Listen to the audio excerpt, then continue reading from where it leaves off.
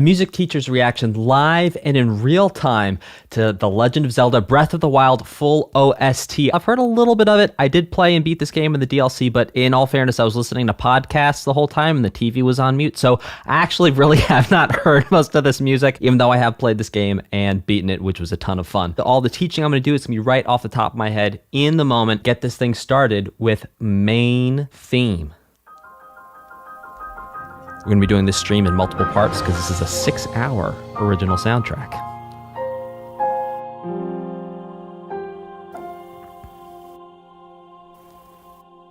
Hey chat, how's it going? We are live streaming.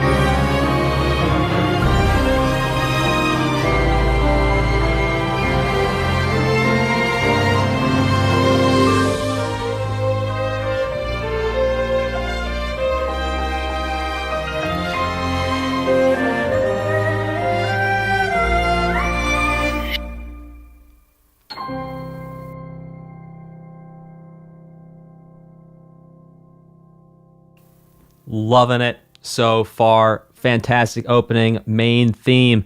Shout out and thank you to Pikachu. Pika Pika, Pika Pika Pika, Pika Pika.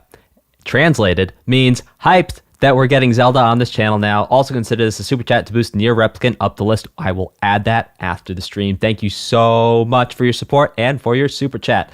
Let's keep this thing rocking and rolling with opening.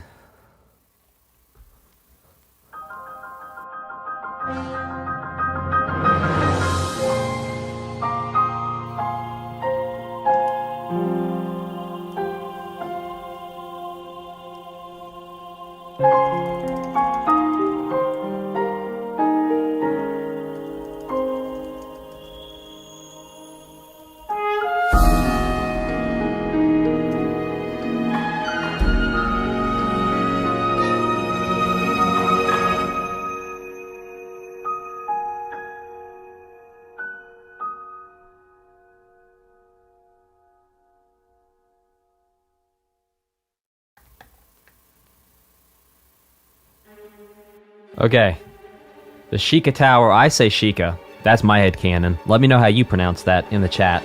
Sheikah Tower appears.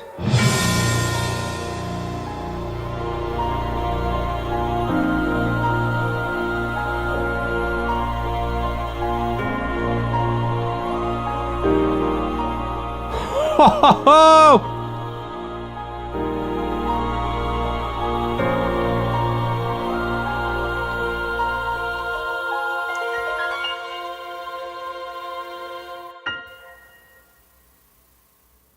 Ladies and gentlemen, we have a new super chat record on the channel. Alessandro Coelho, also known as AC. AC, thank you so much. AC says, hey Dan, good morning. Hope you're having a great day. Don't know if this is possible. Would it be reasonable to mop up Metal Gear Rising, Revenant, Super Smash Ultimate, and Persona 4 Out of the Wizard? Always stay frosty. Yeah, we'll divide that super chat 3 ways. How about that? We can rock and roll like that. We'll do that. That's A-okay. Thank you so much for your support, AC, of this channel, as always.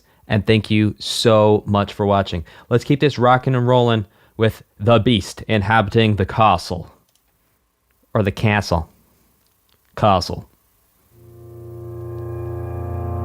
Pete Castiglione. So these are some backward sounds here now. It's like backwards piano, reversed piano. It's when you take a piano sound, record it, and then flip it around backwards, and then play it.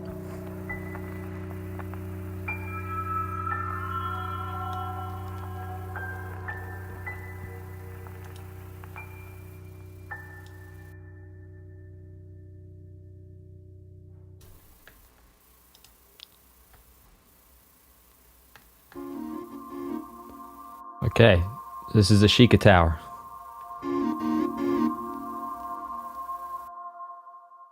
Oh, that's the Blood Moon music. Okay, interesting. Yes, just when you think breaking your swords every 5 minutes wasn't hard enough, all your enemies respawn.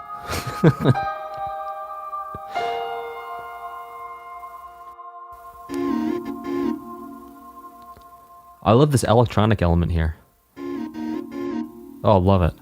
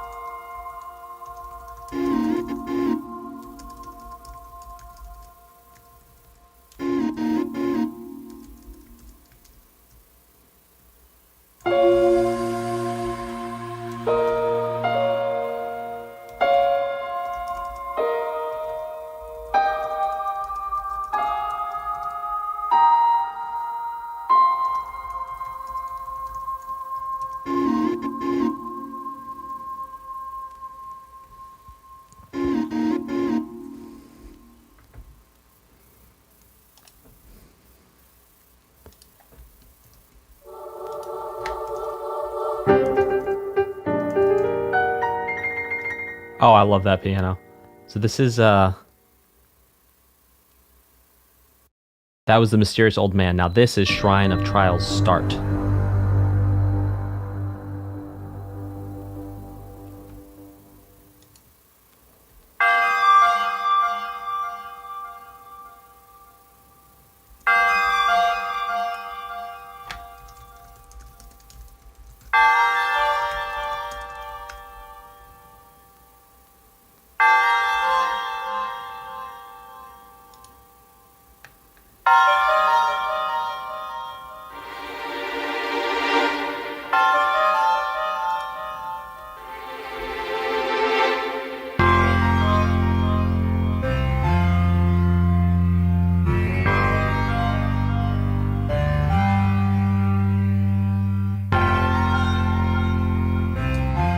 I love, oh, yes. This mixture of the electronic instruments in either the audio units, VSTs, or those live instruments is incredible.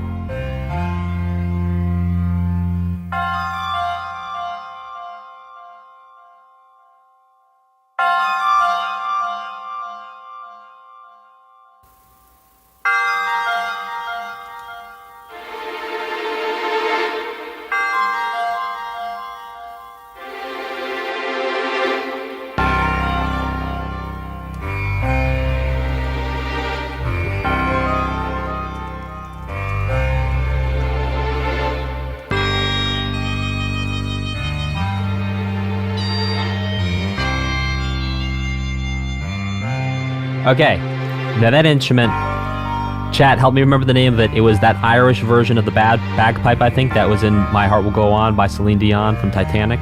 That's what that sounded like to me. What was the name of that thing?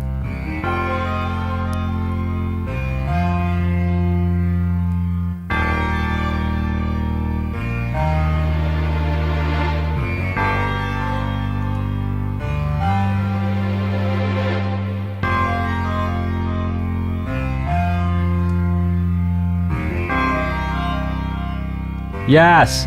The Eulinian pipes. Thank you, Surprise Pizza. I do appreciate that. Shout out to Surprise Pizza. I'm sorry to every single Irish person and anyone who loves that instrument for possibly saying it wrong.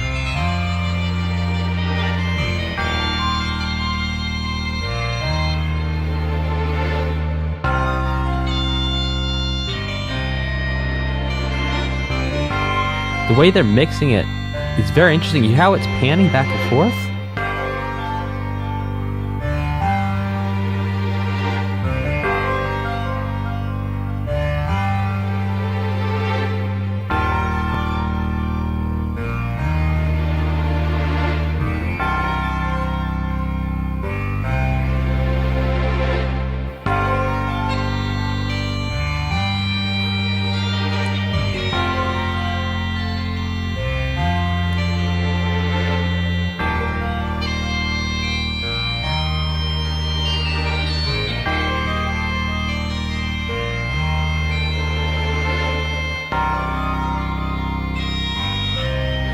There's something going on with that pipe instrument there, where it's like some notes are lasting longer than you'd think they would, like some notes have a longer release.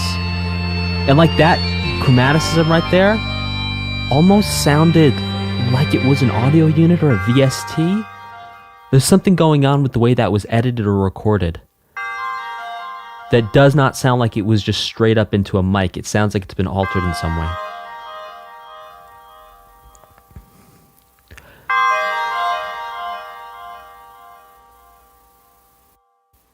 So this next one is called Battle Shrine.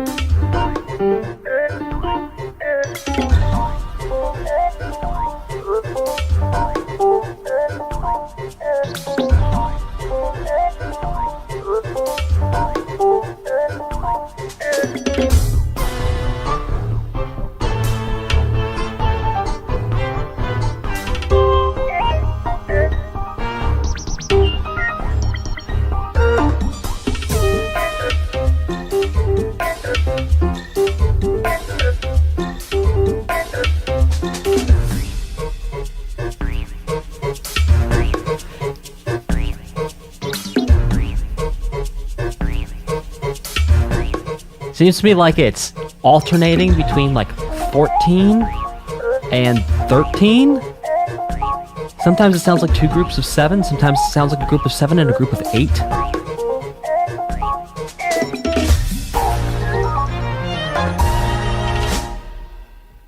Oh, that was wild. Okay, I could be wrong there, it might just be 13. Okay, this next one is called The Great Plateau.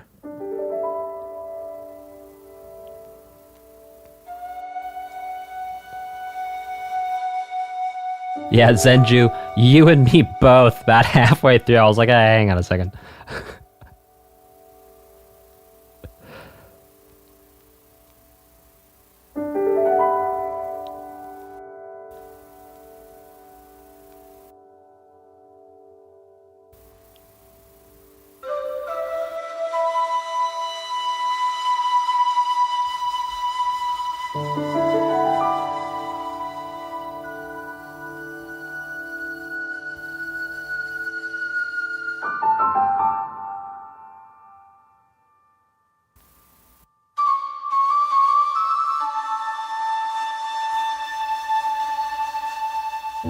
See, even there, with that flute type instrument, there's certain notes that are getting specific treatments where they have more reverb or longer decay.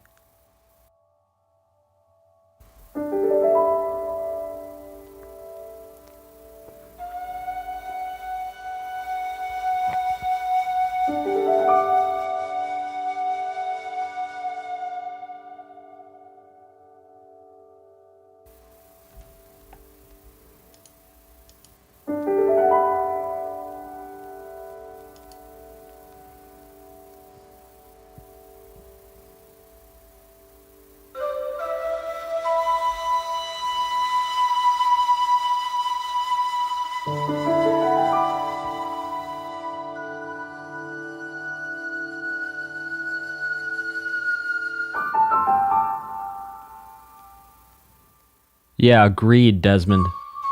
Desmond says the choice of instruments is masterful. I agree. The arrangements are incredibly tasteful. I'm not sure if that's a shakuhachi. That's really high. I don't think I've ever heard a shakuhachi play that high. It's playing like a shakuhachi. It has a similar timbre. I don't know. I've always heard shakuhachis be a little lower than that. Could be wrong though.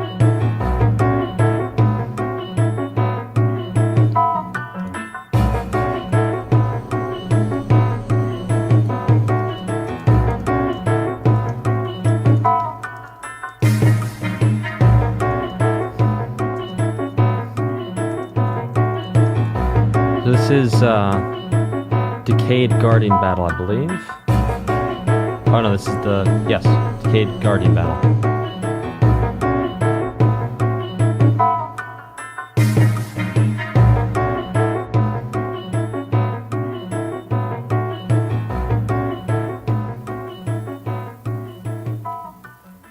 This next one is called The Temple of Time.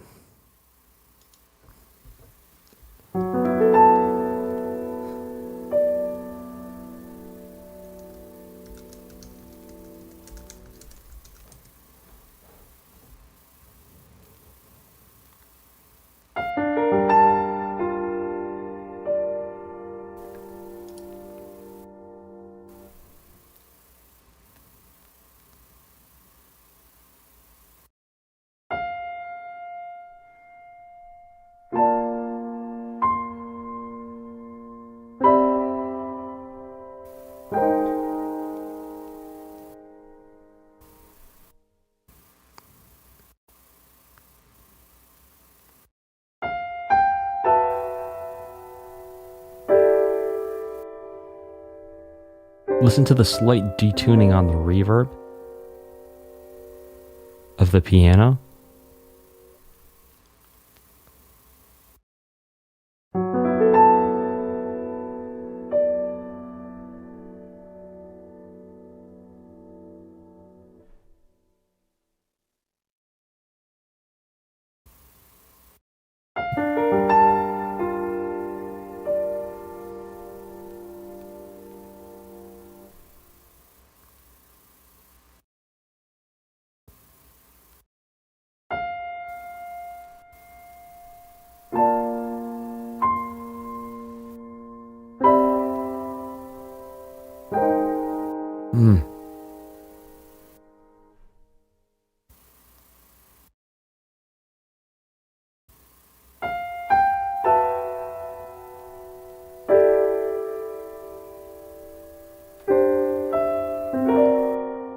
Oh.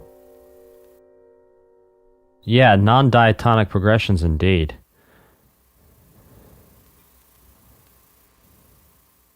Okay, this next one is called The Old Man's Identity.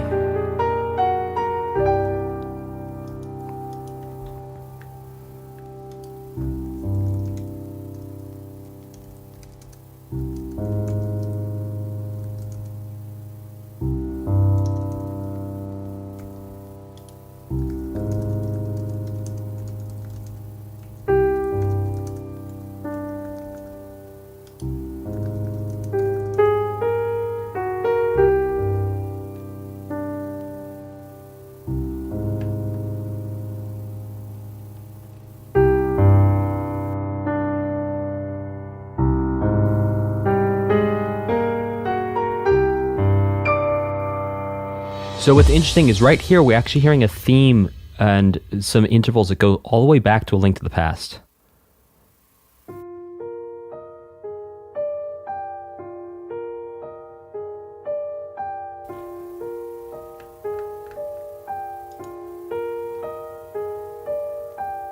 This is the events of 100 years ago.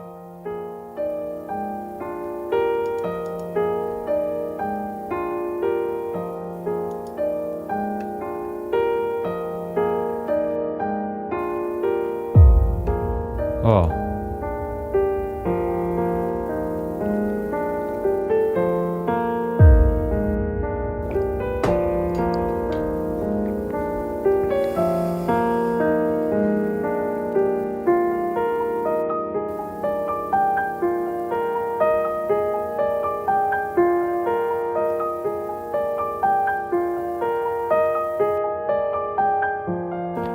So what we're hearing here is indeed showing us sort of this present and past, two different timelines, with the displacement of the octave, also the displacement of the pan in the piano. It's like we're hearing an echo from the past, or an echo of the present in the past.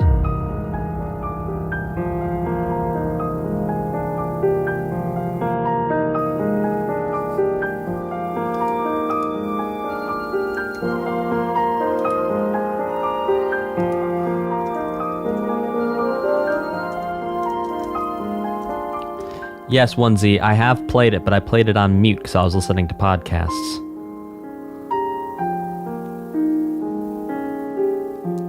I also did farm ancient gear and upgraded it like crazy. And then the final boss fight was... I was kind of like laughing.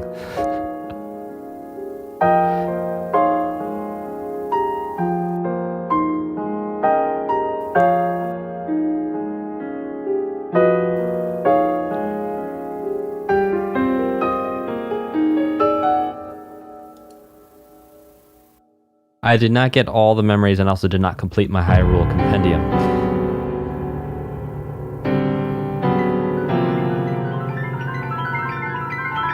Yes, chat, I have played A Link to the Past on SNES. SNES was my first gaming platform that I had as a child. That'll tell you how old I am.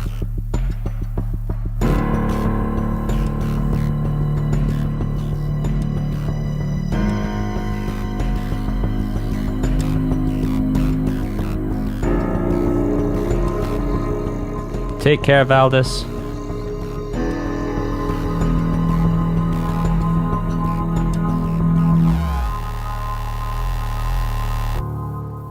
Yeah, love those electronic elements in there.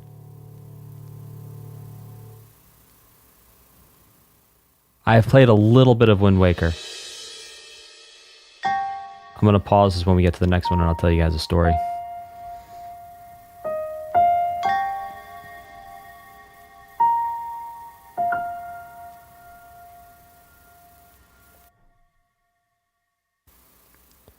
So, my eras were the following. I had a SNES when I was growing up. My friends had Game Boy Advances without the backlit screen. I had a Game Boy Advance SP, Cobalt Blue. I got a little screen magnifier for it and everything. Then I got a GameCube. Then I skipped Wii.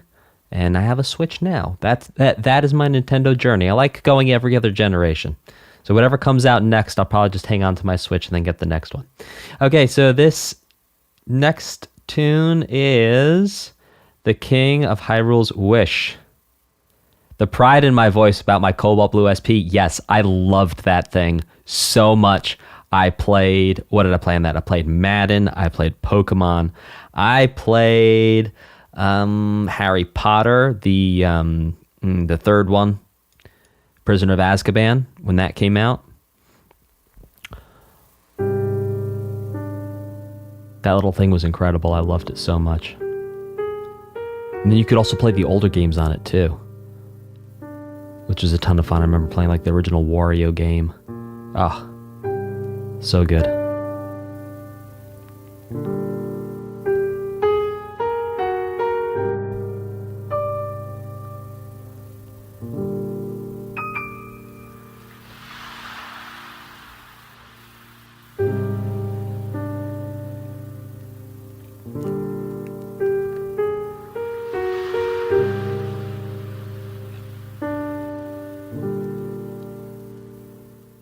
I have not heard the Ocarina OST.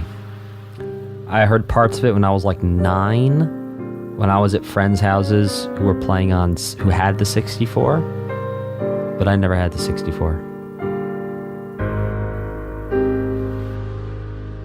Yeah, the Game Boy SP, you could play the Game Boy Advance games, if I recall correctly. I think you could play the, like the large cartridge games. Maybe I'm misremembering.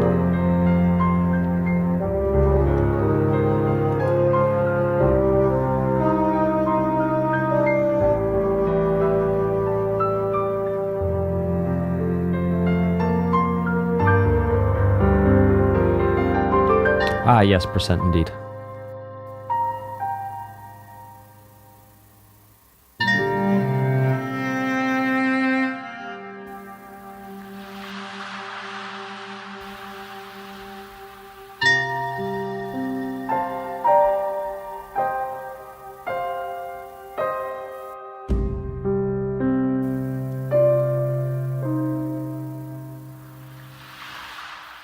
I heard a couple moments of the Mario Galaxy OST when I was a child.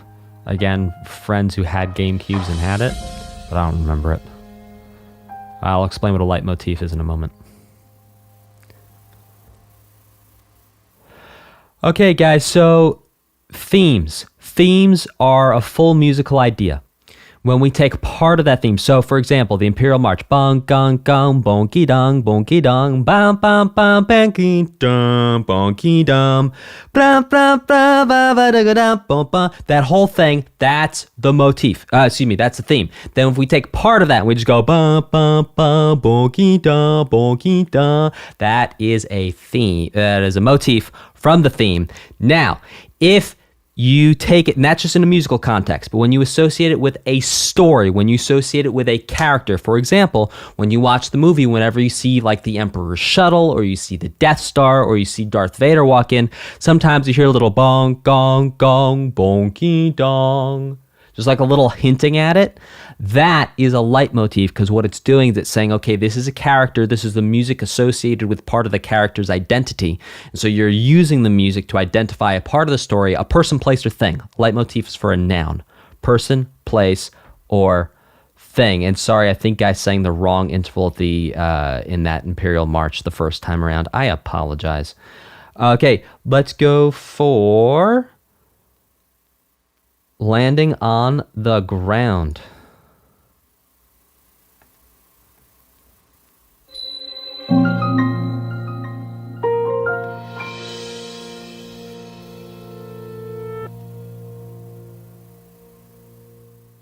By the way, you can watch a full breakdown of an theme versus leitmotif on the Best Music Coach YouTube channel. That's Best Music Coach. Go check it out. I broke the whole thing down. There's infographics. It's great.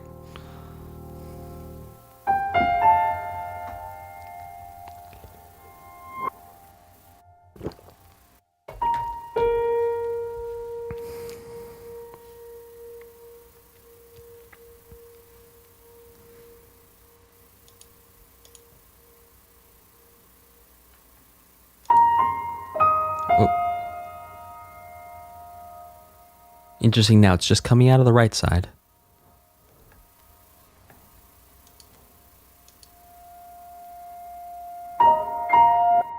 Ooh, that was really interesting. It's like a reverse sound and that's staccato, then letting it go sound. Very interesting.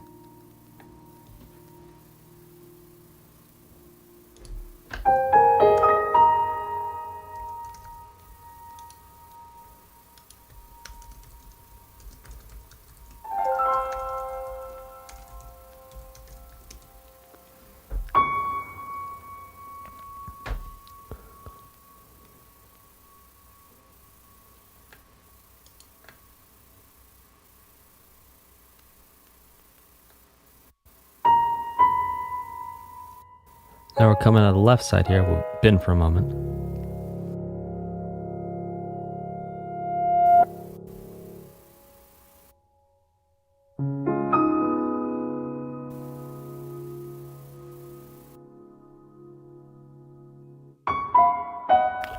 Now again out of the right.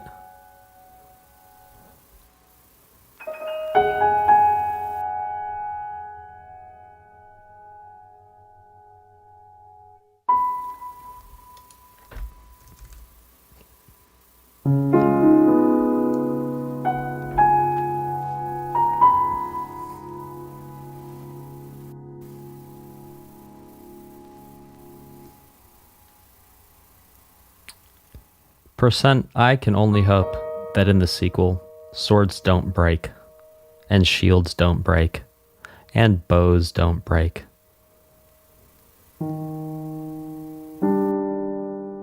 That is my hope.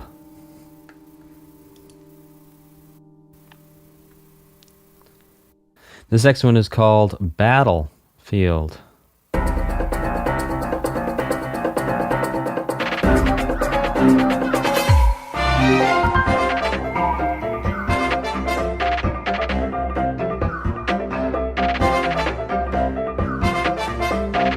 Oh, this is so weird, but so cool.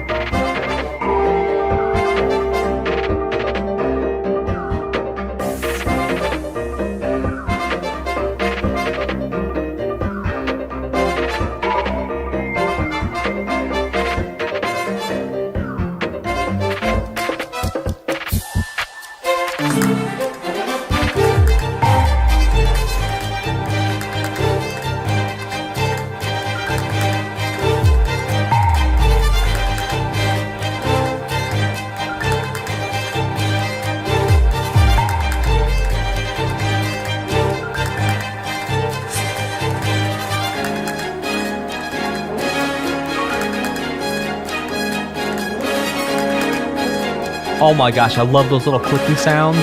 This is everything. Yes, yes, very right, Zenju. Cast the nets to center left.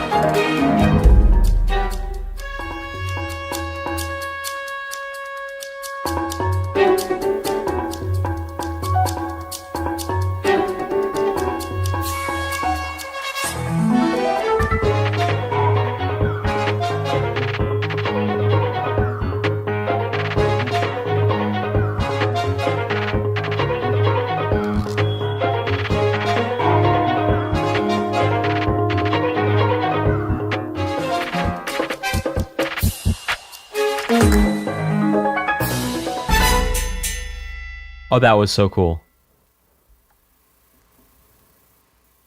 Okay, this next one is riding. Oh no. Sheikah Tower activated, excuse me.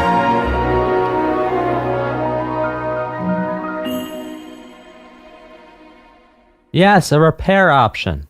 That would be nice. Okay, this next one is called Riding Day.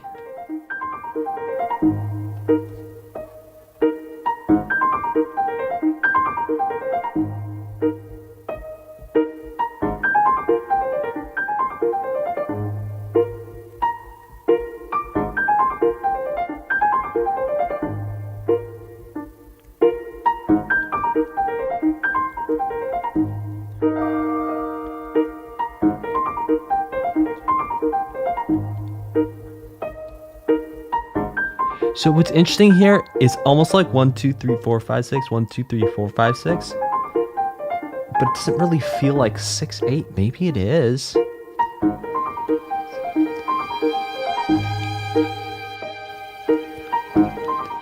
Yeah, but here's the thing. Okay, so maybe it's 6, 8, but the eighth notes are divided into quadruplets?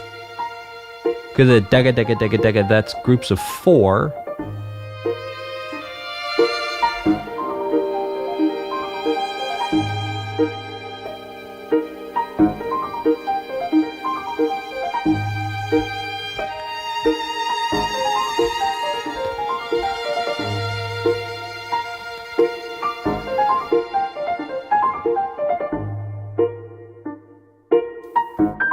It's sort of like this giant, what's it called? When you have groups of 3 against group of 2 for a long time. I'll remember it in a moment, and then I'll yell it out.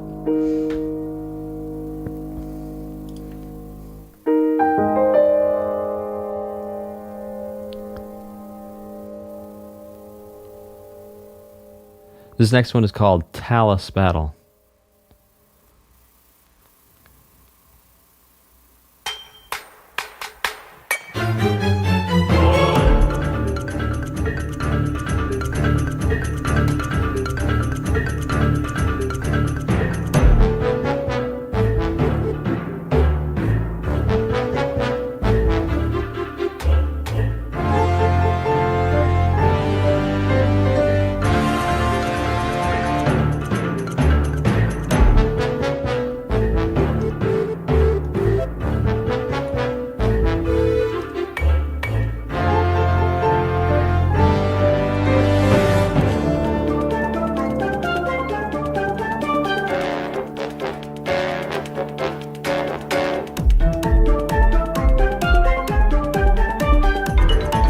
that's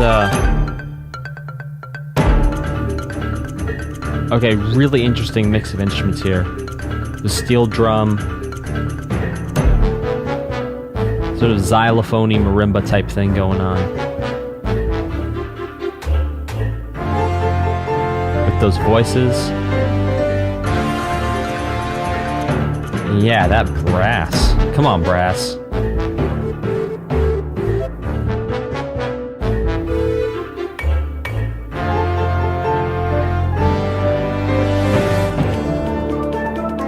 CJ, that's right. A lot of times it's using tropical music.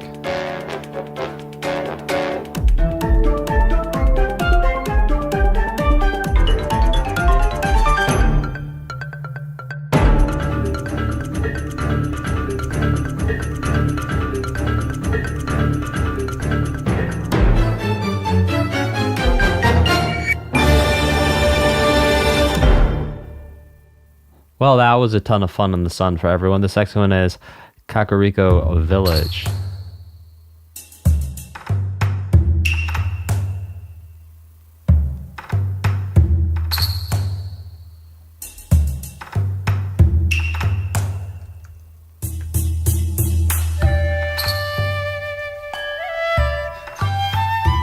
Oh, I love the Japanese influence here.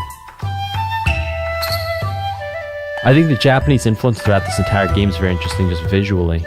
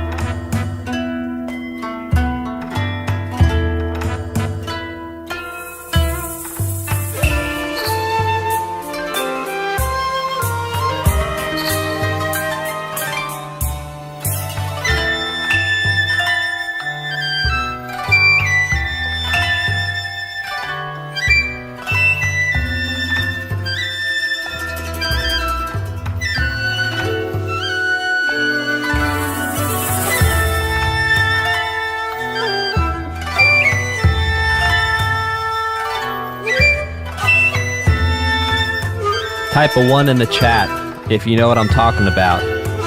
That you fast travel to Kakariko Village, and you jump and you fly straight to that arrow shop. Well, glide.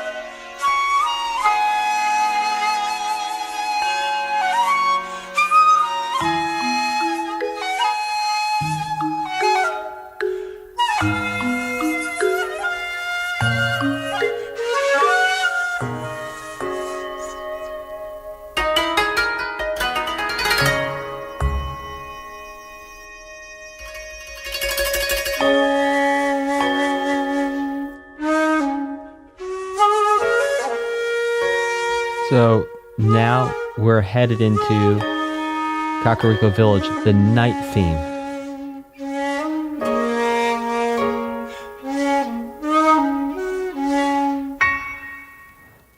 See, now to me, this lower sound sounds like a shakuhachi. But that higher sound before, I've never heard a shakuhachi play that high before. I just might have never heard it before. Oh.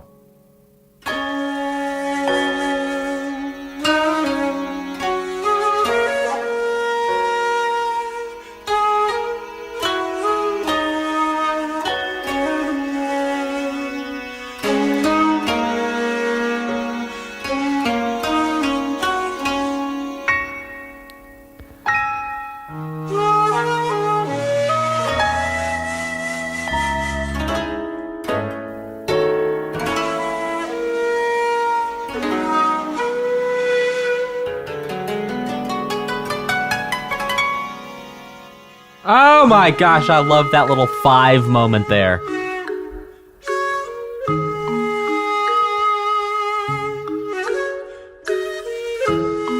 Well, dominant moment. Implied dominant. It was a little sussy.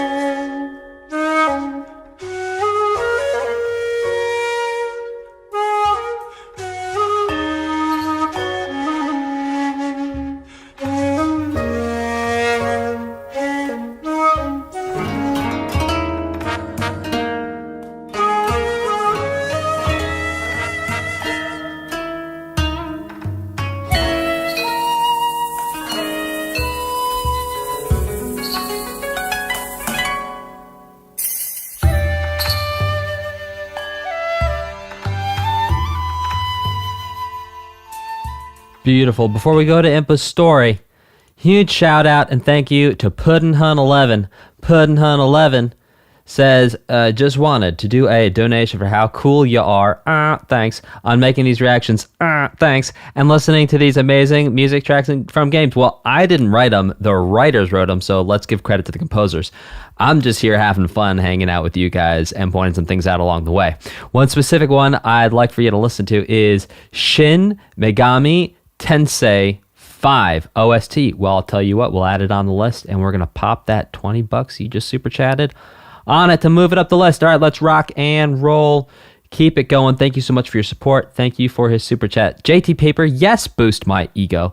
And Ellen Gale asks, do you tend to play these games with the music off so you can react? No, I like listening to podcasts while I play video games, and it also makes the video games harder because then you don't get the audio cues for when something's sneaking up behind you. So it makes it really fun, and you have to be right on edge and respond really quickly to things, and I enjoy that challenge. This next one is called Impa's Story.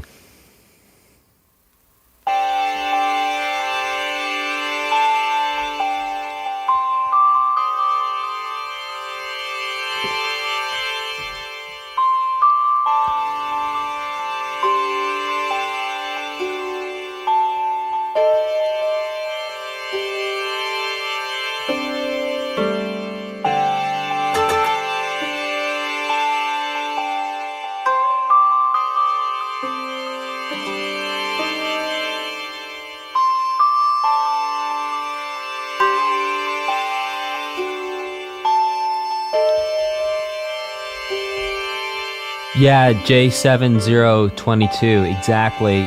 Those Japanese influences are definitely similar to what we hear in the Ace Attorney soundtracks.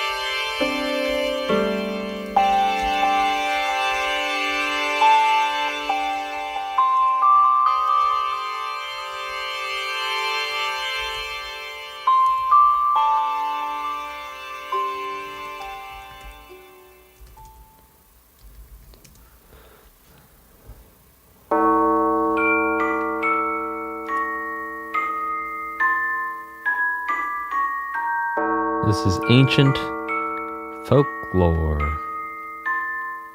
Ancient folklore. The coda. Excuse me. Thank you, Zenju. Thank you, JT Paper. Yes, the coda. So the instrument we've been hearing sort of sounds like a harp a little bit. That is the coda, if I'm not mistaken. And it's this long instrument all laid out like this with strings. And the baoyon, you actually press the string down, sort of like a sitar to get those bends.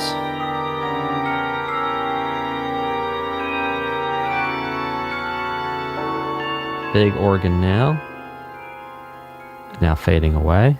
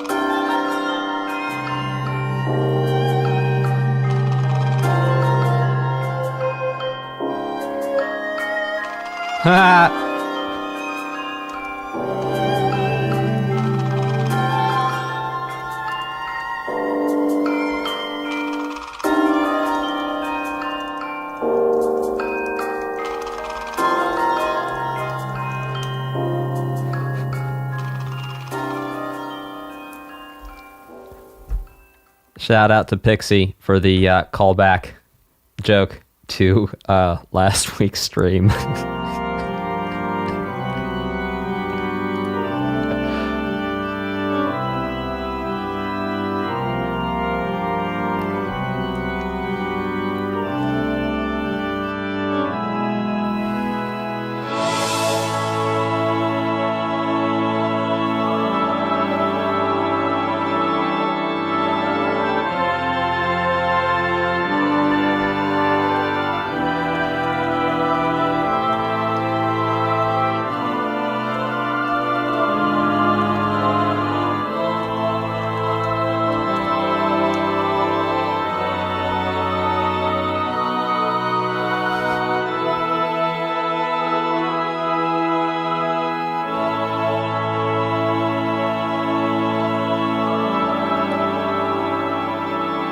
Da-ba-do-da. Oh yes, we're actually hearing a Zelda, like from Link to the Past. We're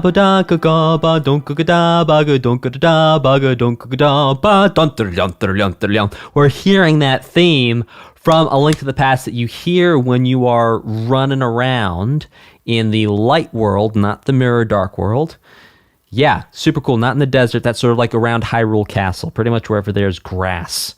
And then not, you know, when you get closer to the bosses, the music changes a little bit. Then bosses, I mean the boss areas. You know what I'm talking about. Go Link to the Past. You've got a map and you got things here and here and here and here, and the music changes when you get to the desert. Dear Blagenschnoff, because that's how I'm gonna have to say. You're gonna give you Blagenschnoff. Wie geht's, Blagenschnoff? Blagenschnoff says, I love your stuff. Puts this towards Team Fortress 2. Blagenschnoff, jawohl, I will do. Thank you very much, Blagenschnoff.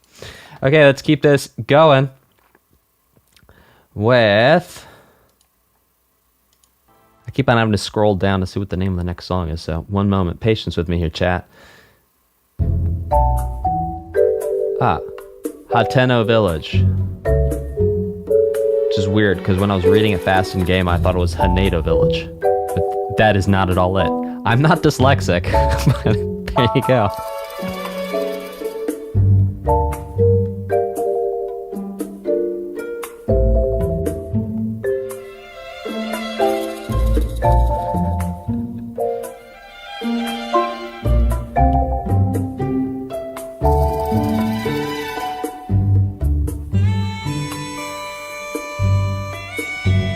Yeah, so...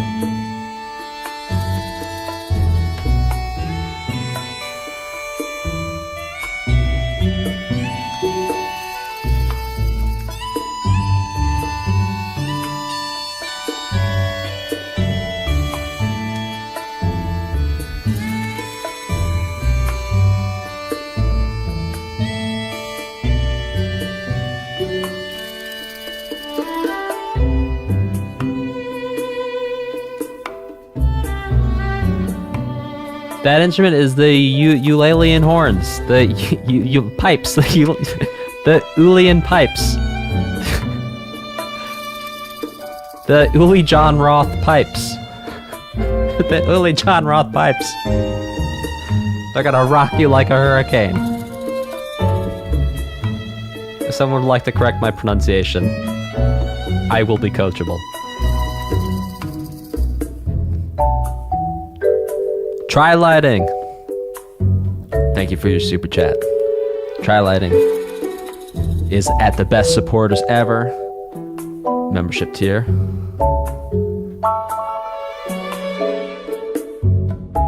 Uli John Roth, guys. Incredible guitar player. Played with the Scorpions. Rock you like a hurricane.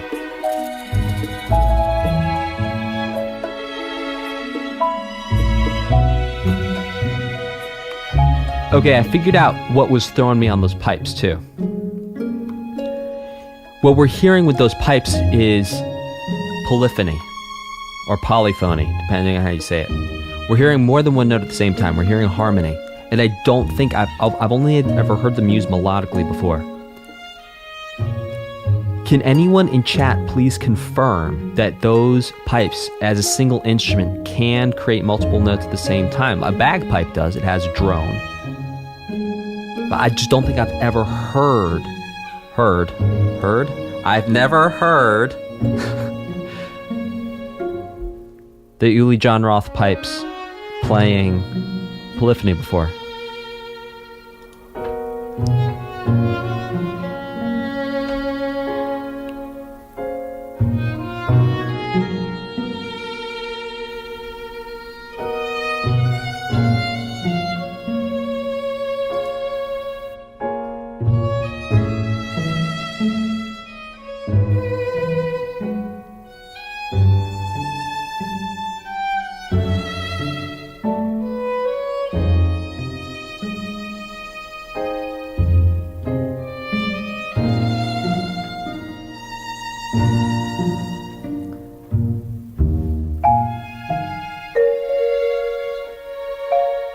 Love that marimba.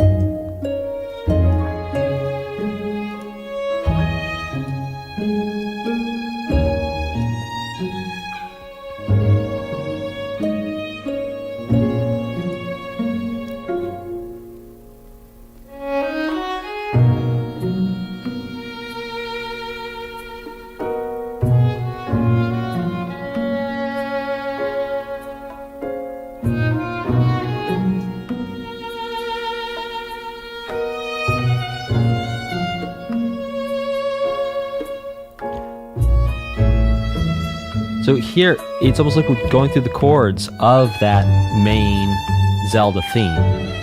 Especially in that moment, there's like a 2-chord moment there.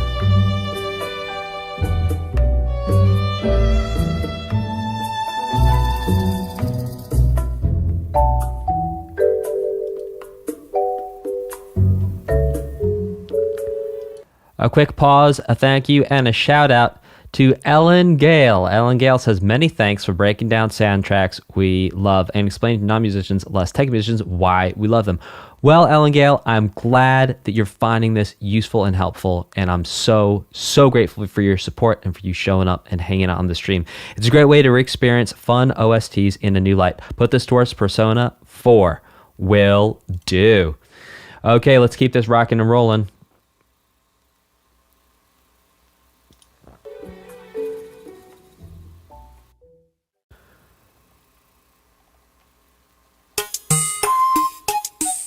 Oh! Very like 8-bit feel here. But like evolved 8-bit, like modern 8-bit, so not technically 8-bit, but you know what I mean.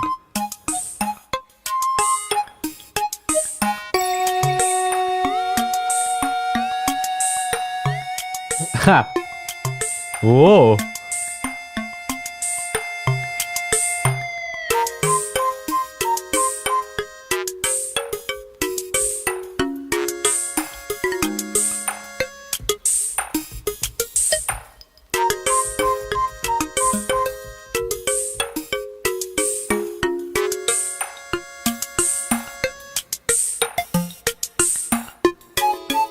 So this is the lab with the little girl who's really like old and very wise.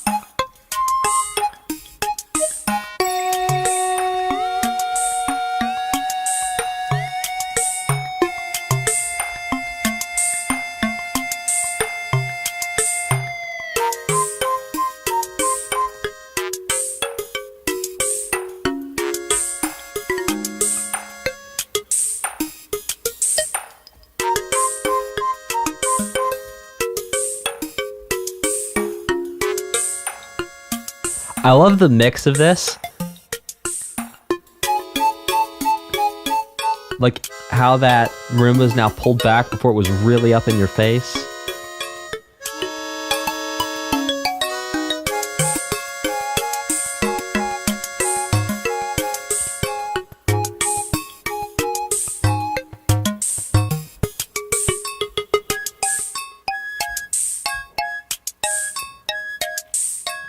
Hey chat, am I the only one who, when they got kind of bored and lonely from running around this big old world, would just go say hi to the Great Fairy, just to have someone to, like, see? I don't know if that's sad or weird, but it's what happened.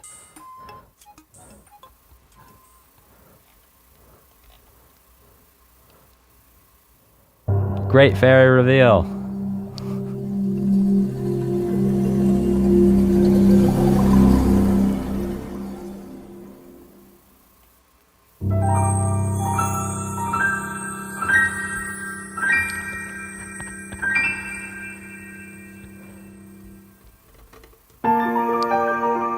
Oh, chat, you got jokes today. Oh, interesting. So this is actually the same music we hear in A Link to the Past, just upped, made modern.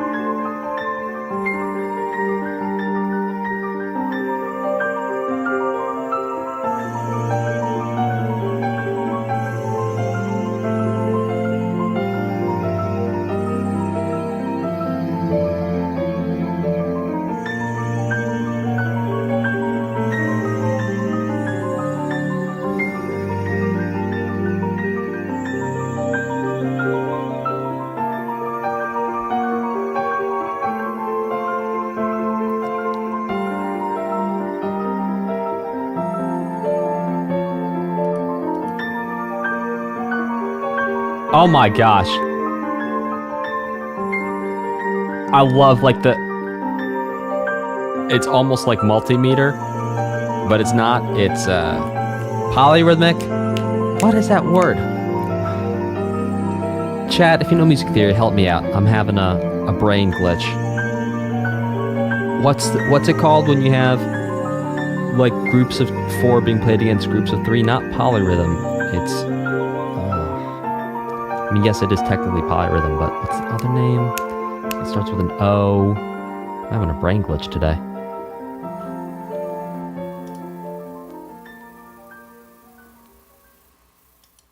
I know I'm the music teacher here, and sometimes I have brain glitches. Identity, welcome new member to staunch supporter. What is it? I've talked about it in so many streams in the past, and I just cannot remember the word right now. Mac, B. Will, thank you so much for your super chat. Max, it's always fun to hear people talk about music like this. I would love to put this towards adding or moving up Chicory, A Colorful Tale, and Spitfire OSTs. Okay, we will split that in two. Yeah, you guys, you can always suggest OSTs to be added, but to move them up, we use the super chats and the membership. Gosh, what is it? I'm going to remember it in a minute, and then I'm going to yell it out. It's going to be really embarrassing. Hemiola, thank you, chat. Hemiola, Lord have mercy.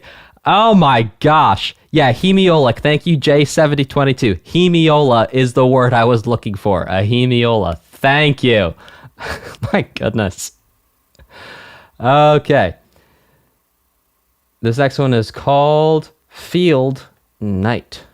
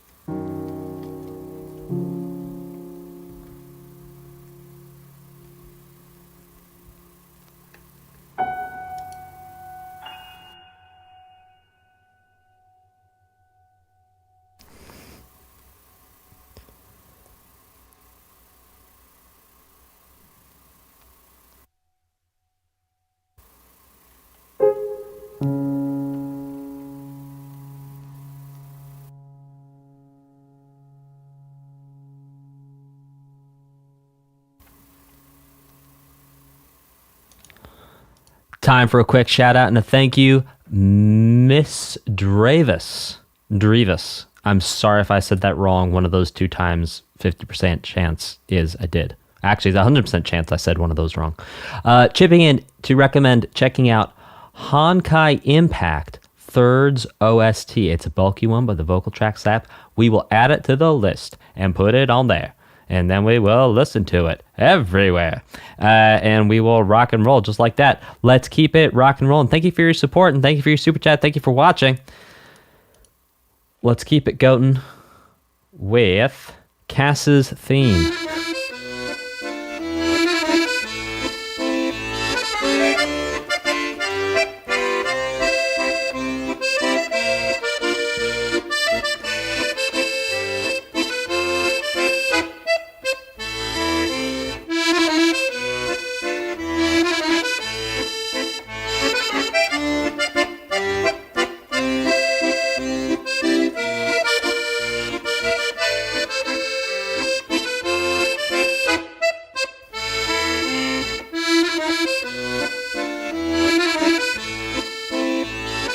It's very interesting how this accordion's mixed. You can very clearly hear the melody over here, very clearly hear the chords and accompaniment over here.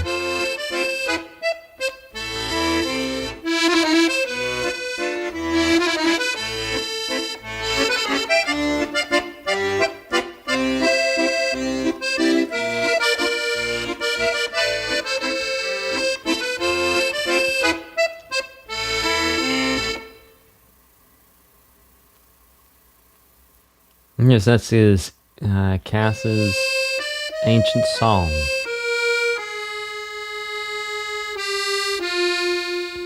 Which is interesting because playing this on mute, I could see like music was happening, but I didn't actually hear it.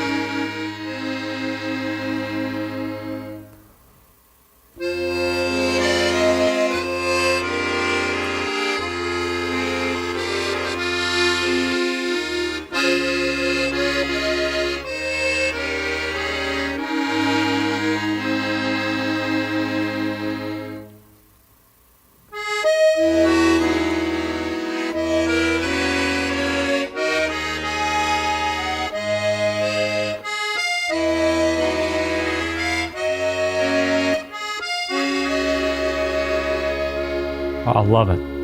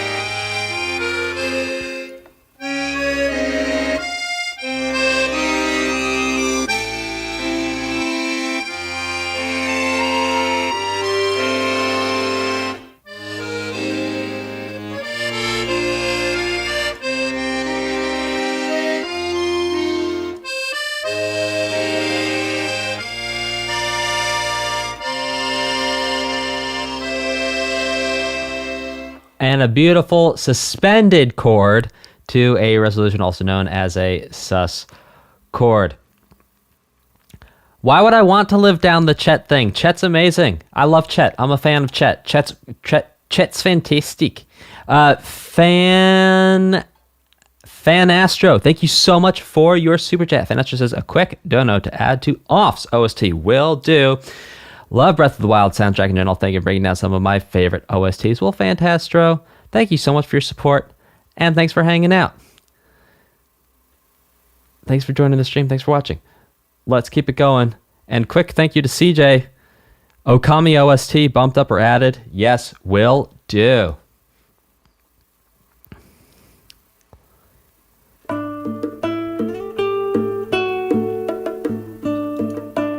Let's go catch horses. So there's this one horse that I can never catch.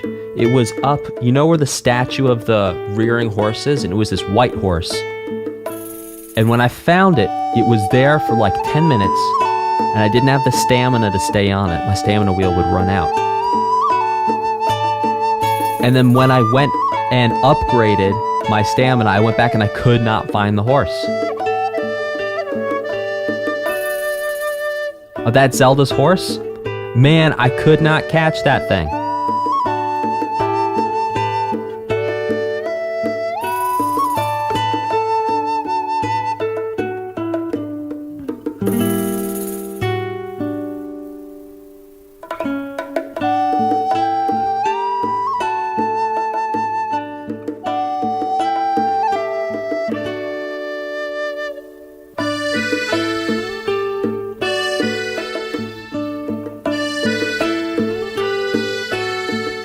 So Zelda's like the Queen of England. You know how the Queen of England clones her corgis? Zelda just clones her horses.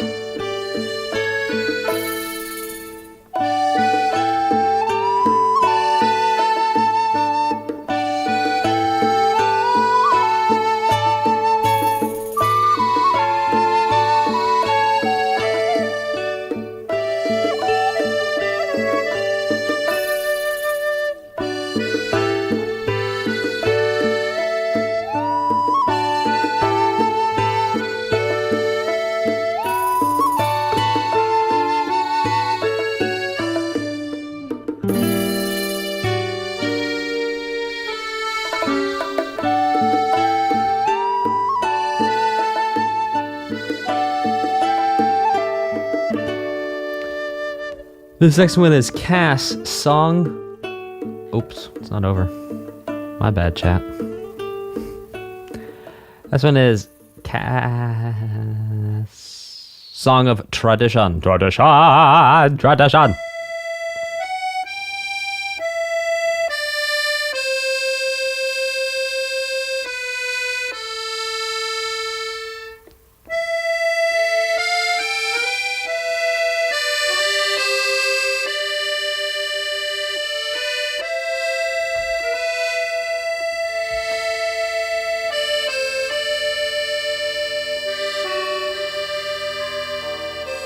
Ooh, interesting chimes in there.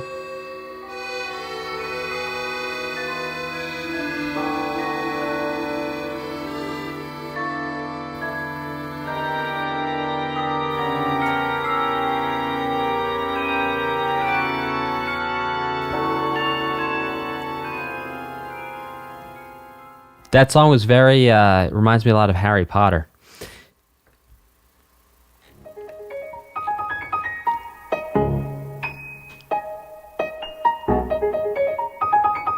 This is Riding Night.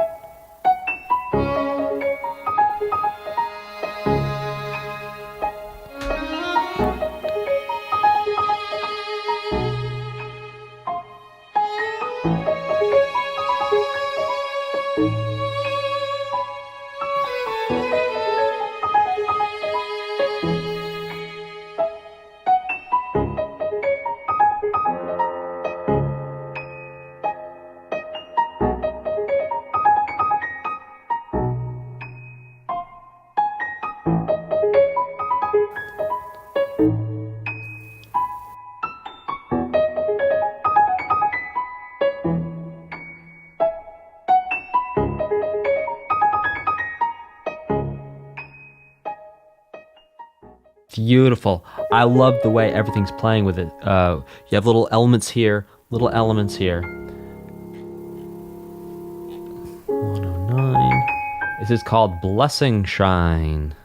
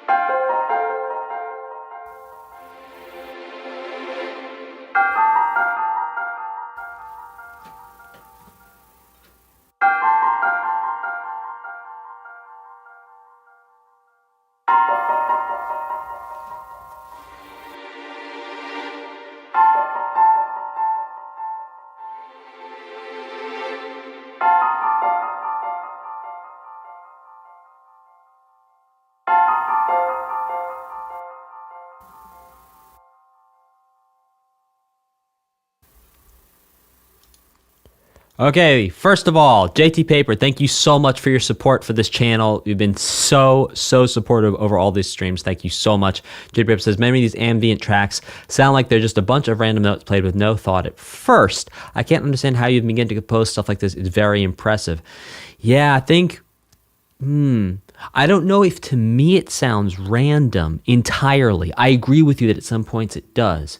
I think if you listen to enough ambient music for long enough, JT Paper, you're going to start to spot the transitions. And if it's really something that you want to get good at, like hang out and listen to just ambient music for like 2 months.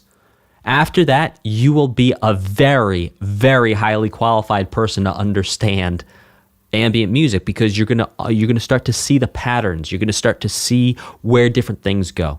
Try doing that, and I think you'll see a really big difference in your compositions. Okay, so breaking down a sus chord. So let's think about major scale. Everyone knows, well, a lot of people know do, re, mi, fa, sol, la, ti, do. Or if we play it on the guitar, do. Yes, I can play a major scale. Now, basically what a sus chord is, we take the first 5 notes. 1, 2, 3, 4, 5, 5, 4, 3, 2, 1. 1, 2, 3, 4, 5, 4, 3, 2, 1. And when we play a regular chord, we just take note number 1, 1, note number 3, 3, 5. That gets us a major triad. We're not going to unpack why it's a triad versus just calling it a regular chord for now, but it's 1, 3, and 5 all together. Play that. Now, what a sus chord is, when we take the 3 and we move it to 2, or we move it to 4. So here we have 1, 3, 5. Now we have 1, 4, 5. That's a sus 4. So a lot of times you hear,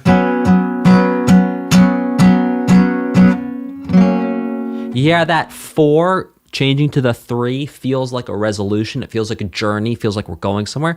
That's suspended. Now we can also suspend 2. So we can go 1, 2, 5. And then we can bring that up. So this is 1, 2, 5, 1, 3, 5, 1, 4, 5, 1, 3, 5. Let's keep this rocking and rolling. So them's the sus chords. It's when you suspend the 3rd up to the 4th or down to the 2nd.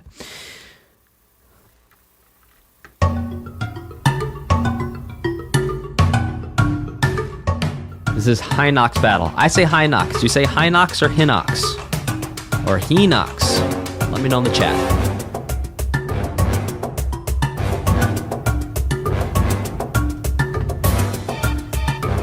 Oh, love those little electronic elements in here.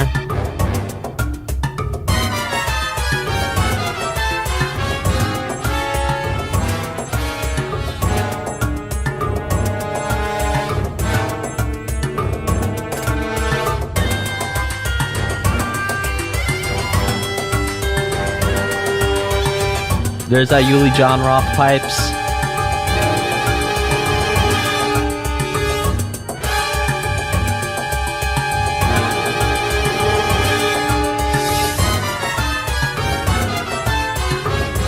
Ow! Love those chromaticisms.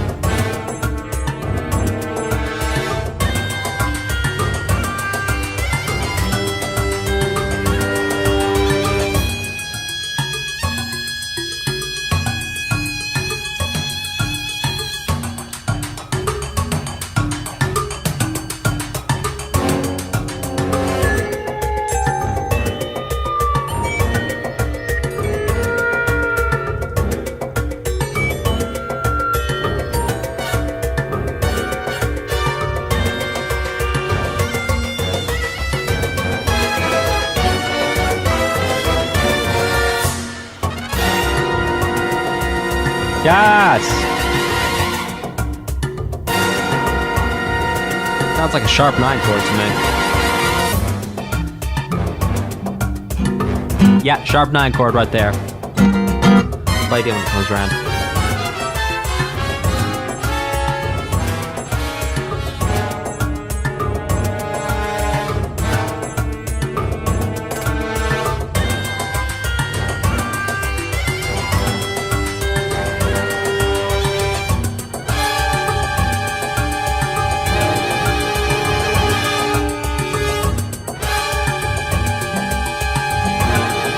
not these ones. Oh, love that.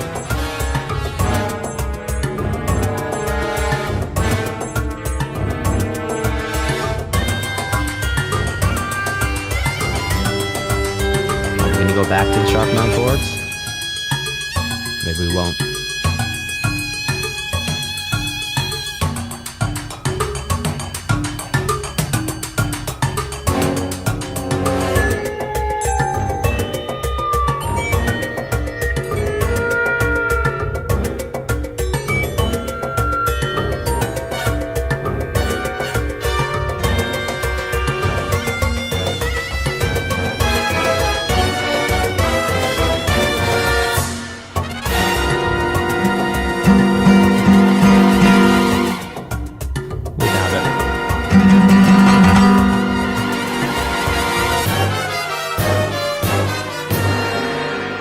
All right, that was a ton of fun. Jammy says, I gotta recommend the OST for Death's Gambit Afterlife. There's a guitar-only song in it that's really somber but great. Bonus recommendation for Lisa the Painful's OST.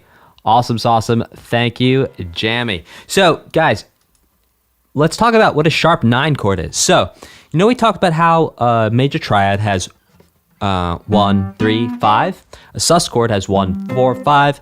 A sus 2 chord has 1, 2, 1, 1, 2, 5. I just sang flat 3 by accident. Excuse me there. Okay, now when we do a sharp 9 chord, what we do is we have 1, 3, then we have 7, and then on top we're gonna put flat 3.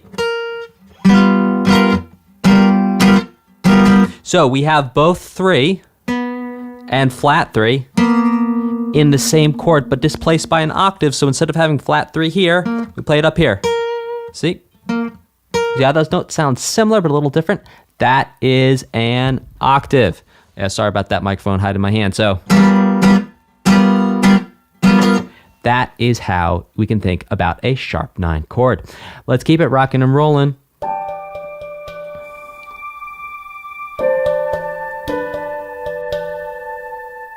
This is Waterfront.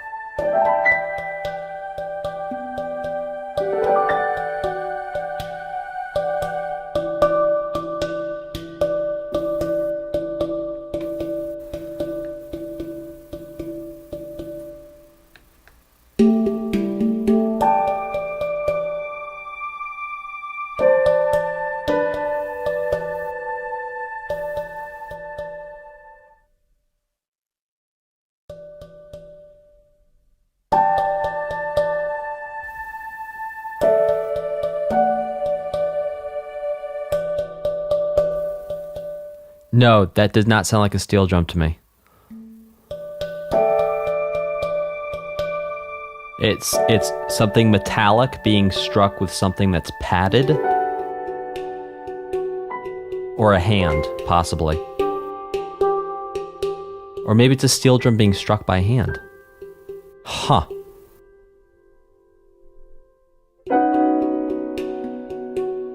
Okay, yeah, okay. It does sound like a steel drum. But being played with a hand instead of I think typically it's a wooden. Yeah, hand slap steel drum.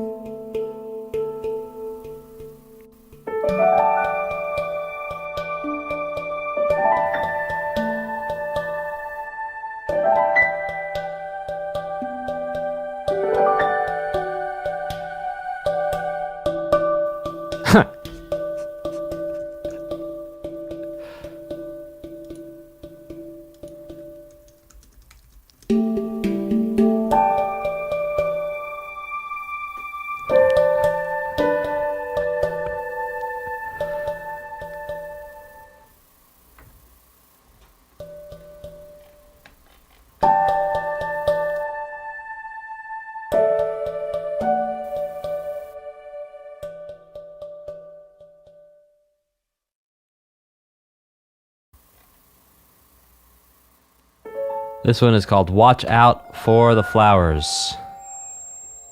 Whoa. Oh, this is where that you have to fight that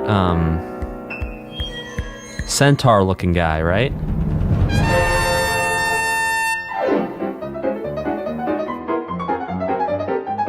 This is where you have to go get the electric arrows.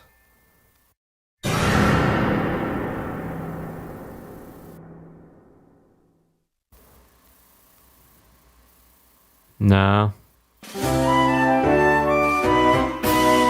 Flower Blight. Oh, the crazy flower lady. Thank you guys.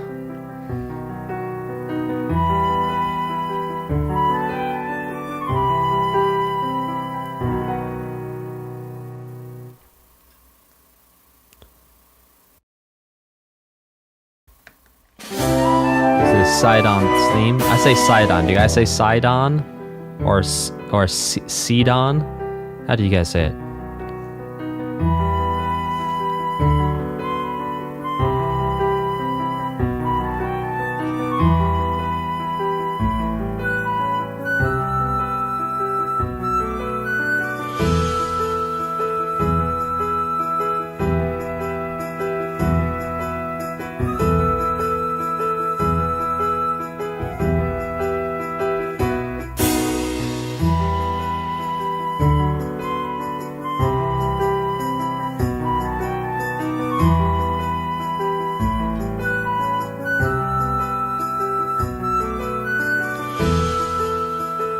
So that was a sus4 to a sus4 to 3 right there.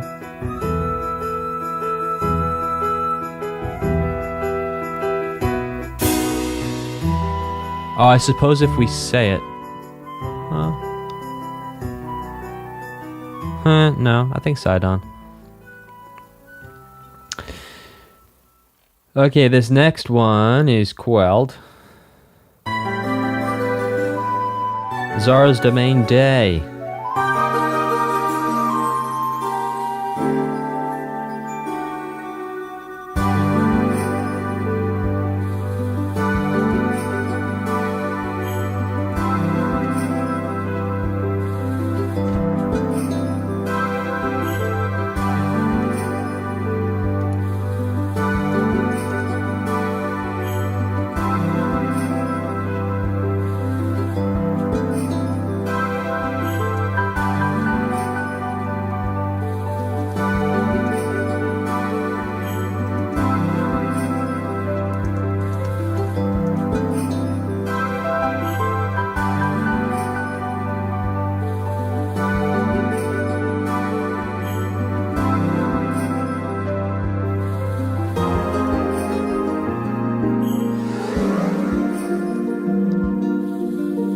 Oh, that sound?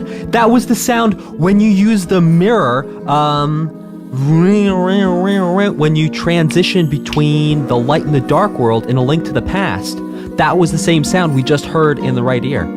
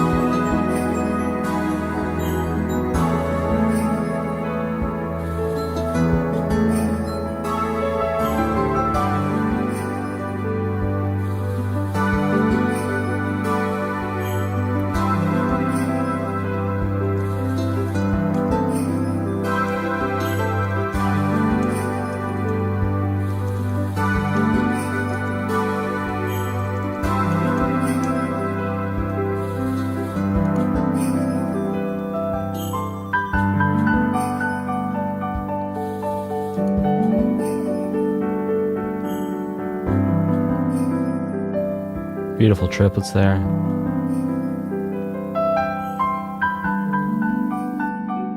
We're just going to be doing part of the stream today, folks. I mean, part of the OST. We're doing all of the stream today, technically speaking.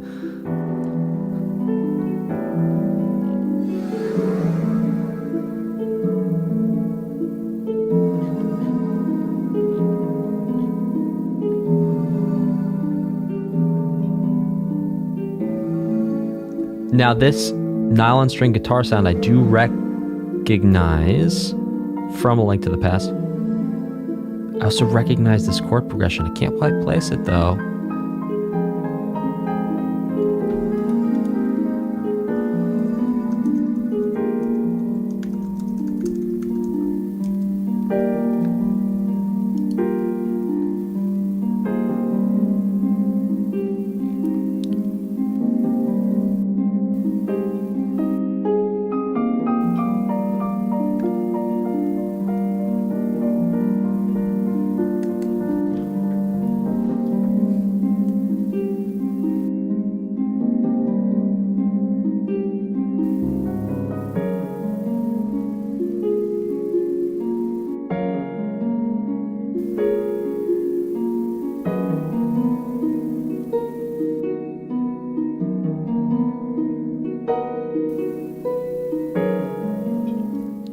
Yes, Senju, good ears. Major 7 chords.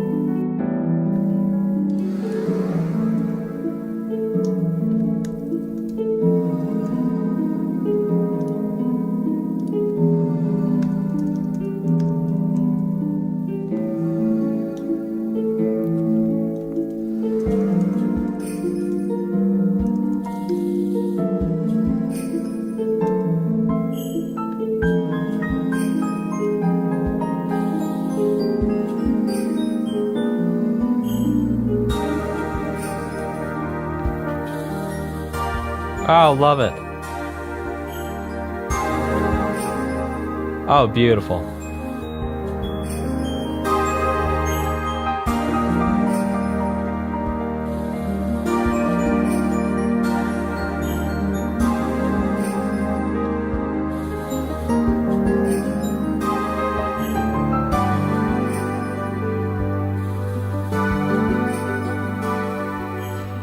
Hey, chat, please let me know in the chat, and if you're watching this on demand, let me know in the comments the order in which you attack the bosses, because I most definitely do not do it in the order we're about to listen to. Next is Divine Beast Vah Ruta. Ruta.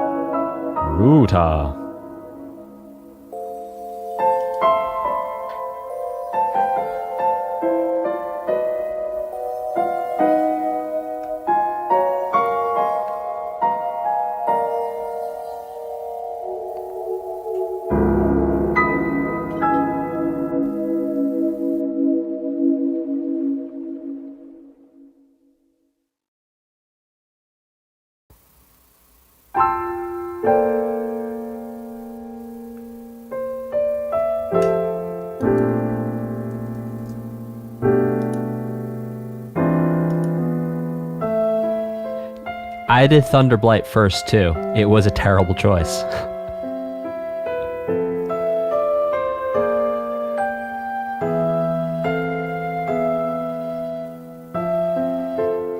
I did Thunder Blight, then I did Vah Ruta, then I did the Salamander, then I did the Bird.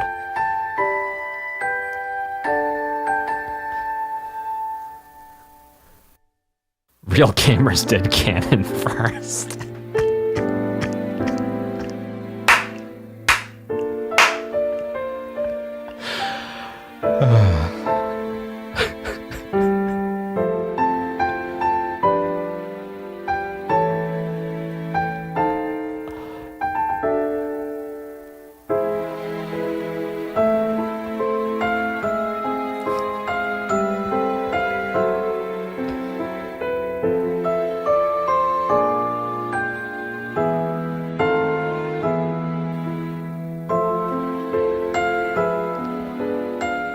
So this is Link's Memories, Mipha's Touch.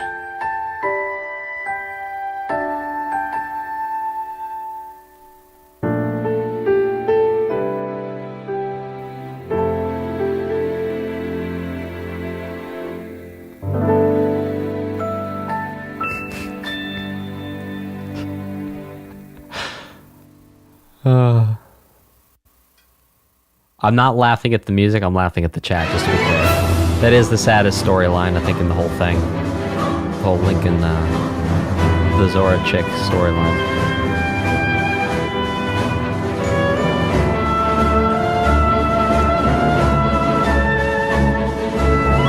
This is Attack on Vah Ruta.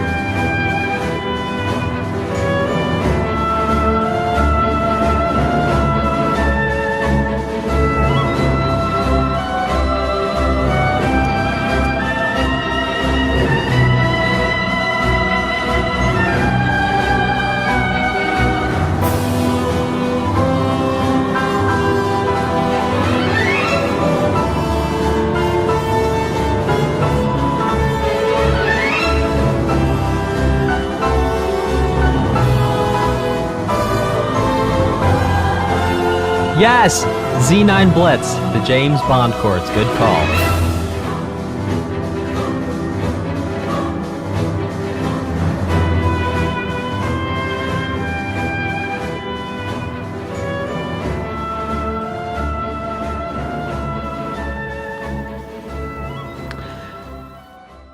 This next one is A Promise with Sidon.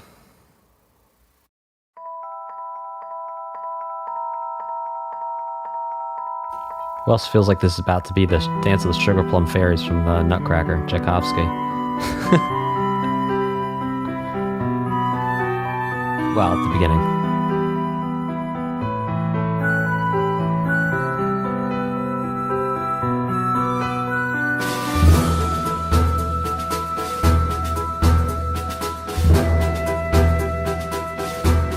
I love those. Sounds like synths way in the background doing those arpeggiations.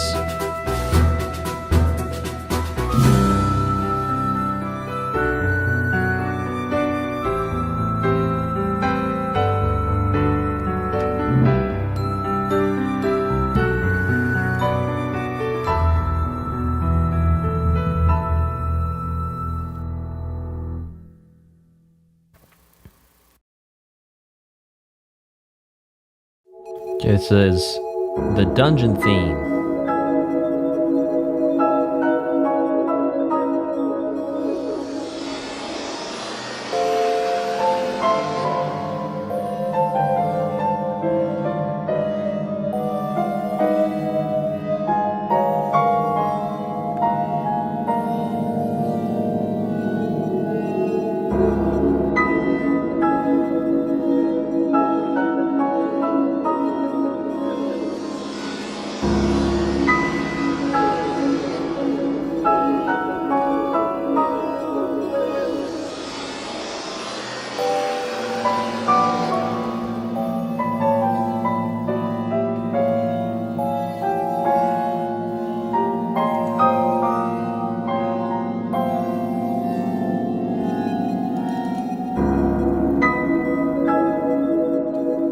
No, guys, I don't hear the Morse code. I also don't know Morse code.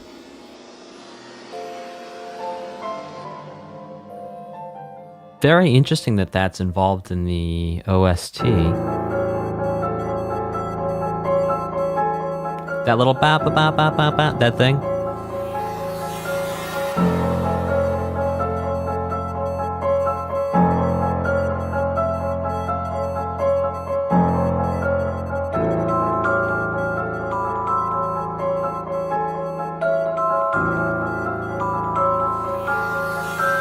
to the bagu dagu.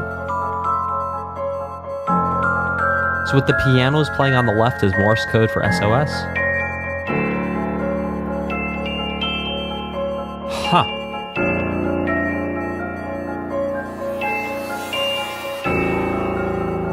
I don't know, that still sounds like music to me. That over there sounded like Morse code.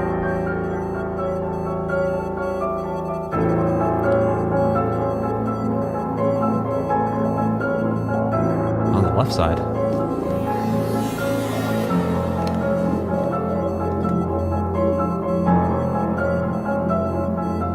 I hear beeps on the right side.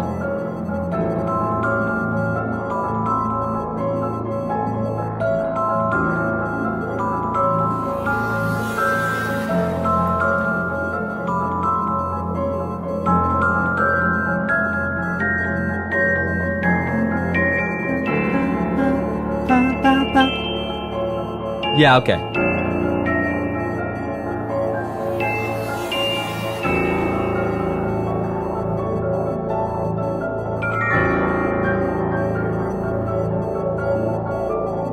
Yeah, okay.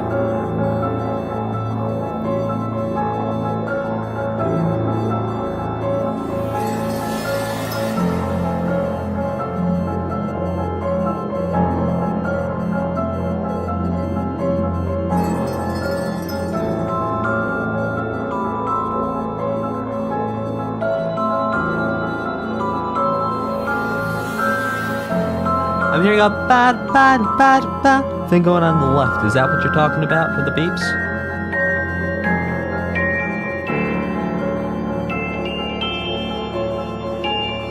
Because that sounds musical to me. It doesn't sound like SOS, but maybe it's SOS musically.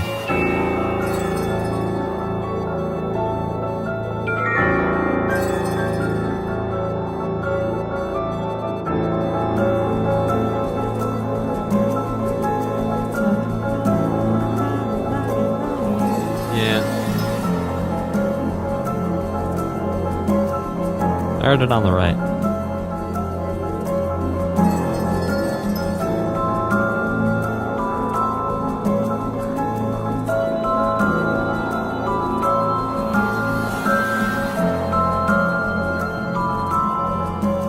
So that sweeping, scraping sound on the right sounds like taking something metallic and scraping it along a ride or a crash cymbal from a drum set.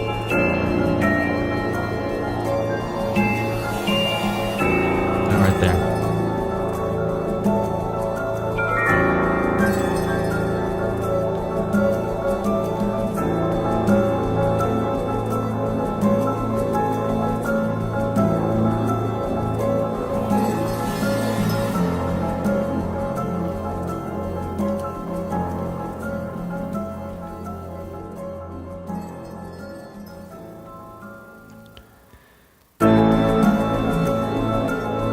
Okay, so this is the battle.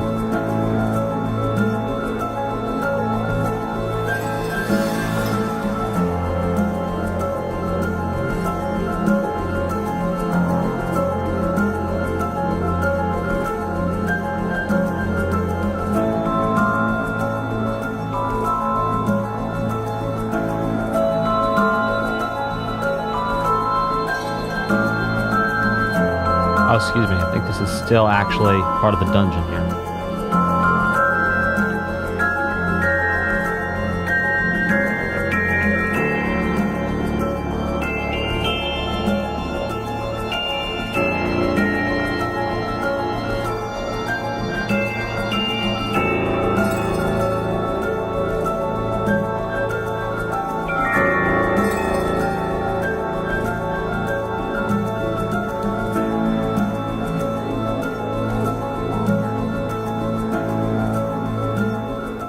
Okay, now this is Battle with the Divine Beast, which I think is technically the pre-battle because the next one is Blight Ganon appears.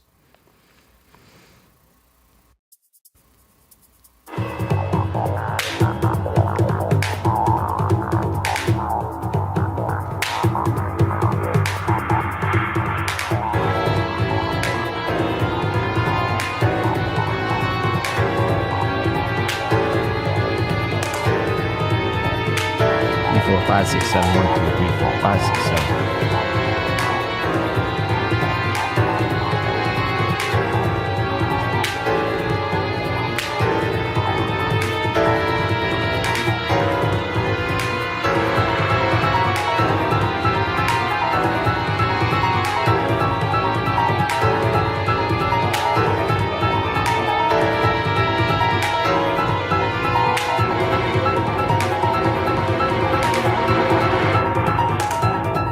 Ah, yes, the Guardians in the dungeon. That makes sense. Yeah, 7-8, maybe 7-4. Knowing what the lowest number of the time signature, you'd have to actually look at what the composer wanted it to be, typically, with those odd meters. And then we can extrapolate and say, okay, what's the fastest thing? And reasonably, it's probably 16th notes, and then work our way backwards from there.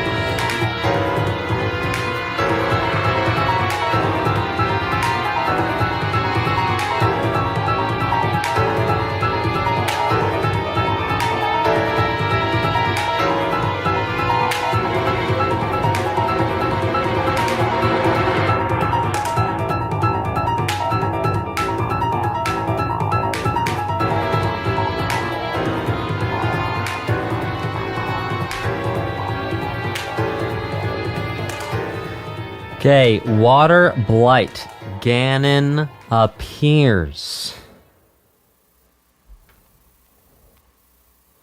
Oh,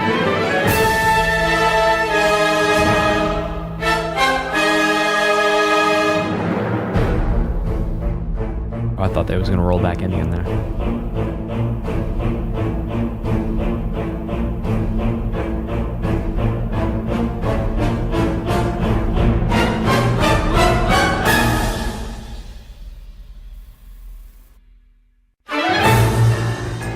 This is the battle now.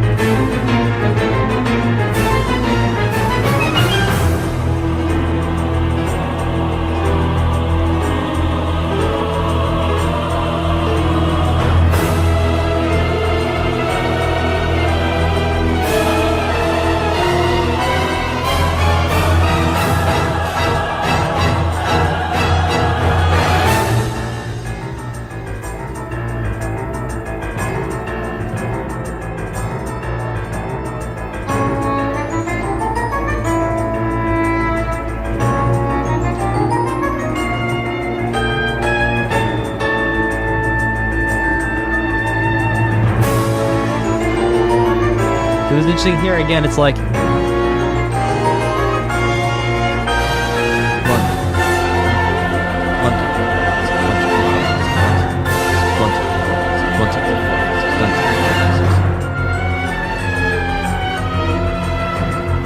or maybe it's half that speed.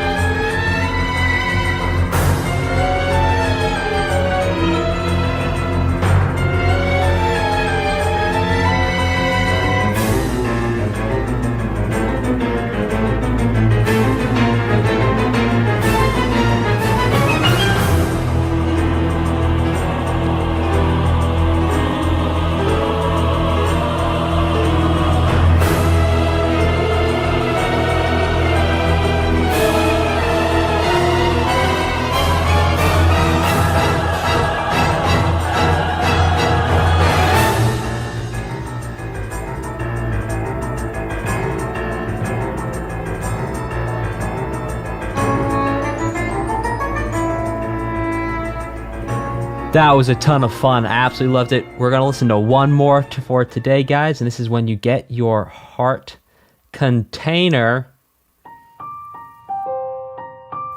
A heart container appears.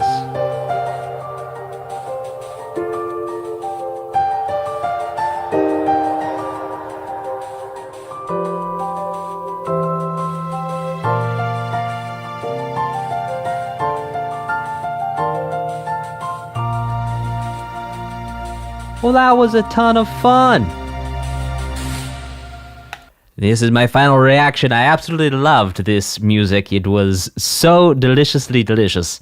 And it was full of delicious time signatures. And the arrangements were very, very tasteful.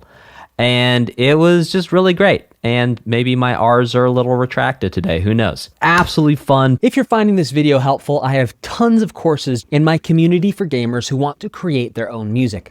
If you want our help to create your own music or to build a professional portfolio on Spotify, YouTube Music, and Apple Music, or you want help composing your first original soundtrack, click the link in the video description and apply for our Gamer Music Creator program now.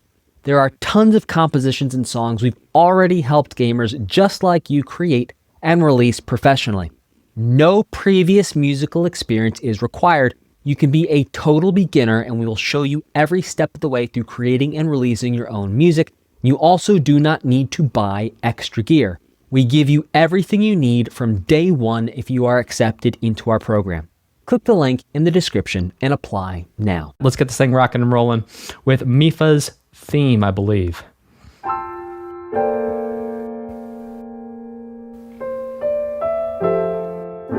So the story so far is we beat Vah Ruta. We beat the, well, we didn't beat Vah Ruta. We liberated Vah Ruta. We beat Waterblight Ganon. We got the heart container. Now, what's really cool about the synth we're hearing on the left, that sort of flute sound we've heard all the way back in A Link to the Past. That's one of those old sounds from the very beginning of the Zelda franchise.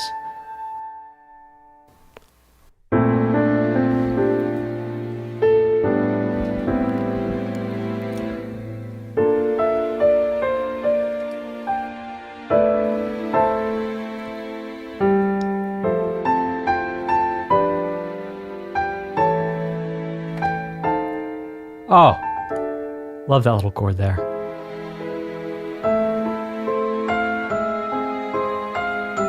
We're repeating the same theme now, but with this almost music box glockenspiel type sound here, which feels very nostalgic.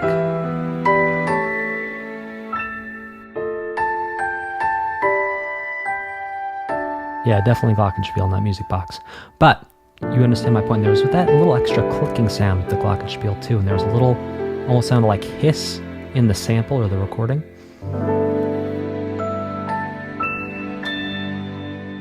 Oh, that is a beautiful chord to end that piece on. Shout out and thank you to Chris Ryder for your super chat. Hey, Chris, do you want to assign that super chat to requesting an OST be bumped up? Let's keep this thing rocking and rolling with the Champion's Divine Gift.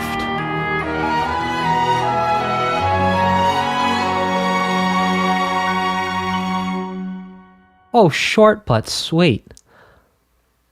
Okay, let's keep it going with the Grand Divine Beast.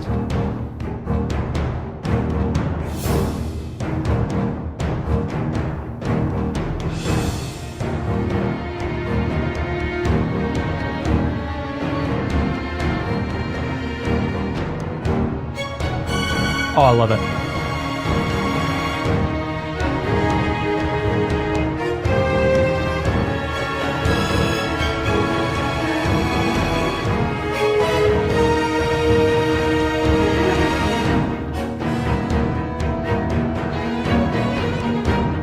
Is this the scene where it like starts shooting stuff out at the castle?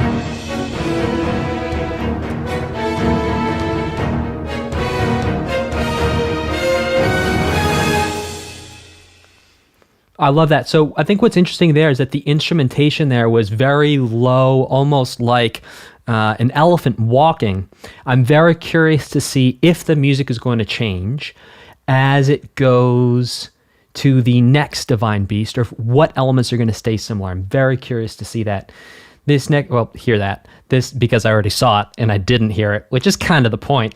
This next one is called Field Freezing Cold. Better throw some hot peppers, some chilies into that food. Or go get your warm shirt from the old man.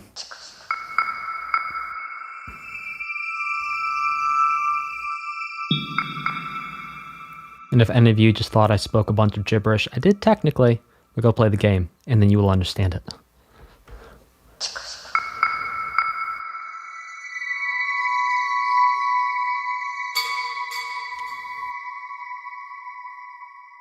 Chris Ryder copied that on Elden Ring.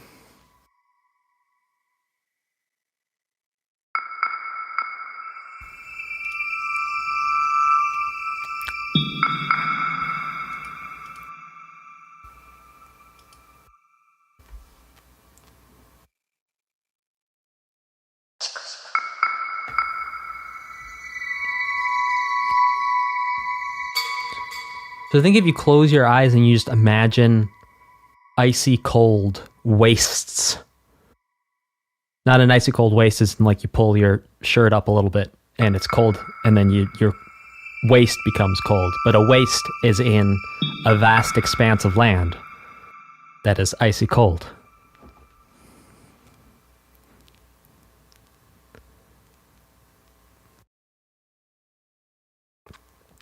This next one is called Mipha and the Divine Beast. Thank you, Eric Allman. I appreciate it. I thought that was rather clever myself.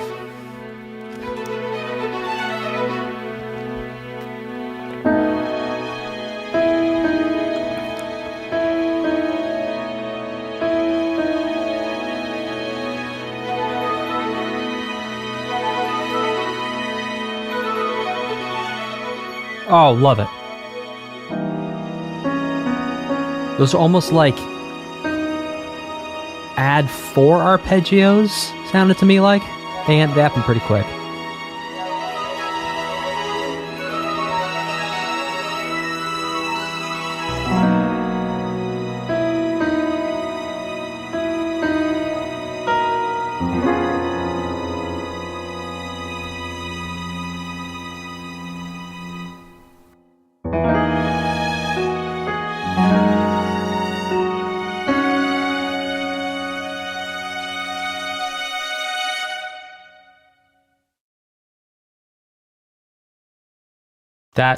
That's my favorite piece of music we've heard so far today. I love that. That was so cool.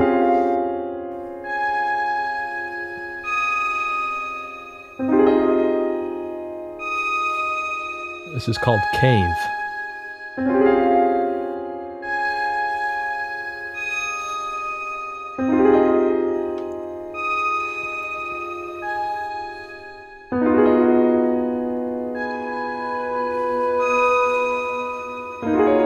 Man, I gotta go work on my ear training so I can tell you guys what all these chords are just by hearing them. I'm good with like major, minor, the 7th chords. Once you start getting into these more complex things, I could figure them out. I could write them down. I could play them on the guitar, play them on the piano. But to tell you, on the spot, guess I'm gonna go practice. Hey, Lemony Goose, how's it going?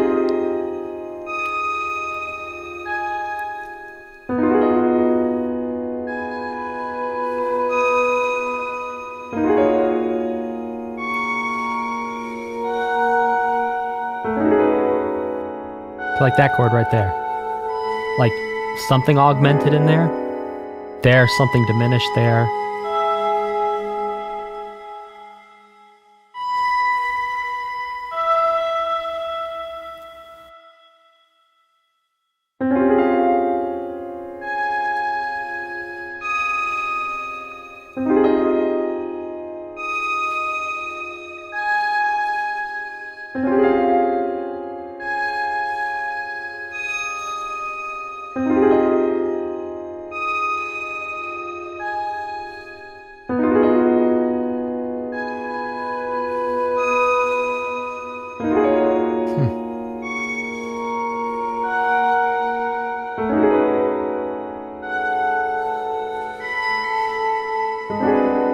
Oh, love it.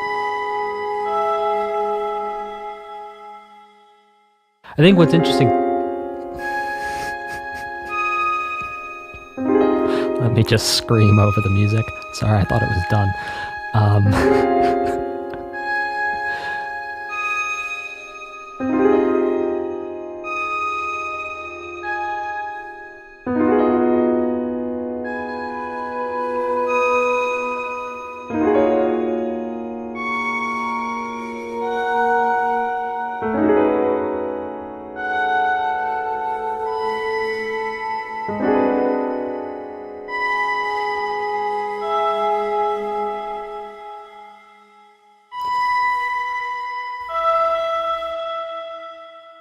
Super cool.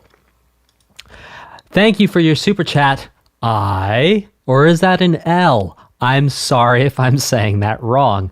I, or L, says, hi, just found out about you a couple of weeks ago. It really helped me as I start to study music theory. I'm so happy to hear that. Can I request the Super Paper Mario and Paper Mario Origami King soundtracks? We will absolutely add your super chat to those after the stream.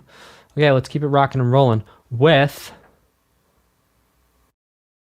and oh my gosh, I'm going to say this wrong, Vah Medoh, Medoh, Medoh, Medoh, Medoh.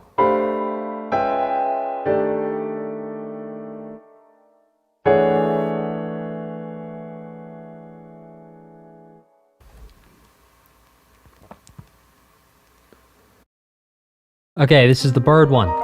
Super cool. I did very much enjoy the bird one, and especially loved the challenge you do with the bow before you go up to fight, where you have to like jump up in the air and you fly and then you shoot and you have to like 4 targets. That was a lot of fun. Oh, interesting guitar we're hearing now. Everyone look out, we got steel string acoustic guitar in your right ear. Oh, and I think either a bass guitar or something.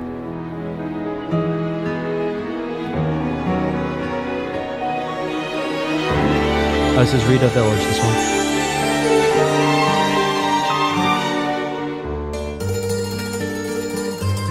Okay, interesting. So this is possibly a balalaika that we're hearing here. Doesn't sound to me like a mandolin, but I could be wrong. It's a mandolin or a balalaika. That instrument we hear right in the front that's going very fast. Off to the side, there's a steel string acoustic.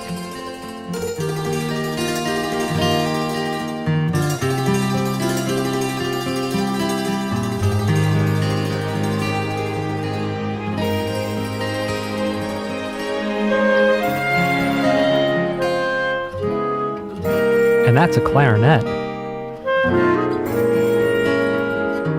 Oh, this is... So Jake Higdon in the chat says this quotes a theme from Wind Waker. That's fascinating because it's almost like a wind leitmotif for the air. And I was actually going to comment on the use of all these acoustic instruments that give you that feeling of physical air. That makes sense. So not just the wind instruments, but even the acoustic. Yeah, now we have bird sounds.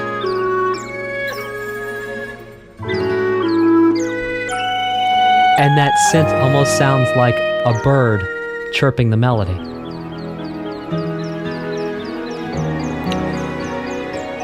So Clutchathan in the chat says it's a slower version of Dragon Root Island from Wind Waker.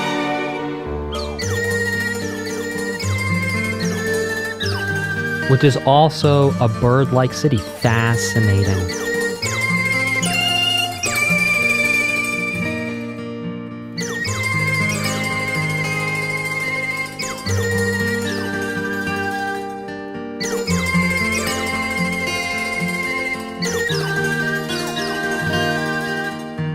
So right there, that was actually a sus2 chord, which we don't hear very many of them in the acoustic guitar. We hear a lot of sus4 chords. There's actually sus2 there.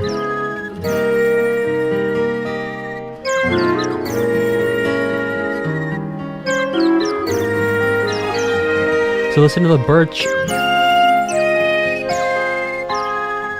Those individual bird chirps are actually lining up with the attacks of the melody.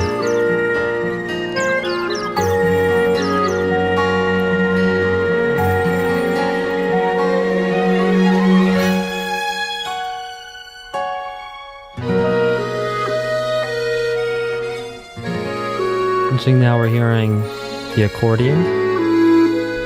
Whoa, which is also played by a bird in the game.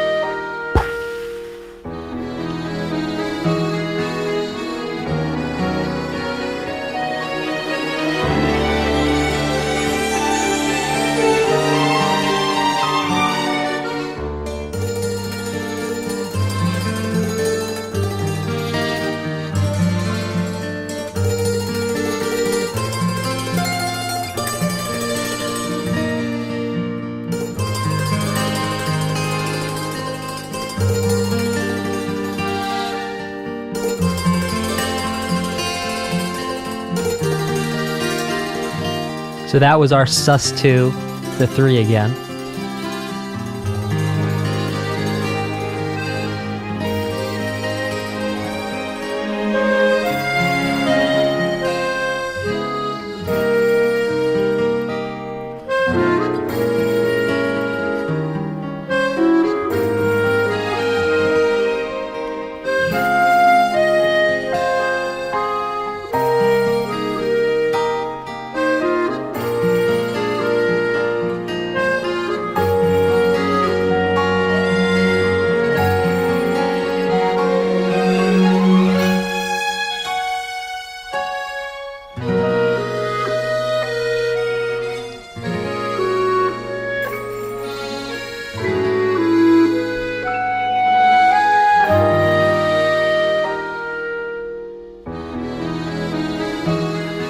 So we really hear the difference and the change, not only in the biome, if you will, the different area, the different geographical location on the map, but the different species that lives there, the instrumentation, everything sounds completely different in terms of changing and letting us know we're in a different place.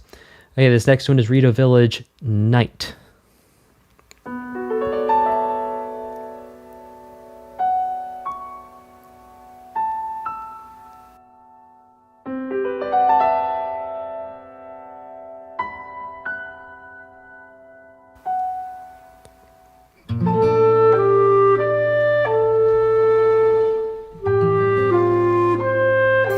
So very interesting now, it's all slowed down.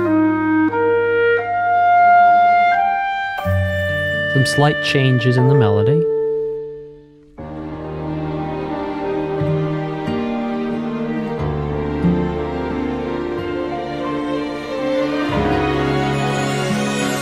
Oh, this feels so Disney right here. Oh my god, that's got to be... We need to do a video on that chord change right there. When anyone else heard that chord change right there, did your mind tell you it sounded Disney?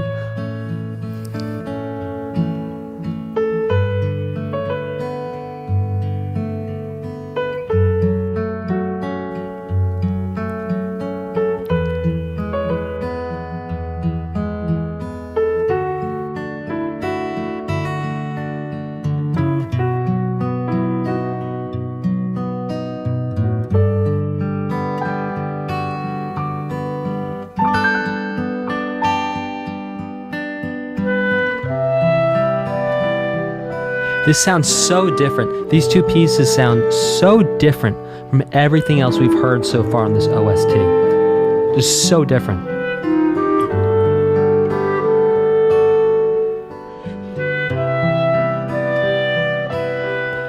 Now, one of the ways you can tell that the clarinet is live, recorded, you can actually hear the shifting of the clarinet keys if you listen very carefully, or clarinet buttons, whatever they're called. The metal bits that the performer presses down on a clarinet, you can actually hear them very soft clicking, which is fascinating to hear that.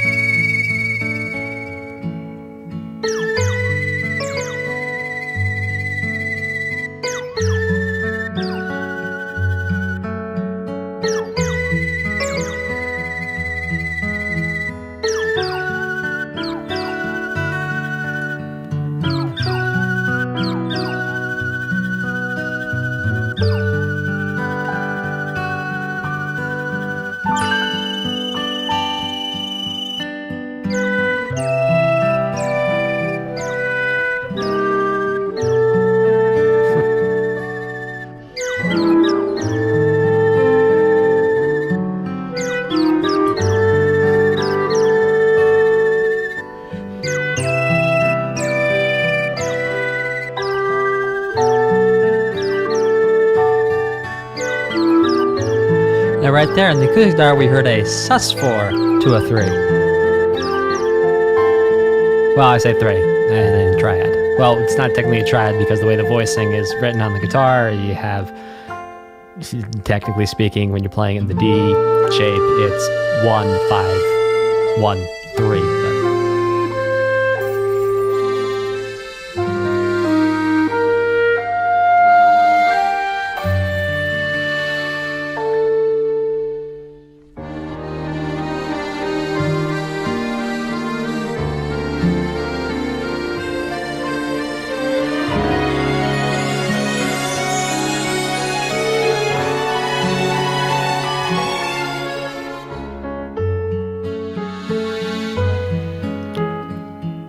Sounds like we are looping around now for, I think, the 3rd time.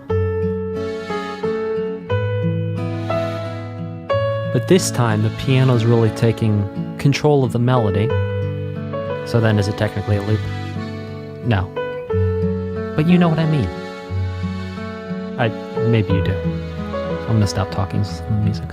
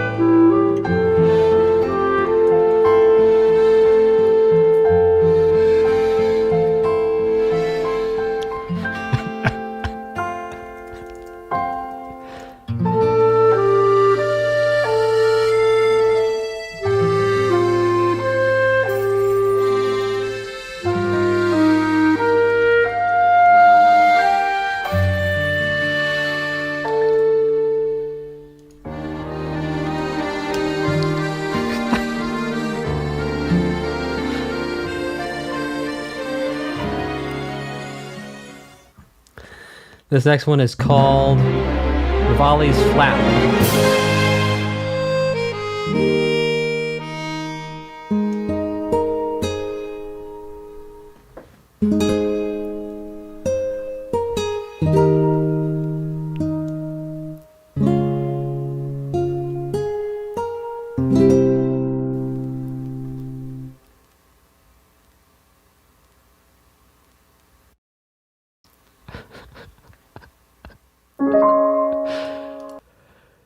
Shout out to Chrono Trig. Oh, I wonder if Chrono Trig likes the classic game Chrono Trigger. I suppose that will be a question we will answer another day. Chrono Trig says, love Breath of the Wild OST. You should listen to The Legend of Zelda, A Link Between Worlds. See, when they make puns, it's okay. When I make puns, you guys groan. Come on now. It's one of my favorite Zelda soundtracks and maybe Cadence of Hyrule. Cool. We will absolutely get Zelda A Link Between Worlds on the list. Thank you so much for your support, Chrono Trig, and thank you so much for your super chat. Try lighting. I know they're not getting better, but it's the best I can do. Here we go.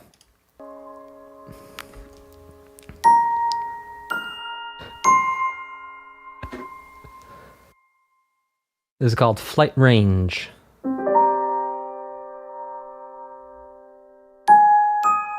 Type a 1 in the chat if you went to do the flight stamina challenge and didn't get that far the first time, and then you went and basically beat the whole game, got insane amounts of stamina, then took potions and food that were all going to give you more stamina, and then went and did it as far as you could go, and you tried all 4 directions to go in.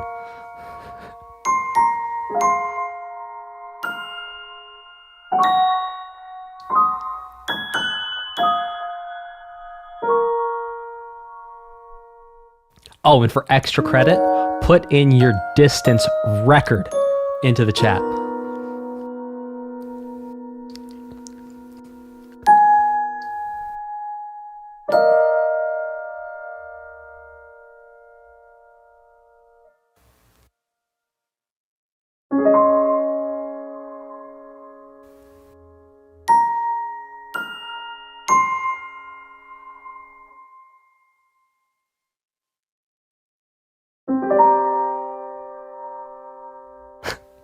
Yes, Eric, I think you do remember, because what is more important to a person than remembering their distance record that they flew in a game that came out in 2014? 2017. Well, the game came out a lot, yeah. I played it recently, so I guess that's my experience. And no, I don't remember how far I went.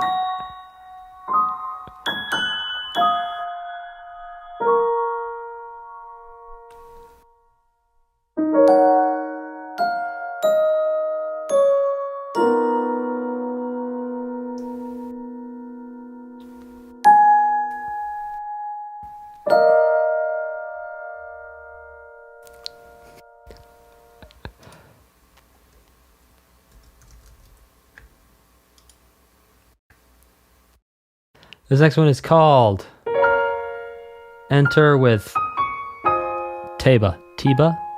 Teba. Teba. Teba. Teba.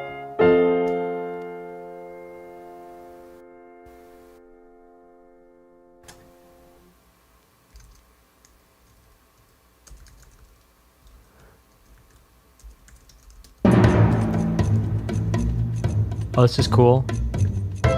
Flight range. Minigame.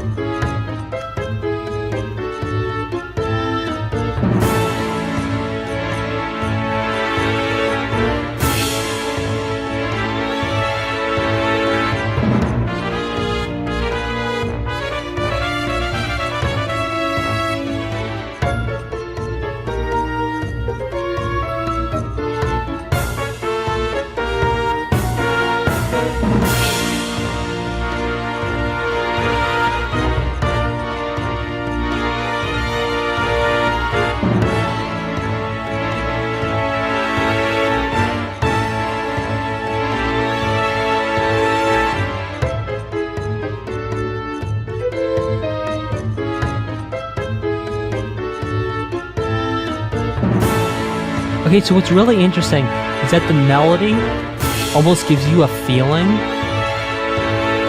that you're in a different meter, but everything's going in cycles of 4 underneath the melody. 1, 2, 3, 4. 1, 2, 3, 4, 1. And then we're right back to it.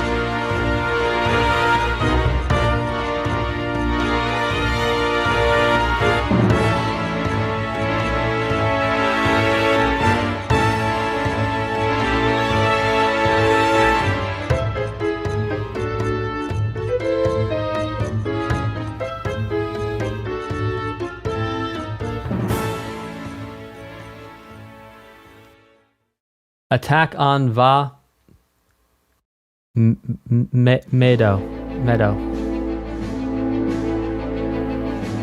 Don't confuse the frozen wastes with a meadow.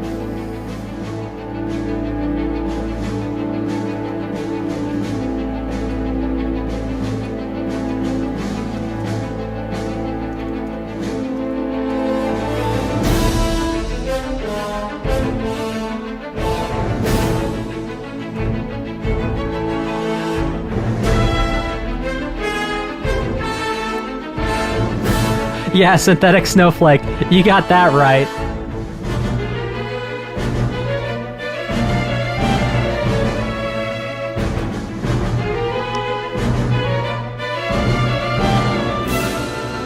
It does sound a little John Williams-y.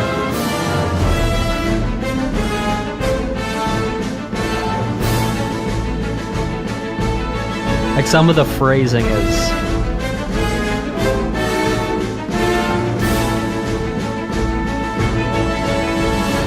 like the instrumentation, yeah, and the way it's being used.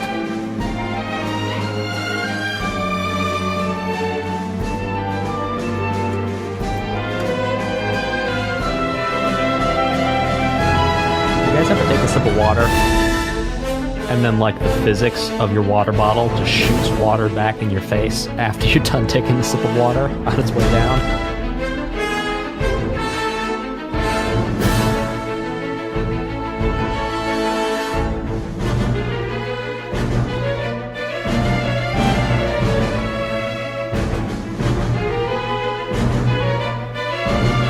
So in the same way we heard in Ace Attorney and another soundtrack, these groups of 2 hits, we don't have the same rhythm here.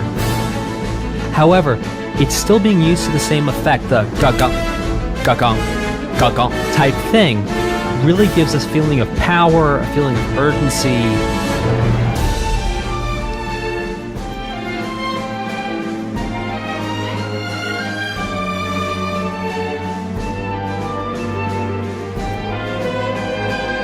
So you can hear the drum that's being played in the background is a snare drum, which is the type of drum you have on a regular drum kit, but you can hear the way it's being played here is not at all how a snare is played on a drum kit typically. It's being played in an orchestral way that's reminiscent of operas and orchestral music that uses a snare drum. So it's actually being used, it's functioning in a different way. This next one is called Teba's Encouragement.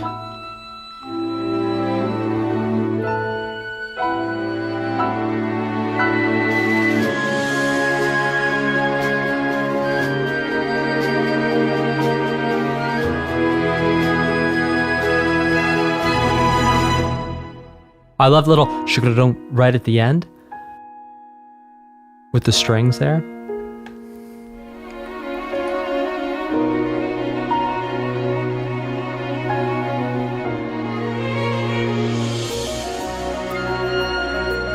Very interesting electronic element we're hearing in the left ear now. I think this is the first, well, we heard those electronic bird sounds, but other than that, it's like the first electronic element we're really hearing in this area.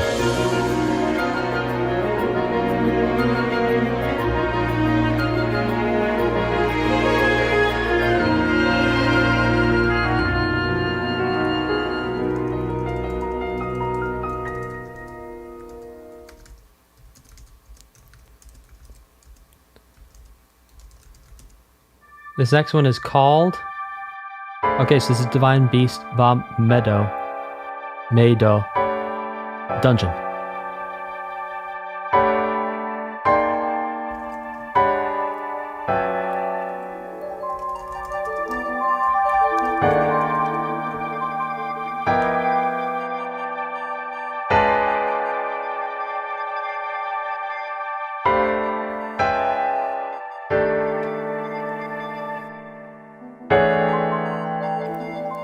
Hey, is it just me or did that chord progression sound a little bit like Giant Steps, or have I not heard Giant Steps?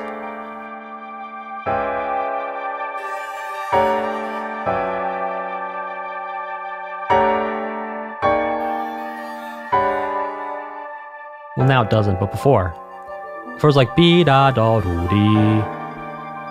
I could be wrong.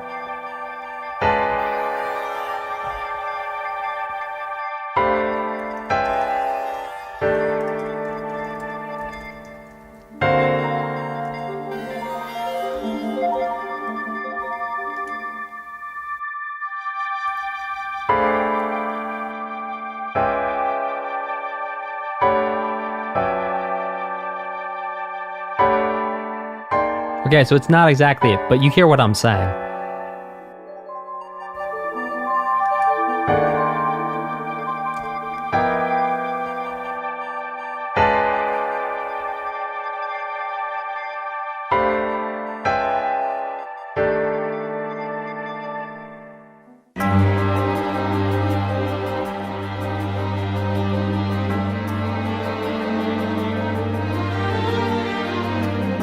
Now it's interesting, these strings, if you've ever watched the show Downton Abbey, sound a lot, it's like Downton Abbey strings, coupled with Giant Steps chords, coupled with a dungeon.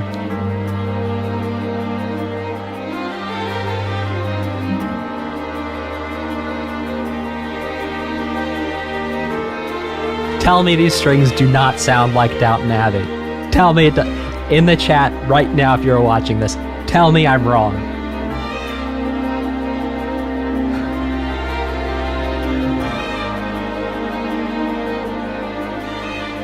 Mr. Bates. Well, now not so much.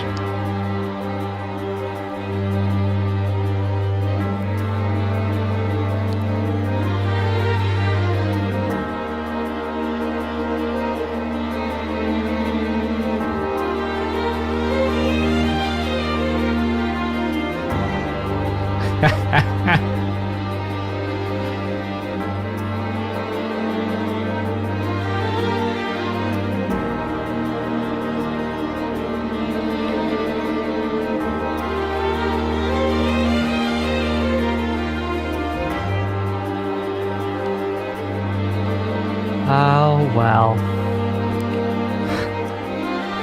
I and JT Paper are willing to go to bat here.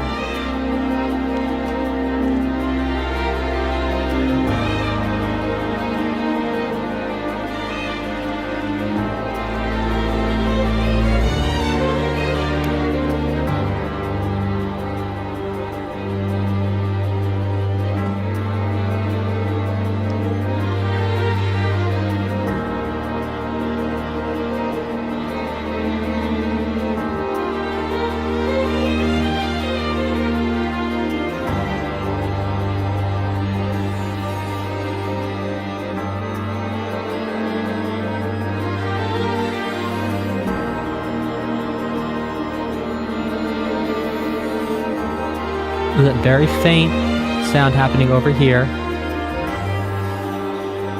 It's very angular, high, pure synth sound. It's buried in there. Maybe it's a flute. Oh, it's going really high too. It almost sounds like a sine wave.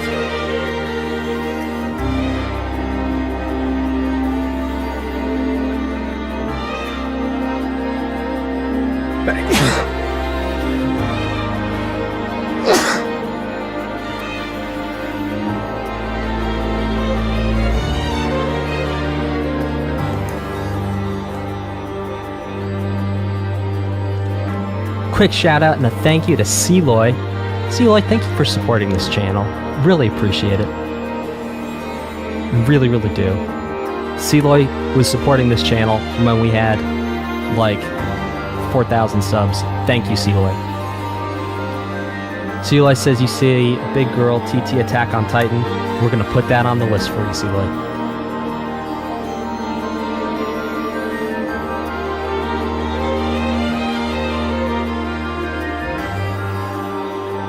Try-lighting. Thank you so much for your super chat.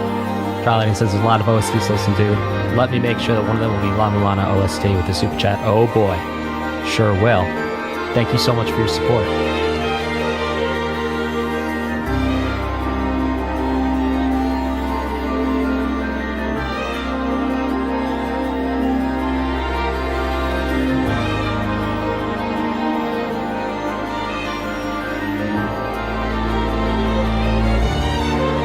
So we're building, as chat pointed out, as you open up more terminals in the dungeon, the music builds.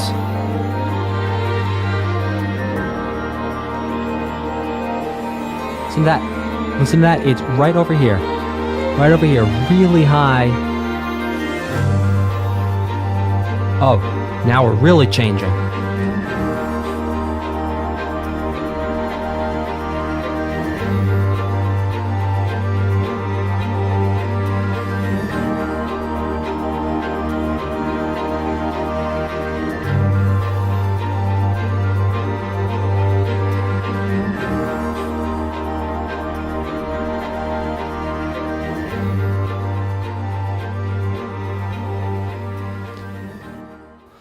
Okay, this next one is Wind Blight Ganon, which if you had some bomb arrows, was kind of manageable.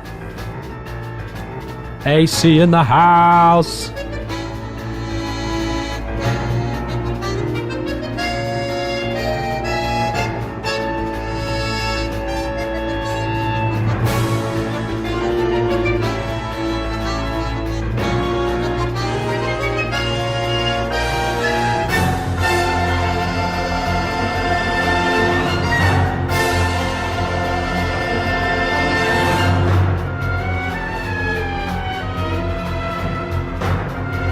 Okay, so we're hearing similarities to the last Blight Ganon.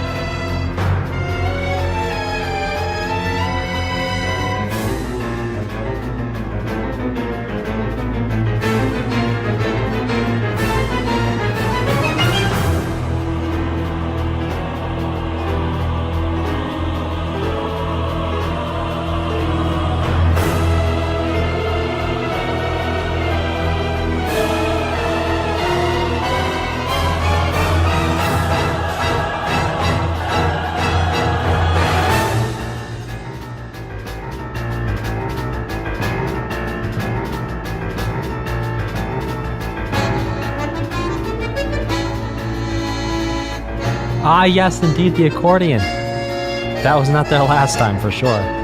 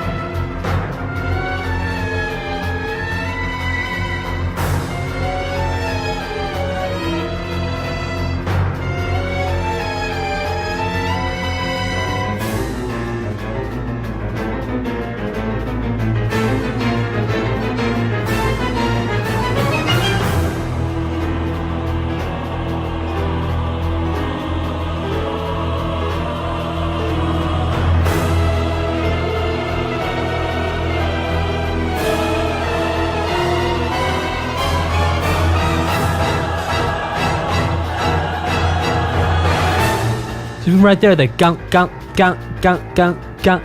It's the same thing we've heard over and over again. We've heard it in Ace Attorney, we've heard it in other soundtracks as a method and a tool to really bring power and intensity into a situation. Groups of twos, groups of threes, groups of one. Well, technically one's not a group. But you know what I mean. This section is called Rivali's Theme.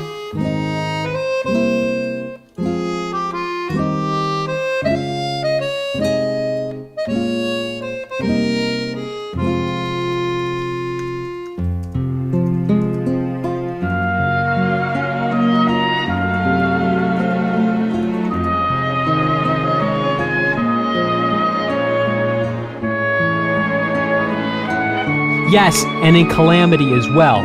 Domotron 35. Exactly. So here's the thing. We can also hear that same technique, if you will, that same tool, also being used in heavier music genres like metal and hard rock, progressive metal.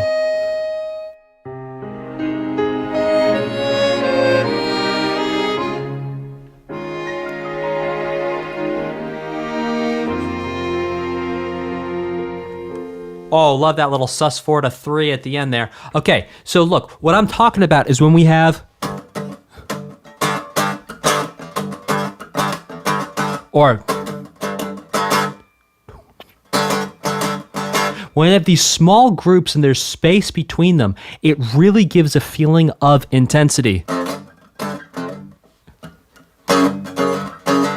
Especially when you speed... well, not so speed it up, but yeah.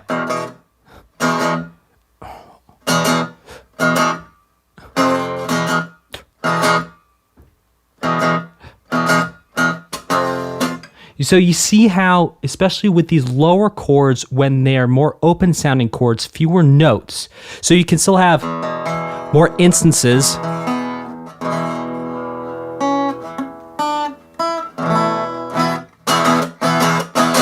Like that.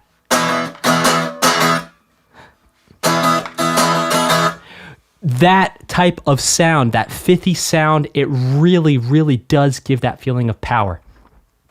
Okay, this next one is Rivali and the Divine Beast, The Legend of Zelda.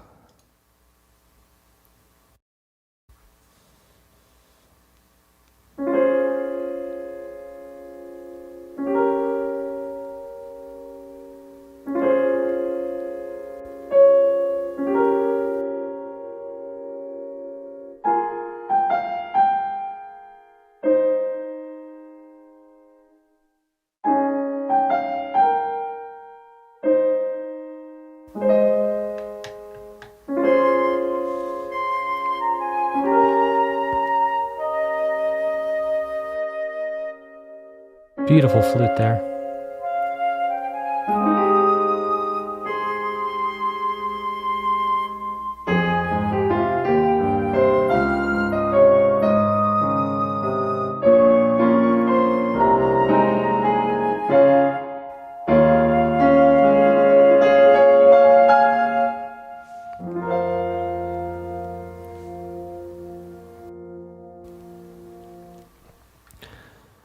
The next one is called House.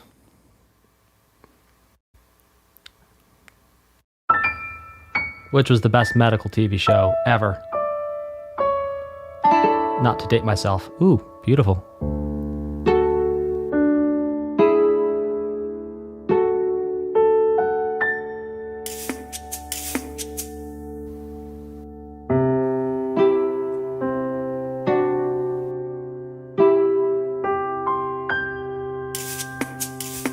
Interesting how these drums are playing in between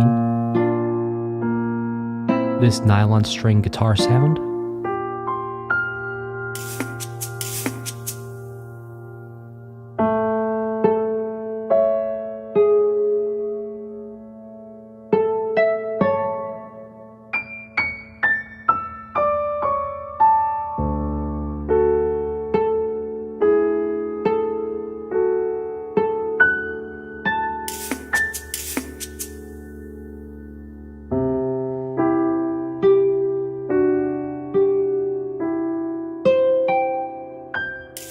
The way that two notes are panned. Boom, boom.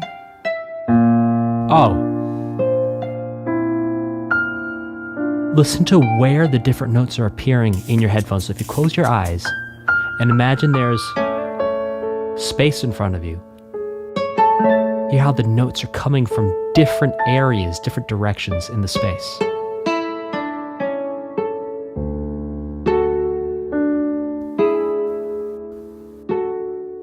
Wow, that was so beautiful and so tastefully. That was a masterful, not that every single track on this has not been masterful, but that was masterful.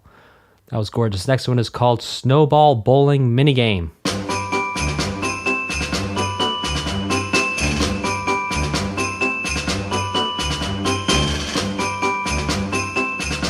Oh, Scrubs was also really good too, studio. You got a point there. Well, Scrubs is the best comedy.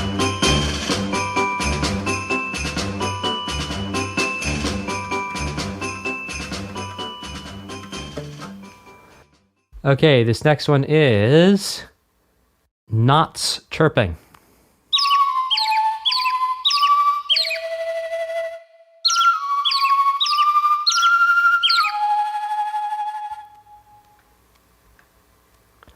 Interesting. This next one is called Recital at Warbler's Nest.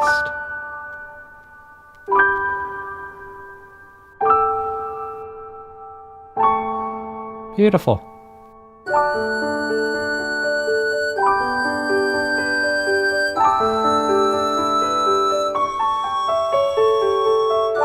Huh.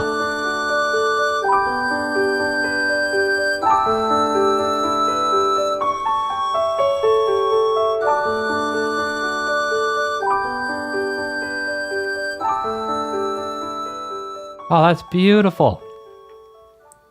This next one is called Field Scorching Heat. I'm guessing this is where you better go catch your, what were they called? Fire lizards? I just worked really hard and got the full set of lava armor because it just, then I didn't have to think about the heat. Oh, this is cool. Oh, this is so cool.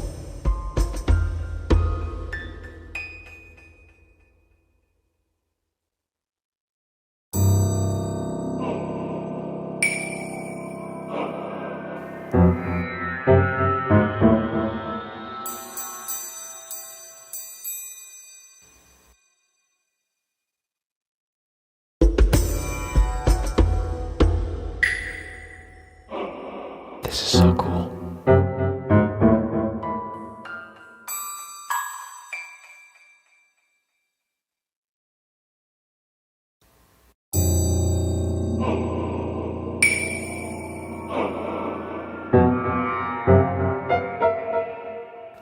It's like a sitar. Sitar, S-I-T-A-R. Indian classical instrument.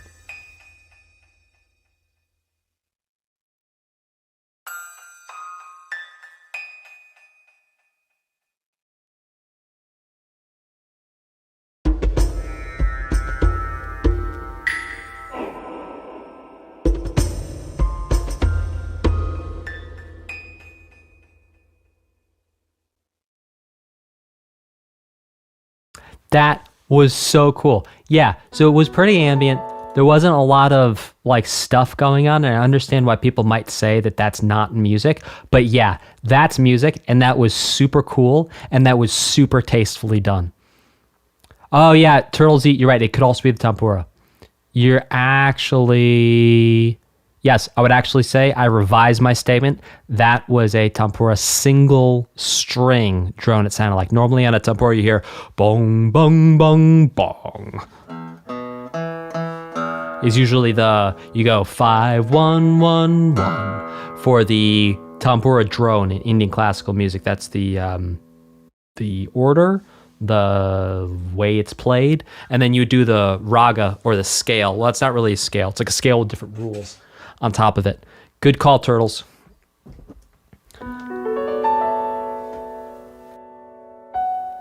No, Zenju, not tempura, a tambora.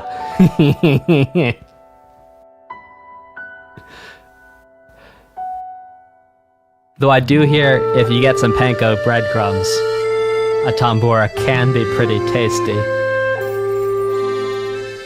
With some katsu sauce.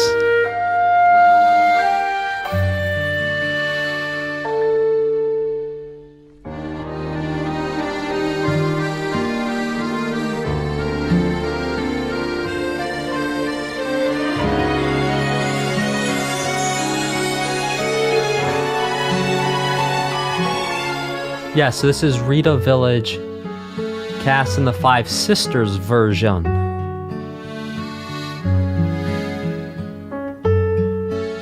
Dan, wait, JT Paper, you know I try, but sometimes I don't have time to eat, and today I did not have time to eat much, so I'm pretty hungry.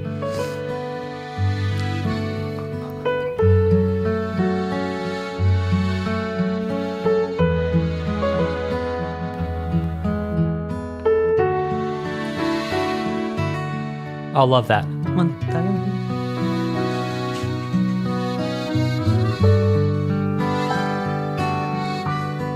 going to show you guys exactly what that guitar player is doing in a second.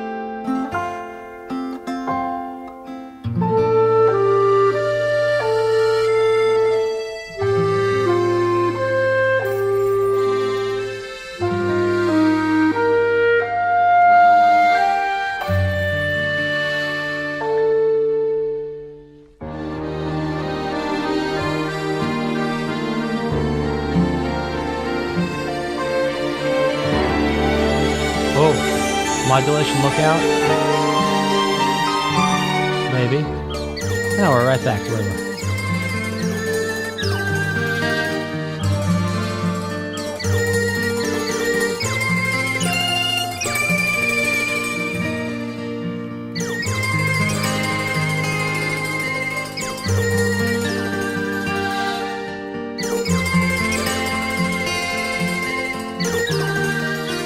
Well, we do modulate, because before we were sort of like in G major land, now we're like in G minor. Well,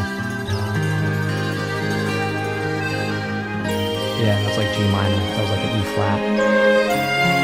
Interesting. I point out a lot more theory stuff than I can do with my guitar.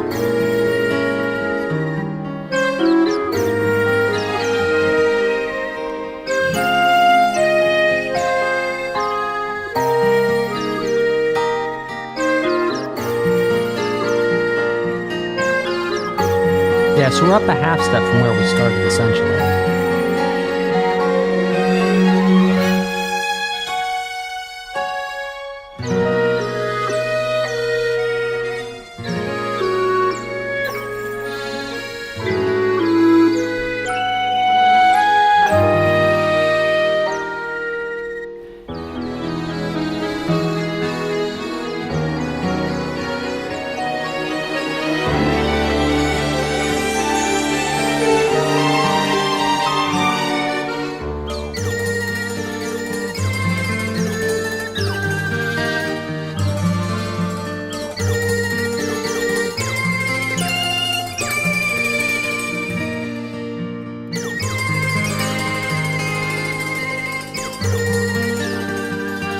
the G minor.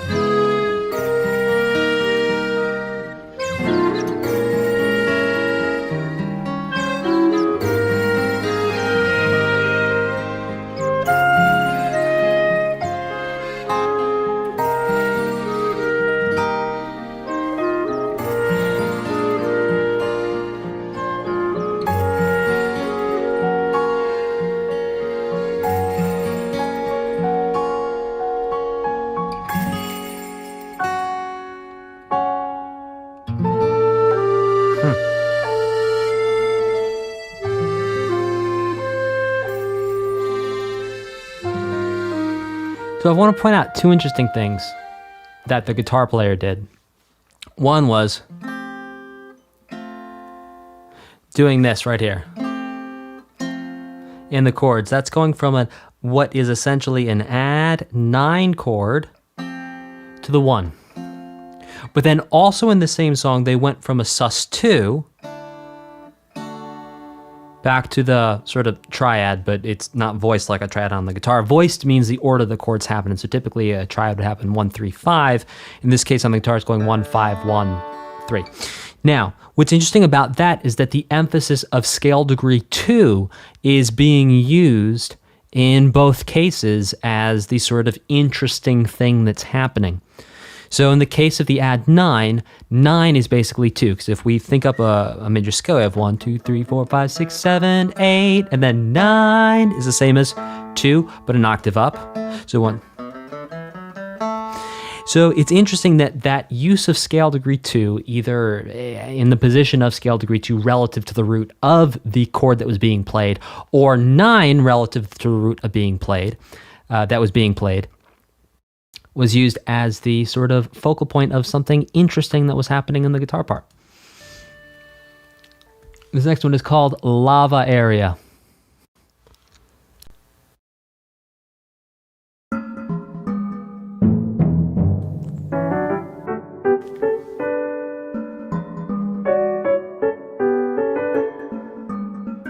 Wow, so that synth on the left is like So the Caves from Super Mario for SNES.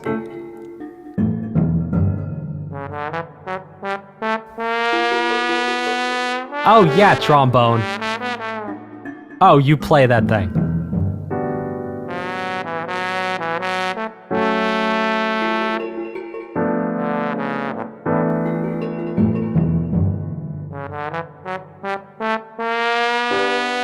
Oh, yes.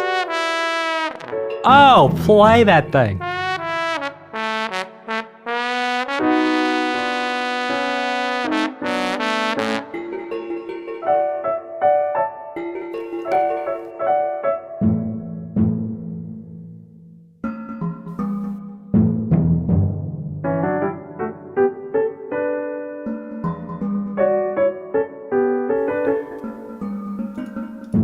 Wow, that trombone is everything.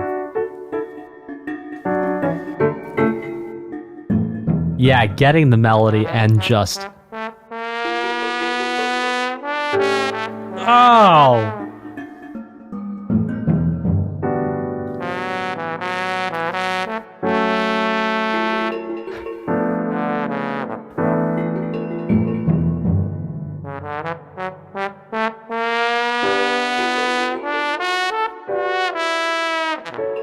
Oh my gosh.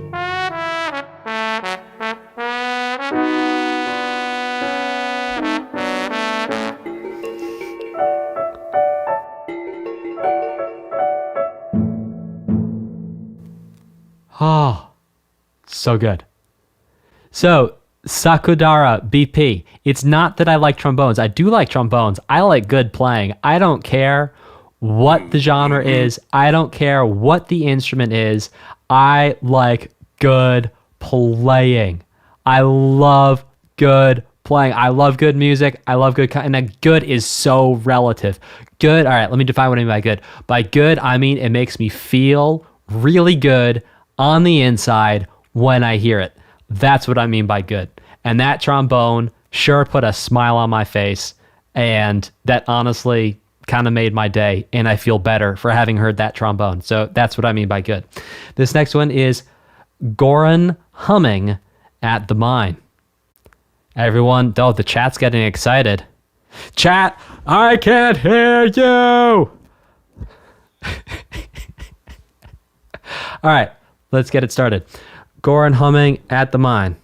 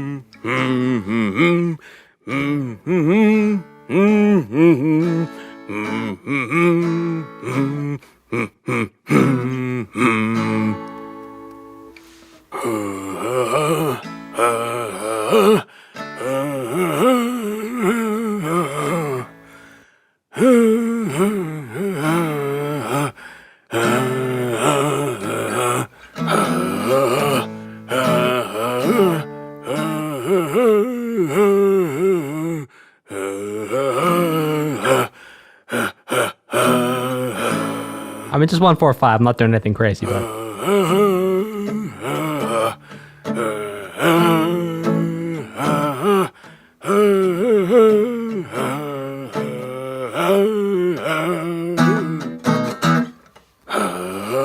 Missed the secondary dominant there.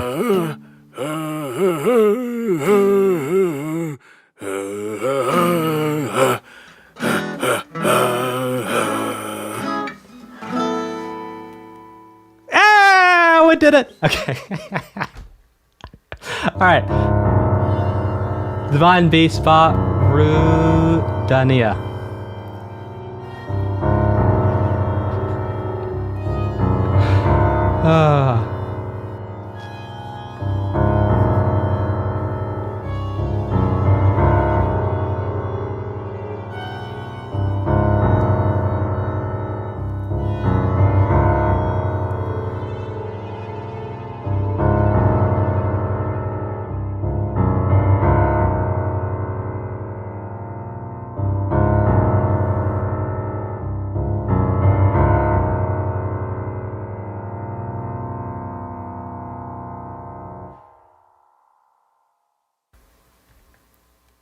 That was very ominous. This next one is called Goron City Day.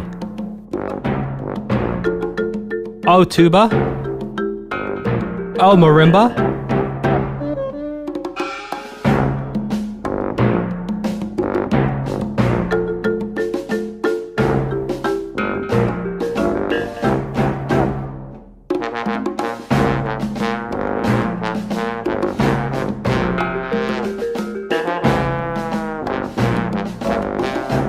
Now, in the right ear, it sounds like a baritone trombone.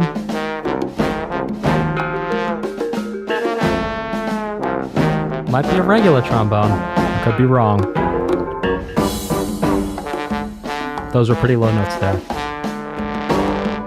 Oh, growling right there. Growling is when they play a note and they sing a note at the same time, and that's what creates that distortion.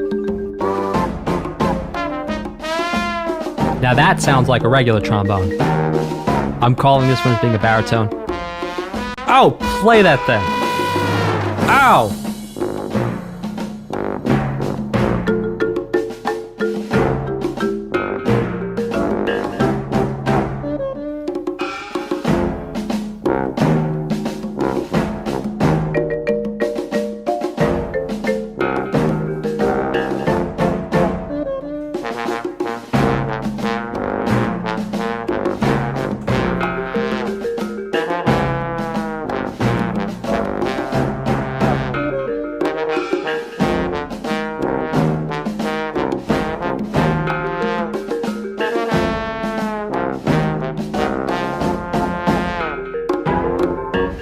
Oh, I love that little.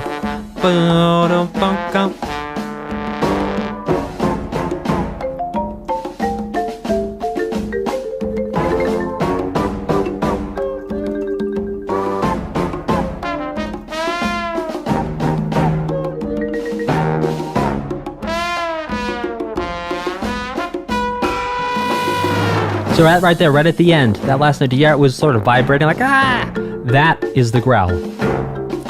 Other than that, they're sliding. So because the trombone is not a fixed pitch instrument, it can modulate evenly between pitches. You can change pitches like that.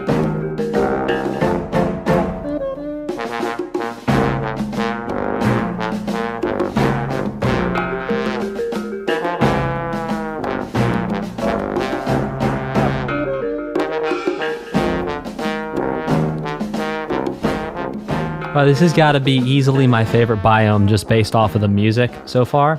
I'm calling it a biome, you know what I mean, area of the map. Okay, JT Paper asked, what is a baritone? So, let's talk about what baritone means. So to understand what baritone means, we first have to understand a couple other words. We need to understand bass, baritone, tenor, alto, and then essentially soprano. We could understand mezzo-soprano along the way, but there you go. So what those are, soprano are the highest voice types. So the people with the highest voices, they are sopranos. The next highest voices, those are mezzo-sopranos. Altos, typical range, F3 to F4, for example, for an alto or a contralto to use their full name. Below that, you have tenors. These are going to typically be, from C3 to C4? No, that's not right.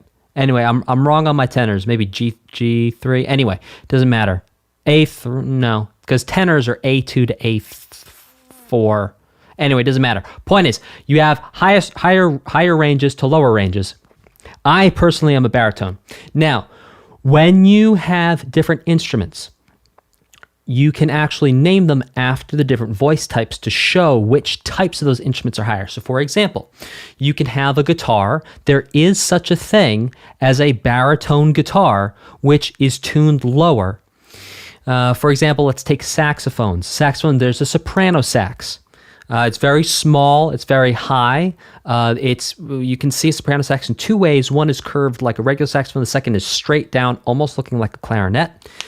Then you have an alto saxophone, which is probably the most common in schools and in orchestras. It's used a lot in jazz. And then you have a tenor saxophone, which is used a lot in jazz.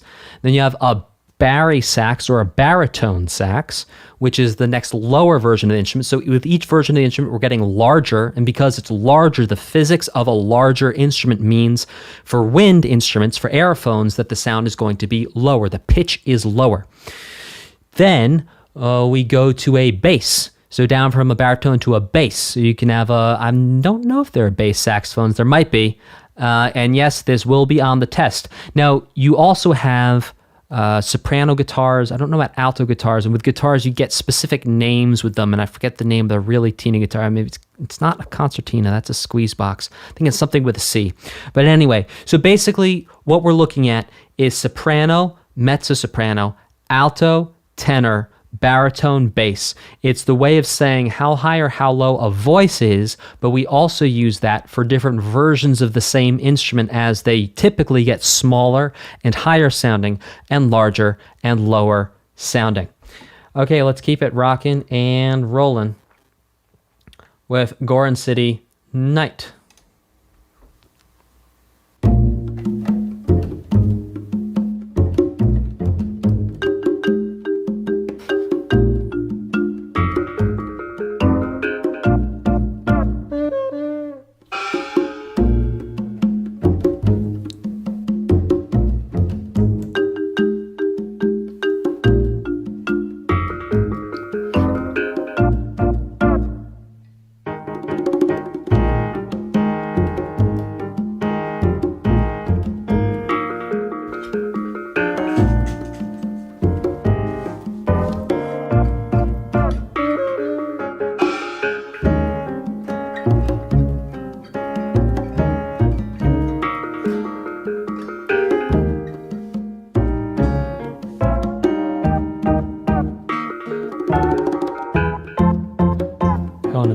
5.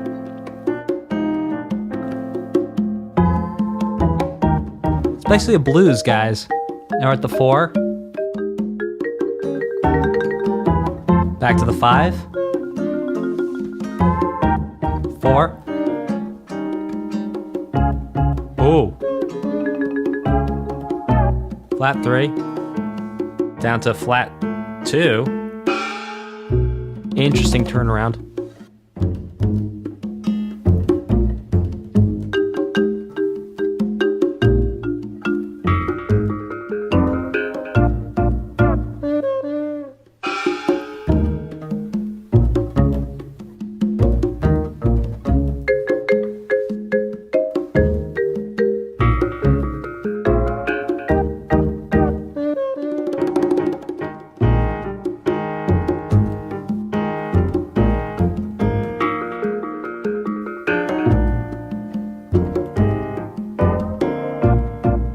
Oops, missed the second version time. It's fine. Okay. Oh, changing around different that time. Interesting.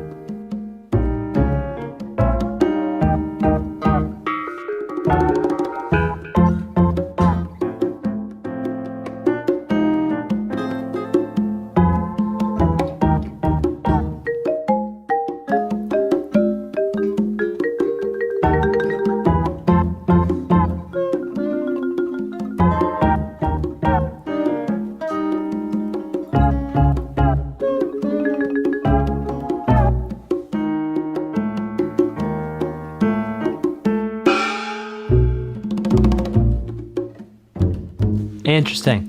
So basically like a blues, I'll break down the chord progression after this song.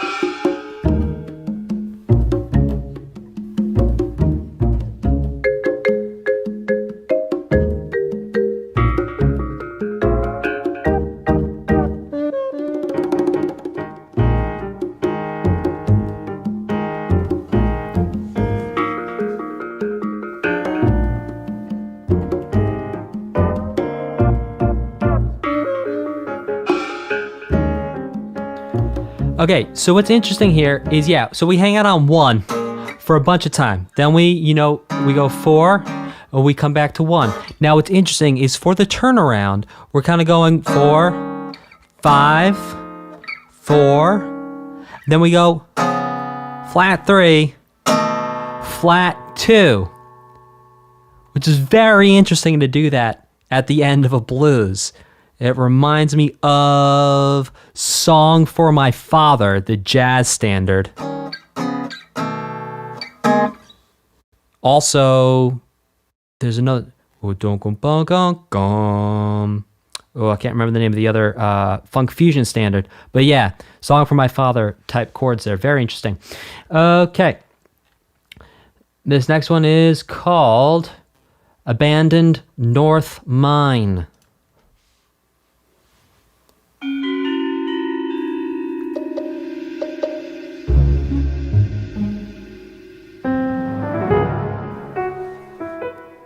So it started out with a callback to the Goron City theme, the bass theme. And we're still hearing it now.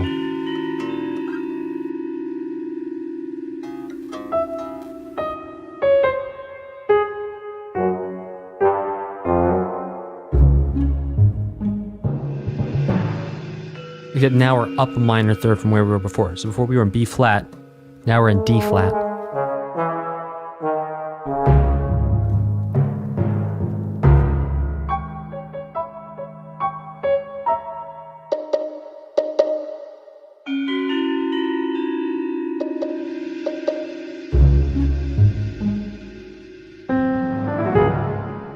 Huh.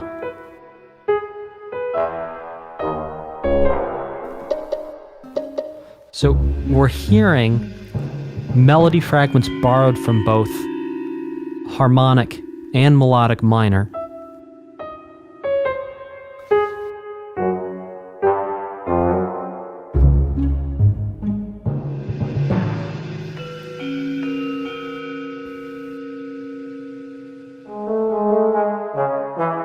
Love that.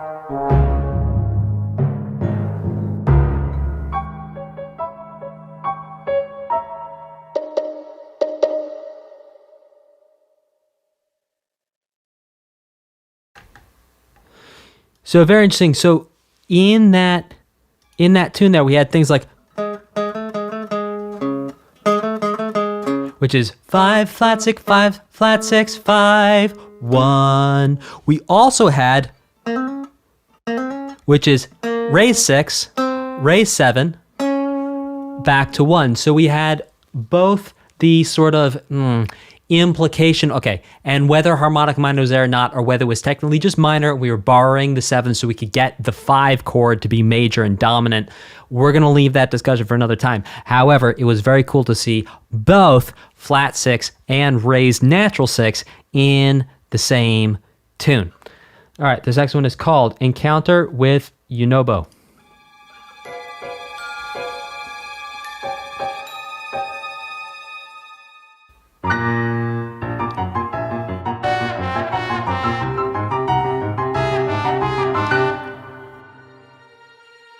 That really reminds me of a musical. Oh.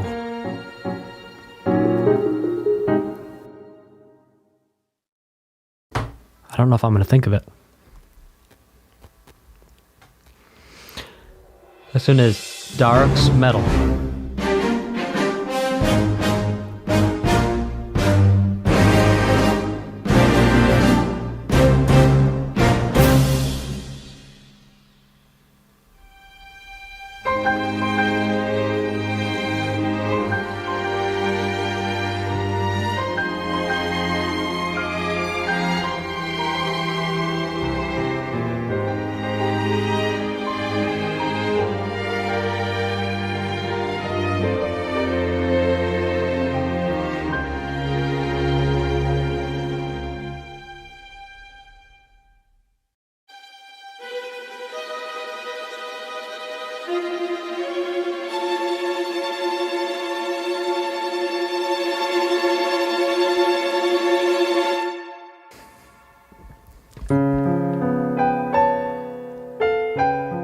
How very whole Tony.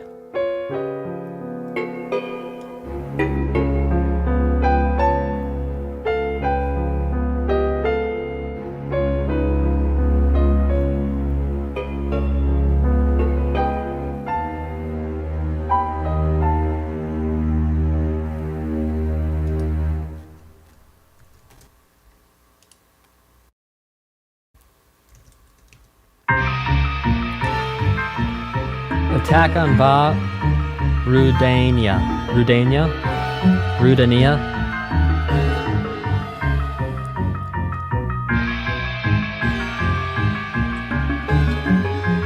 The big fire tortoise. Lizard. Big fire lizard.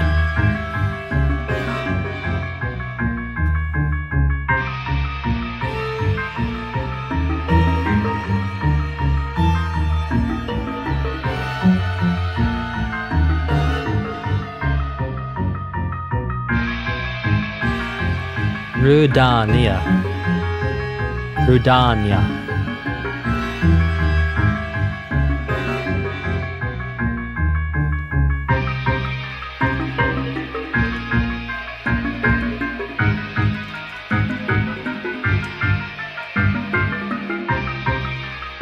So here, groups of 2.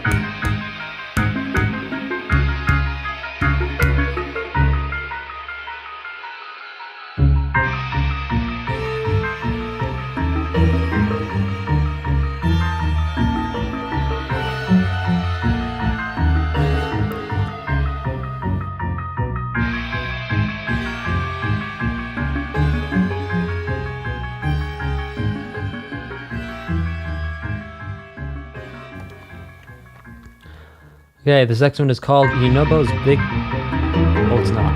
Sorry. I thought it was over.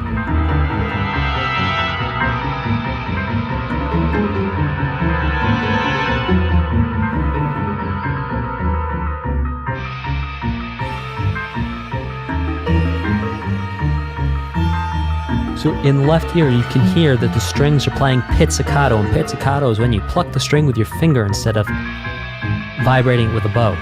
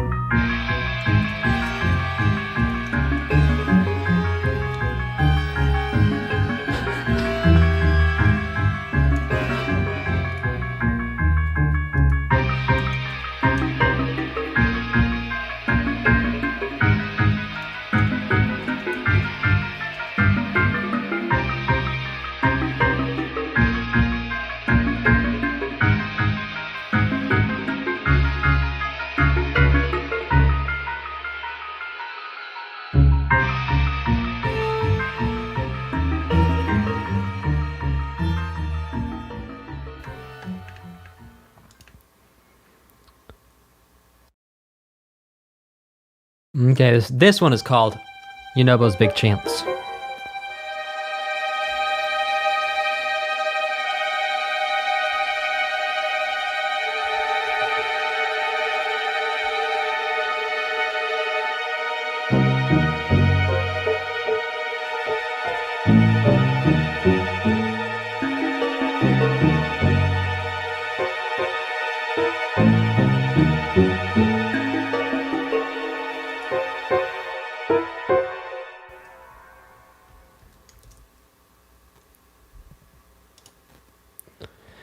This is Divine Beast Vah. I'm saying it wrong. I'm sorry. I love this game. It was so much fun, and I'm saying the names wrong, and I'm sorry. Rudania.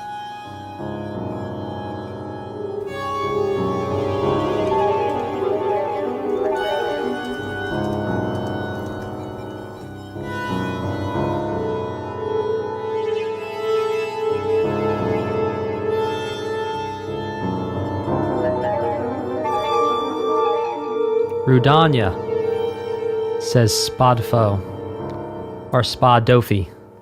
Spadoff. See?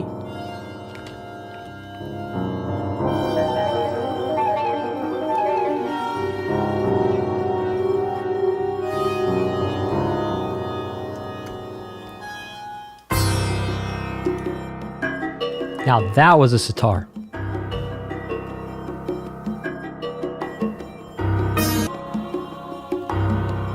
Voices in the background.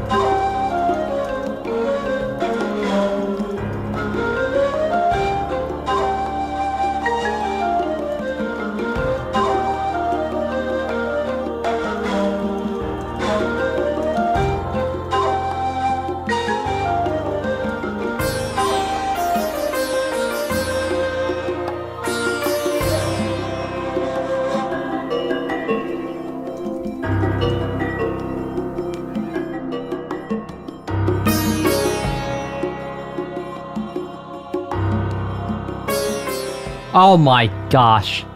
I've been reported to the gaming authorities by CJ, Tri-Lighting, and JT Paper. I try to make a nice stream for you. I say a couple of names wrong. I say all the names wrong, to be fair. But I say a couple of names wrong.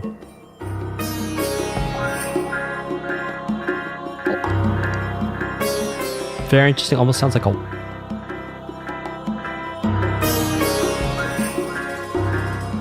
Sounds like a electric guitar wahing in.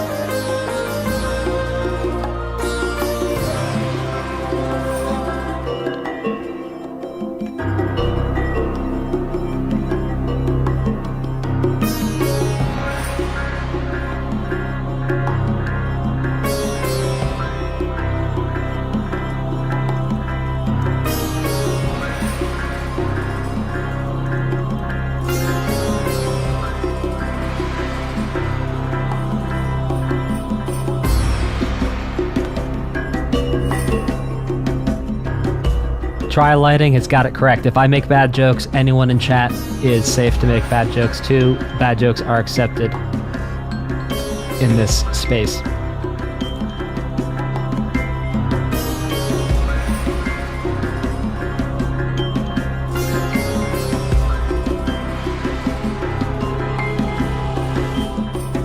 Whoa, did everyone hear that? That happened in the back, an octave up. Sounded like maybe a French horn growling.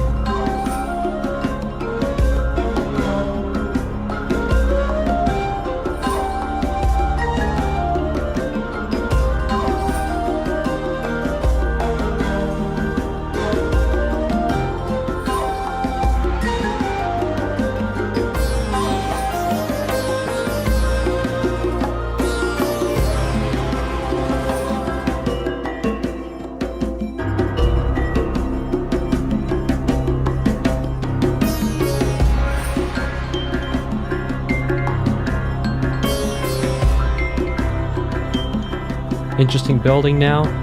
That sort of glockenspiel. Oh no. That's actually, I think that's a piano that's been treated a little bit. Oh, speeding up.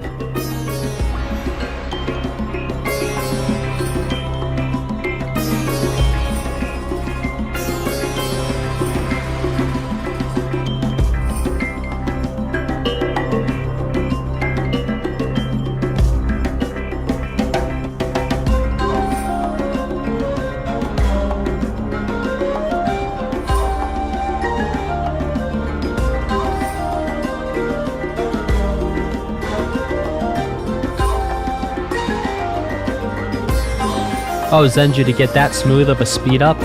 Yeah, it did sound digital. Oh, with enough rehearsal, anything's possible.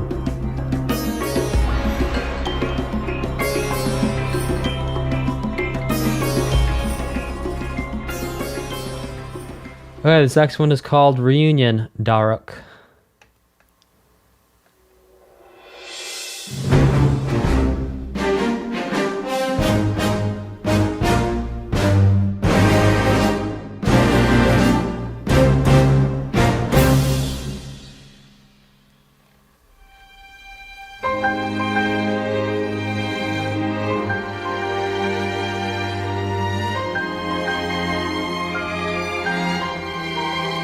I love how after you upgrade the ability you get here, it's almost like you become invincible. When you get that shield all around you.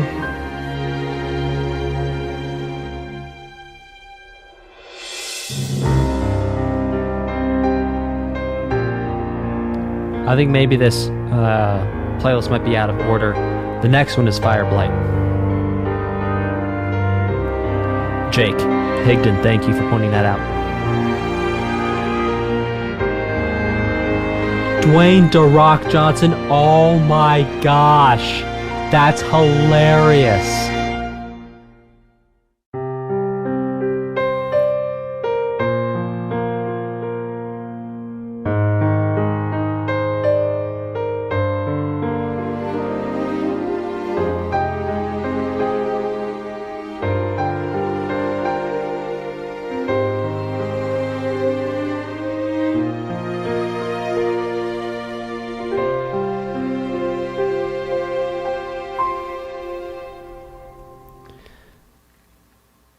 All right. This next one is Fireblight Ganon Battle.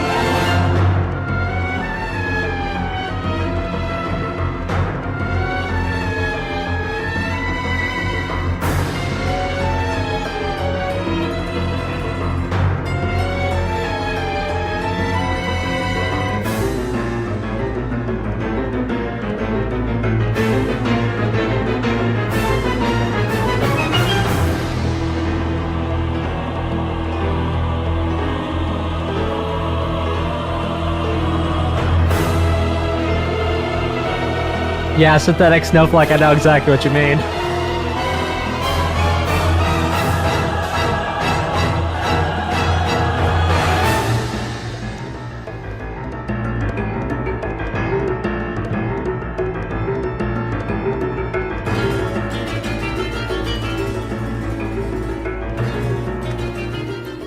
This next one is Field Intense Heat.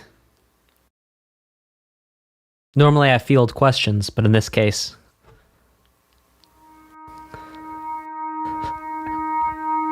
I'm sorry.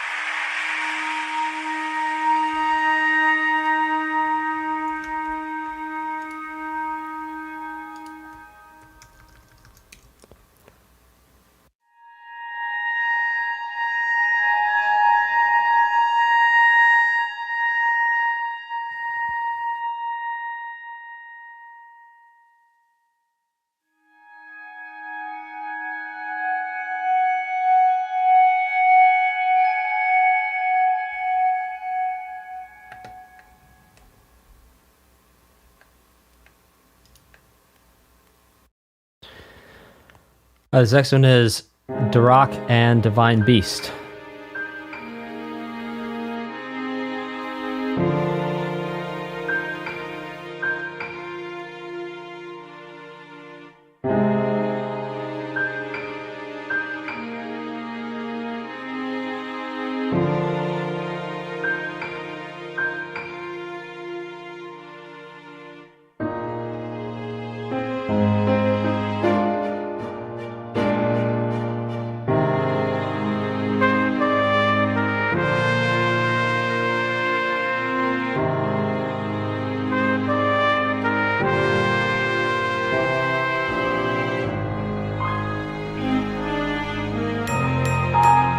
Oh, beautiful. Durak.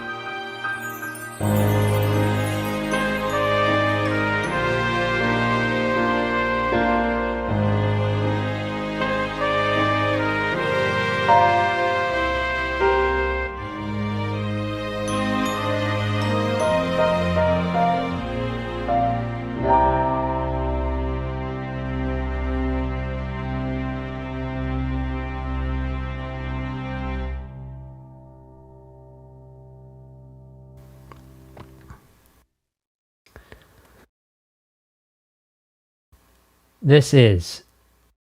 I think we might be out of order here, but no, I think so. Divine Beast Vah Naboris.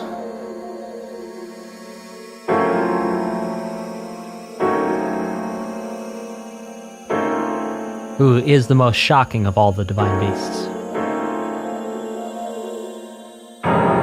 In fact, you have to perform a sort of electric slide on a shield to even engage them in battle.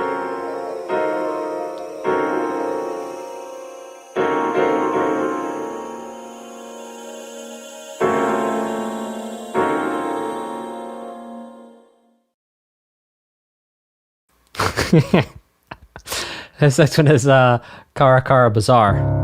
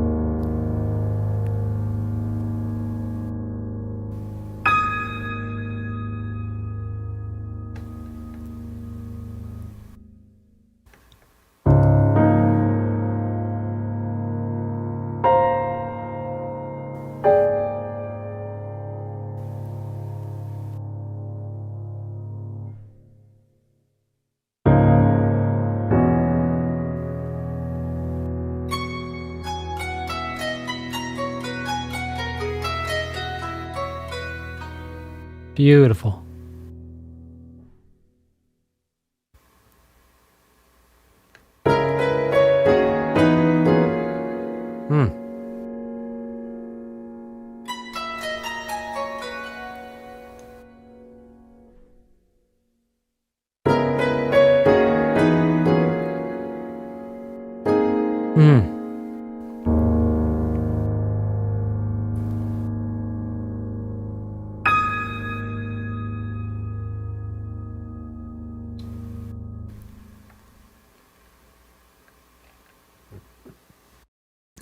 This next one is... Oh, before we get to this next one, I'm going all out of order here. Hold on a minute.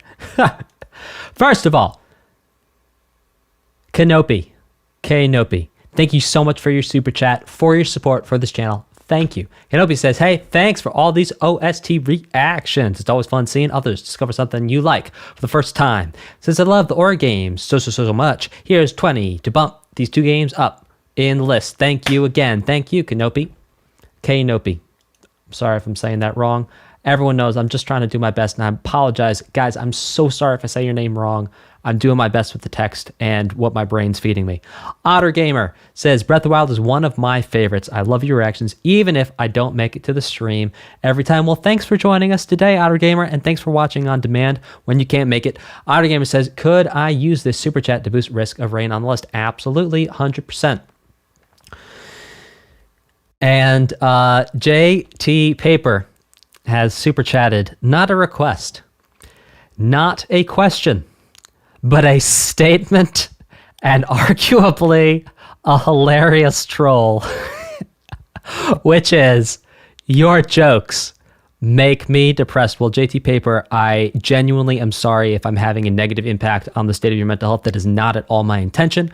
I hope everyone has a nice time in these streams and enjoys themselves. And I really am sorry if I have in any way contributed to you feeling bad. And that was not at all my intention. Let's keep this rocking and rolling with cross-dressing Legend of Zelda. Oh, ironically, you get a freezing waist at night in the desert when you're wearing the desert clothes. Brought that one home.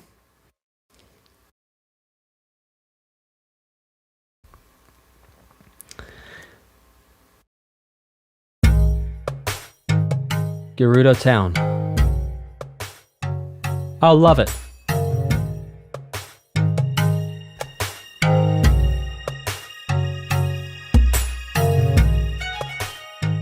Nobody gonna love it.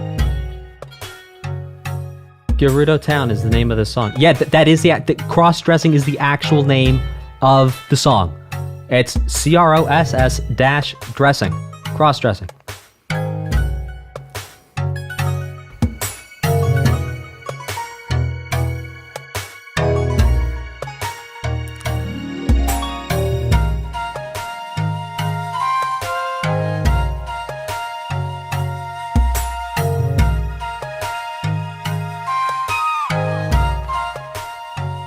Love the groove.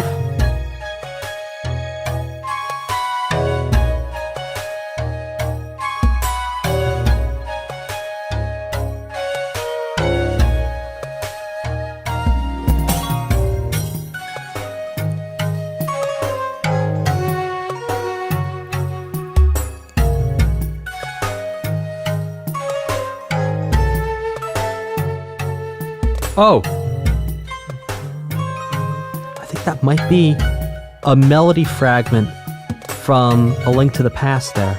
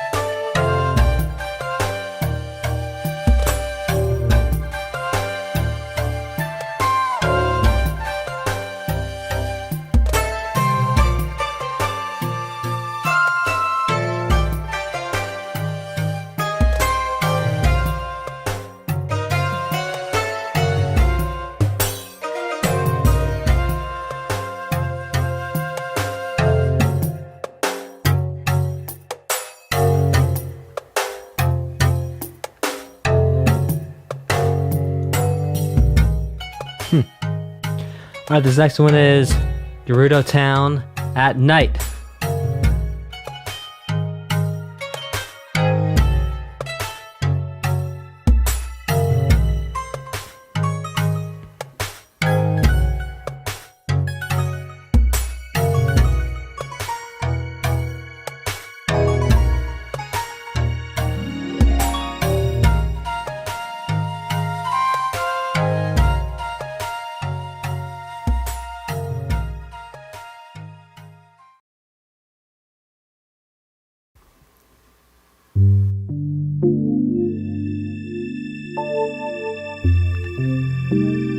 Sorry, I was looking ahead at all the songs that are coming next. This is, oh, I did say, Gerudo Town Night.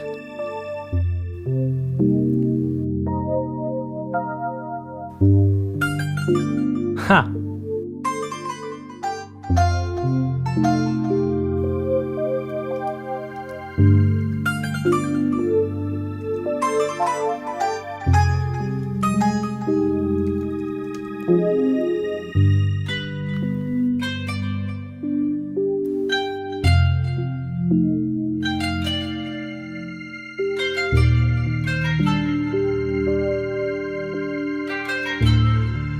Ha!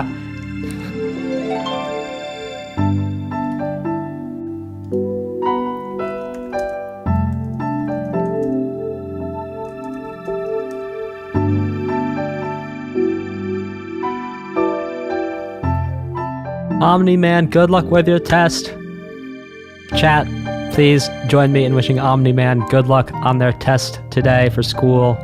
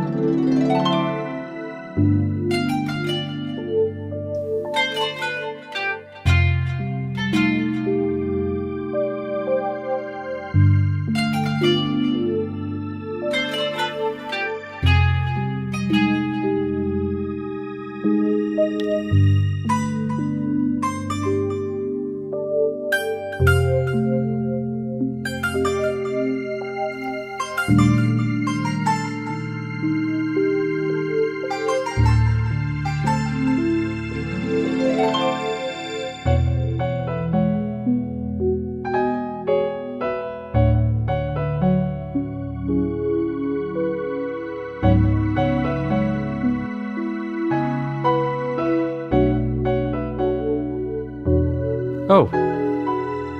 That was a 251. Look out.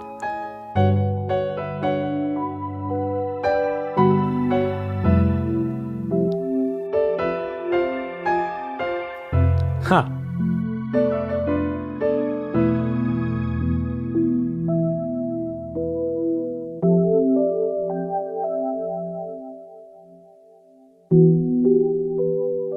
This is such a Gino Vanelli moment. The Barurida. That's from Nightwalker. Gino Vanelli.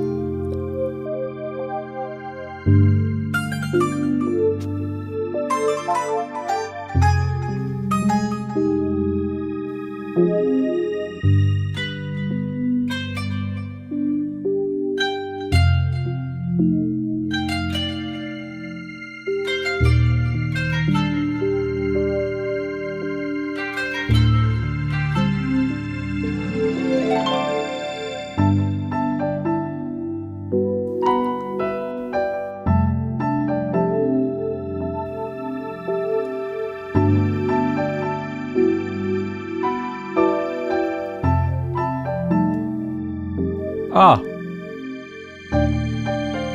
Love the jazzy chords underneath.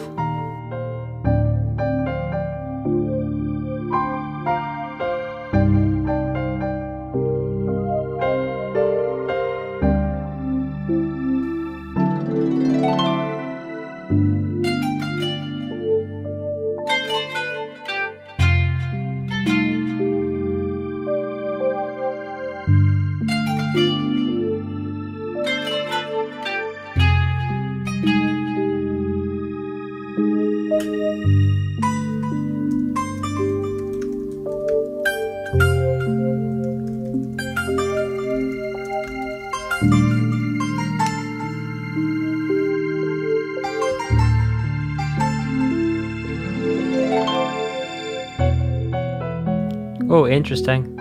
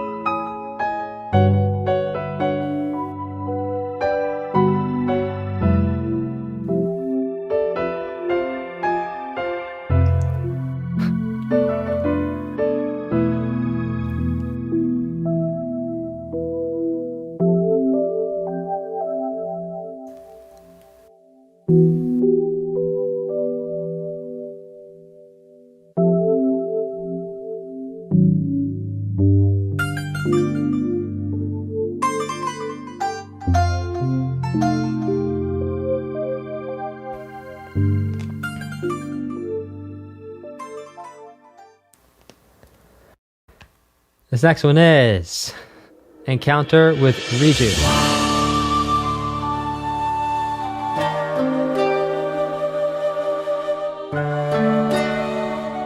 Oh.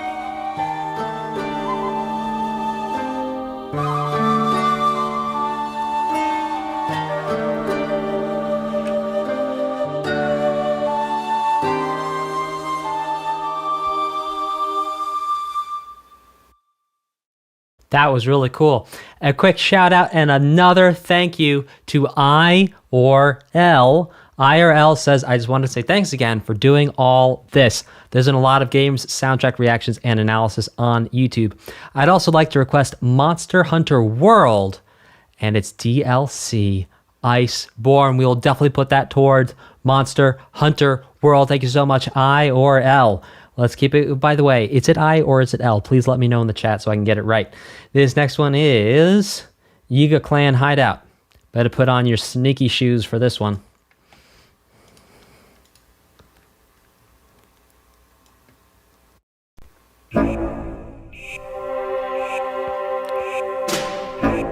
Capital I. Thank you, I.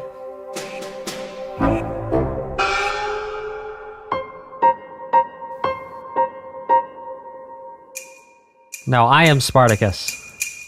It is I.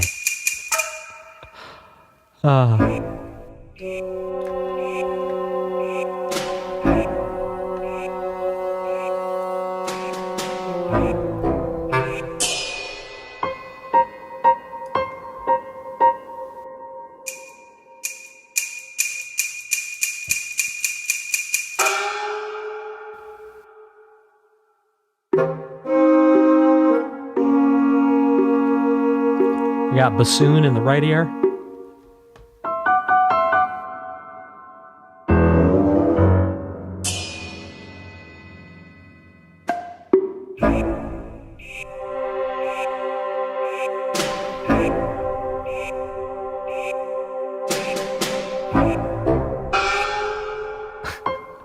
Not even sure what that sound was. The boom thing up over there. No idea what that was, but it was interesting.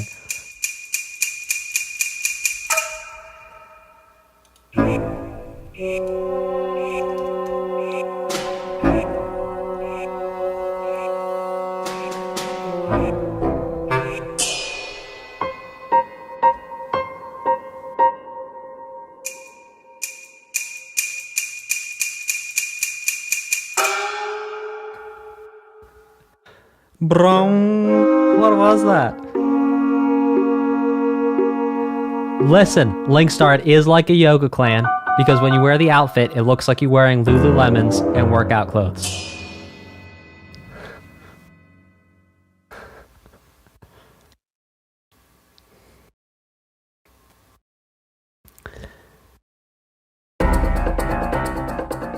Battle, Lionel Yiga.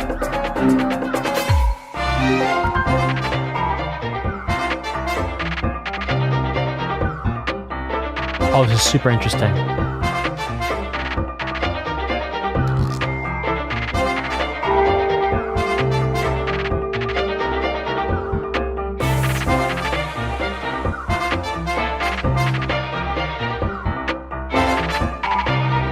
So I'm counting a cycle of 7 here.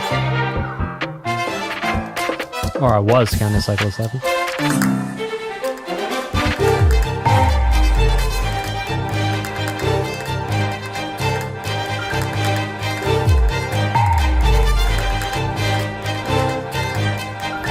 5, 6, 7. 1, 2, 3, 4, 5, 6, 7. 1, 2, 3, 4, 5, 6, 7.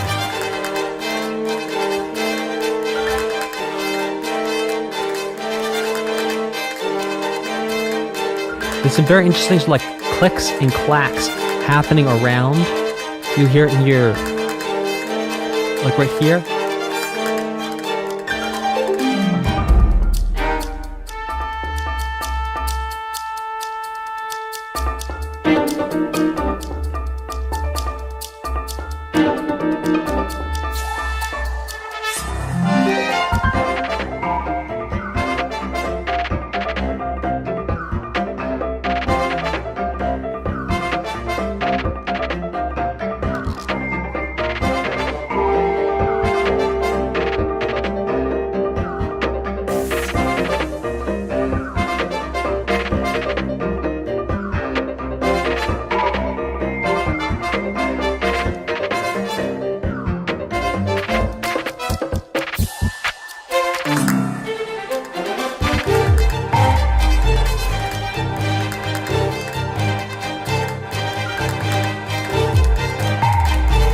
Slapping your fingers like that to get the castanet sound.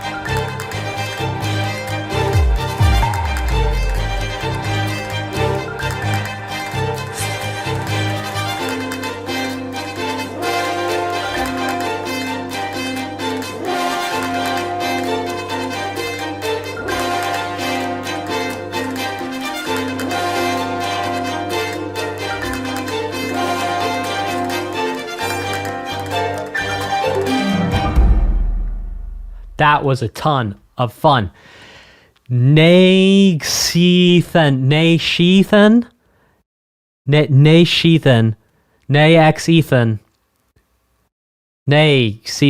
Ethan. Oh. Says, I think these streams were such a sick idea and I always really enjoy them. Exclamation point. Putting this towards a Sonic Unleashed reaction, because that game's OST is goated. Thanks for the streams, Dan. Well, Nathan, thank you. Thank you so much, Nax Ethan. Oh, I get it. Nax, see? Look, yeah. Thank you, Nax Ethan. I really appreciate it, and thank you for helping me get your name right. Charnu says, no, keep trying. The arrogant master Koga.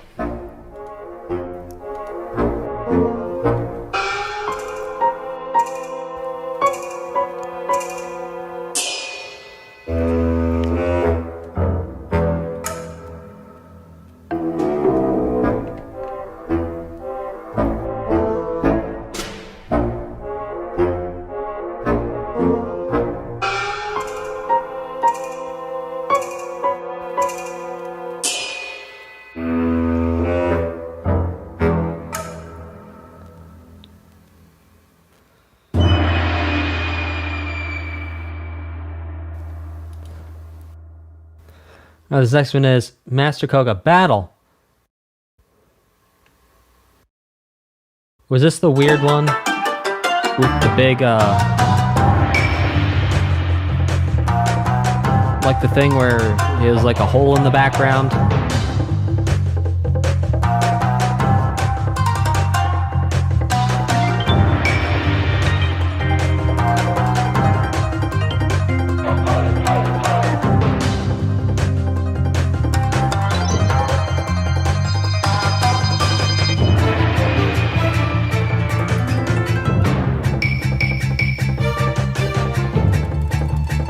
The arrangement here is incredible.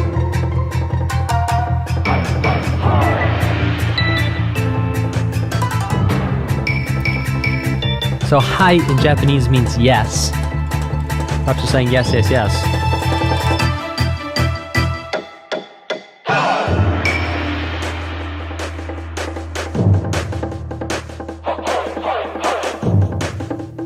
Maybe they're just making noises.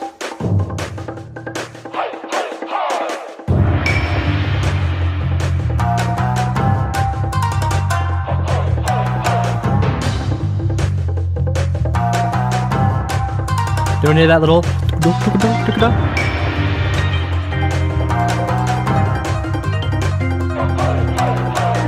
Hi.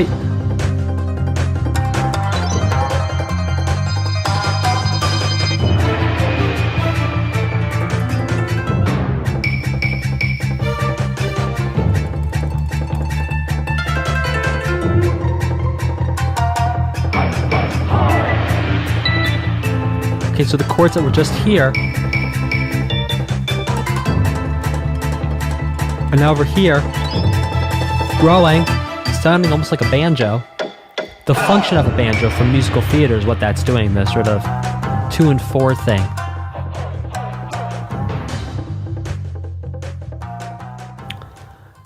Okay, this next one is Urbosa's hand links memories.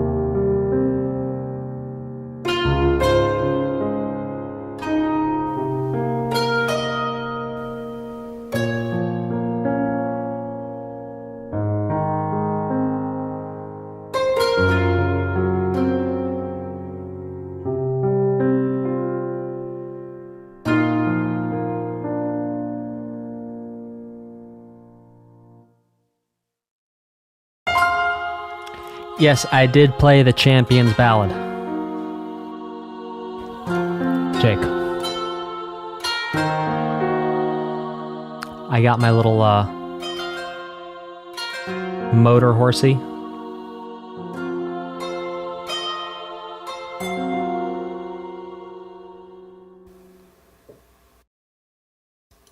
Alright, this next one is Divine Beast Lookout Post.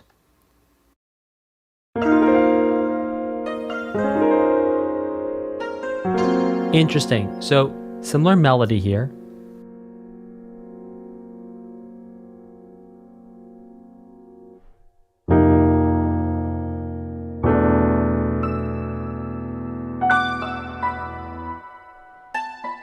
I mean, you can call it the Master Cycle, but like, it's a motor horsey.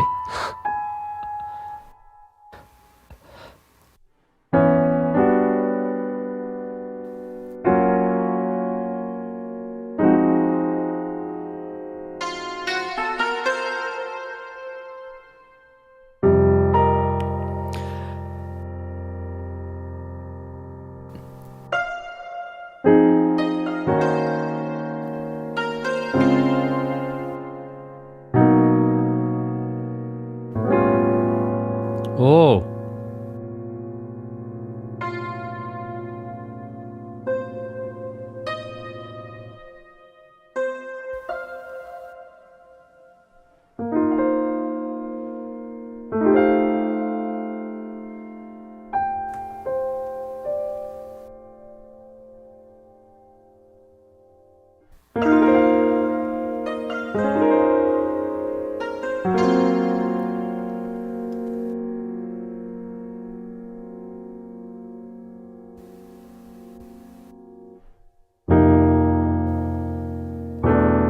Oh.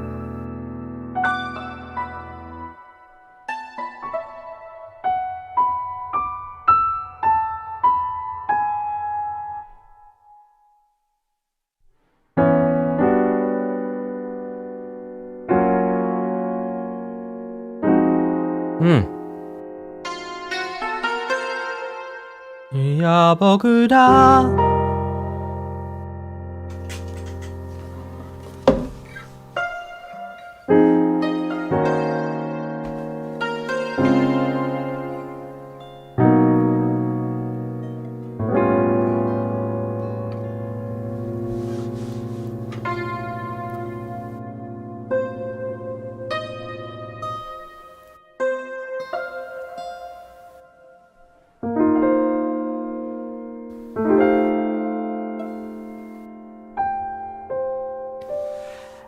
Adam Fahita, I was just thinking how much I would love to react to some movie scores like Lord of the Rings and Star Wars.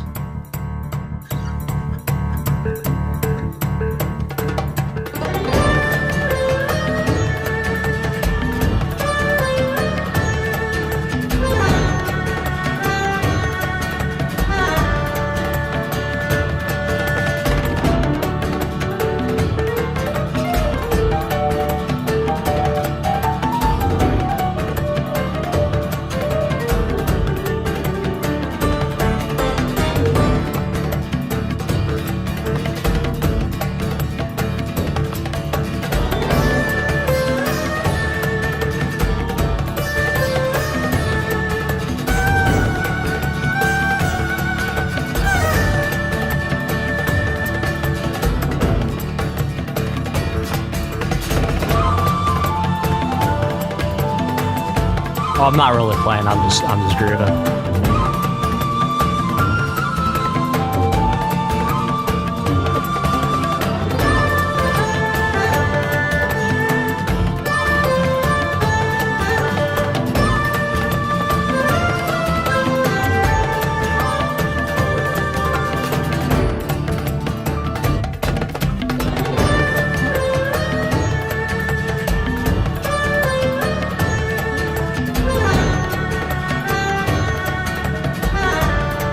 So what's interesting here is we have 1, flat 2, major 3.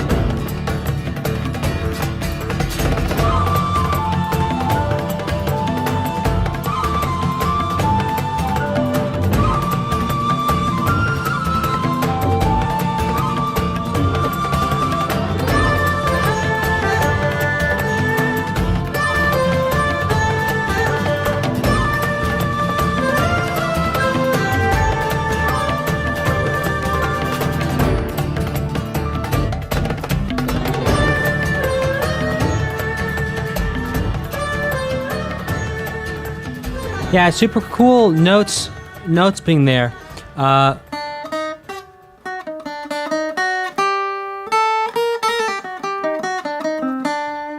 Very interesting there. We have the 1, flat 2, raise 3, 4, 5, flat 6, flat 7, or raise 7, back to 1. This is entrusted by Riju.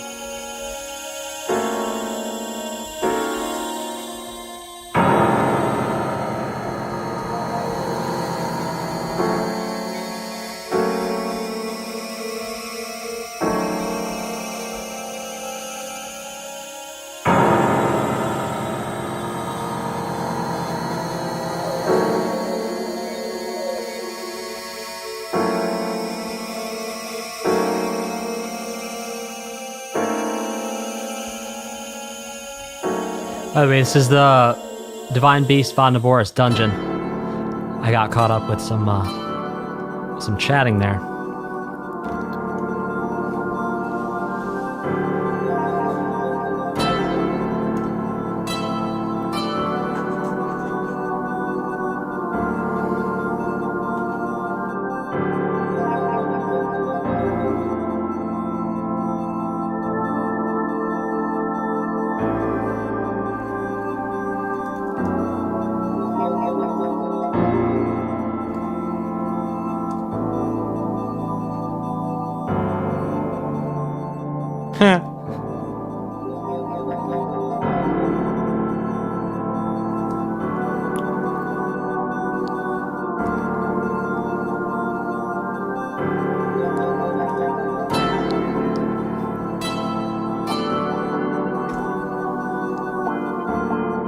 There's our little waffing again.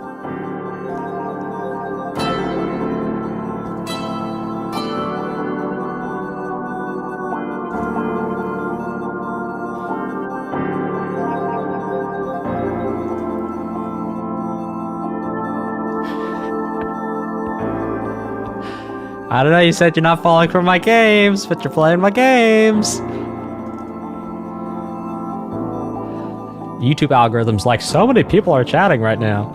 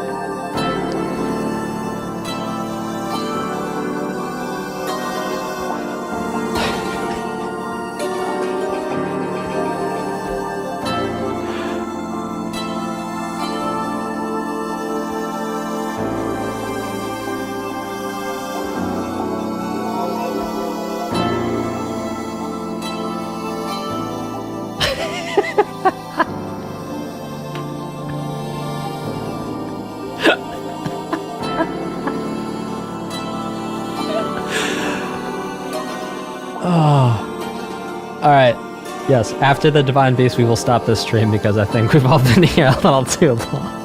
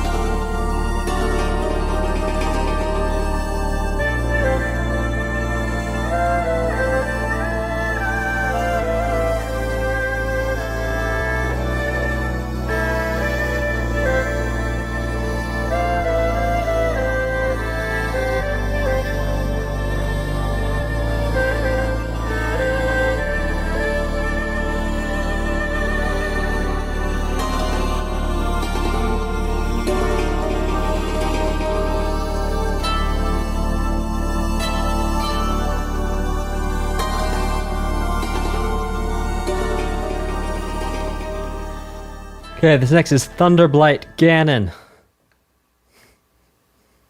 Battle. Today, we'll battle with Ganon.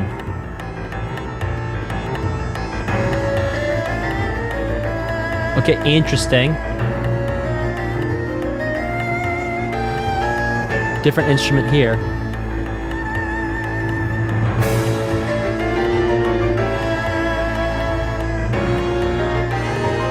Yeah, I would think an urhu. That's an Egyptian stringed instrument. Which I think has multiple names. There's other names for an urhu. I know it's called different things depending on the region.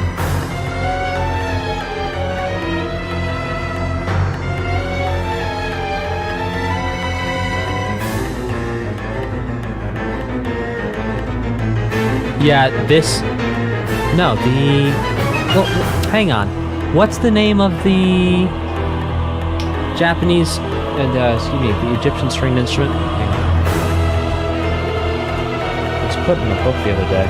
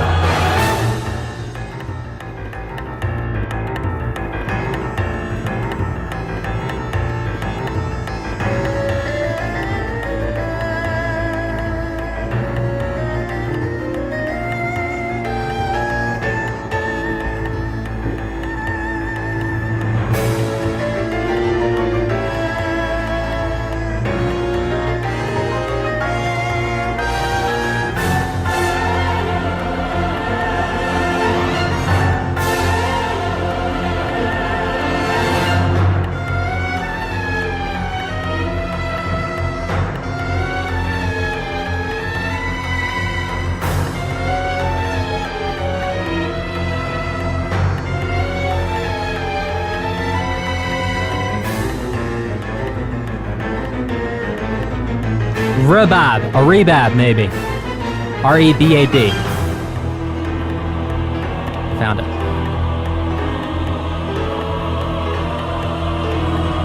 Yeah, it could also be an urhu, and I'm totally wrong. Could be Chinese.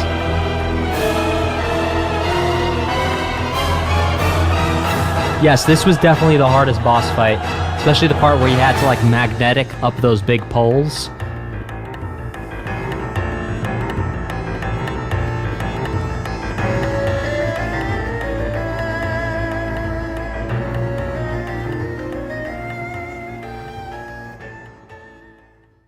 Yeah, the R-E-B-A-B, it's also spelled differently. That's why I was saying it's got different spellings depending on the region. I think it also has a different name depending on the region.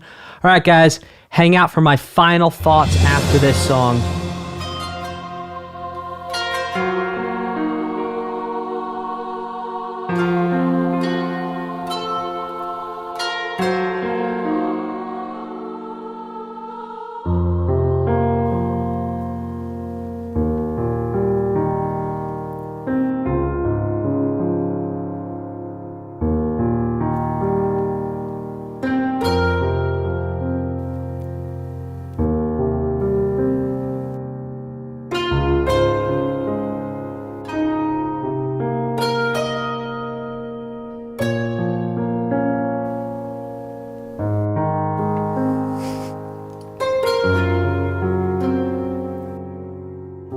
Yeah, you're 100% right, Cheese Paper. The urhu is Japanese. I was having a brain moment.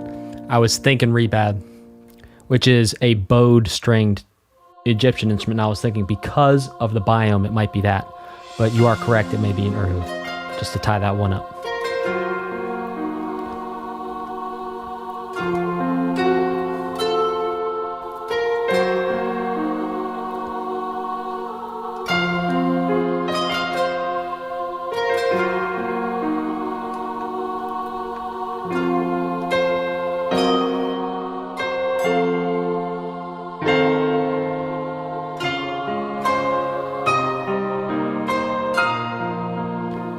Yes, Sakari, you can check out in the community tab, there is a list.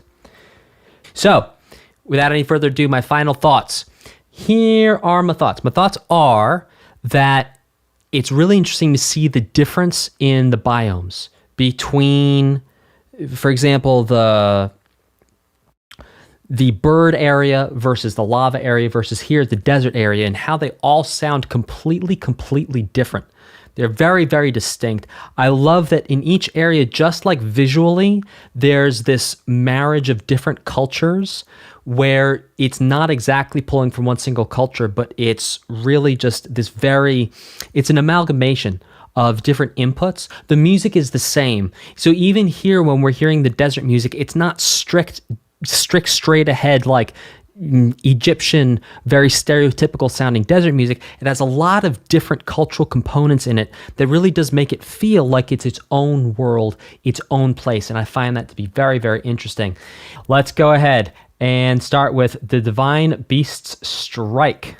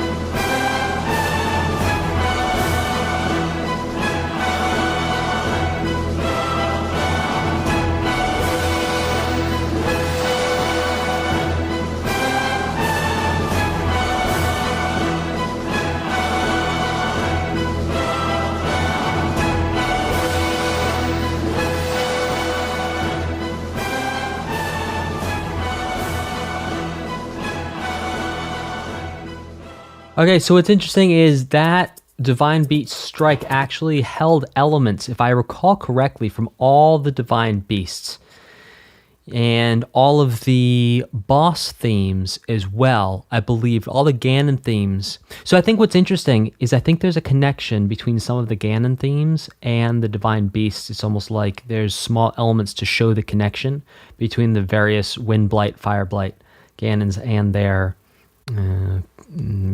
divine beasts that they inhabit, take over, parasitically infest. Okay, this next one is called Corrupted Ganon Battle. So we've made it into Hyrule Castle, and we're going to rock and roll.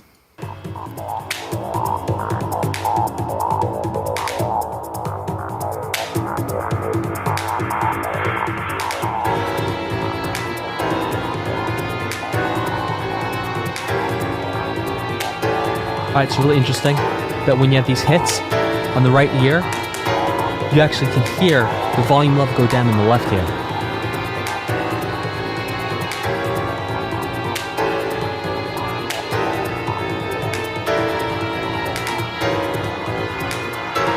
Sounds like a sidechain compressor off this sound, pulling that one down. Very interesting. Or a sidechain noise gate, perhaps. Or maybe it was handwritten automation for you producers out there.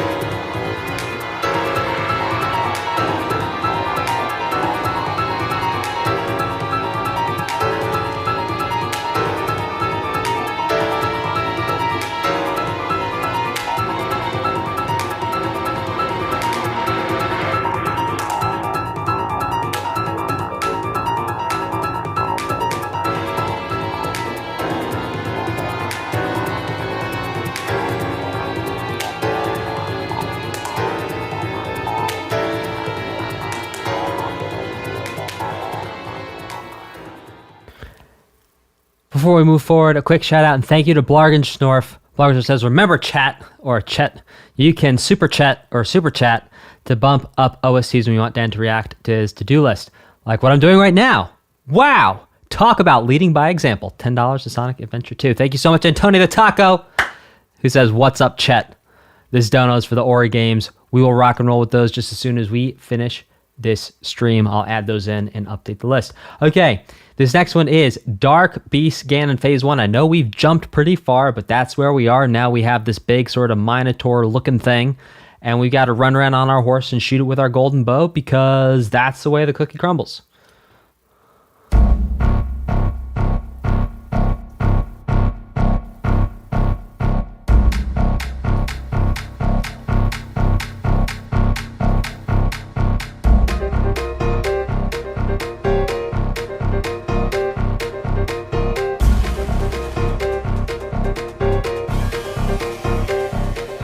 Oh, was it almost like screamy sound in the background?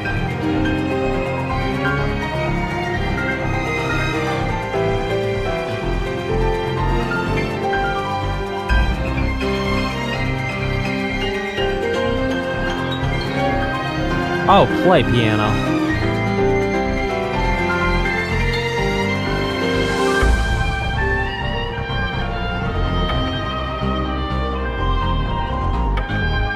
All right, listen to this electronic element coming in now underneath.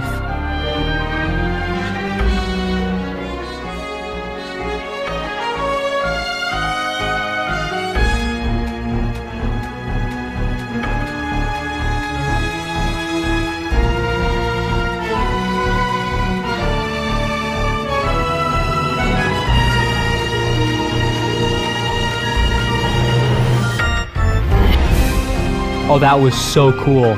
Like little organ hits there.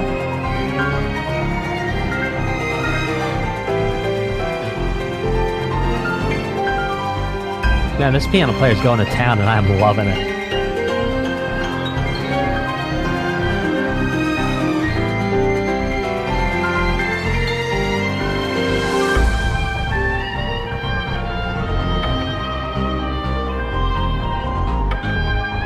All right, listen to this really crunchy, warm, squishy bass. I love it.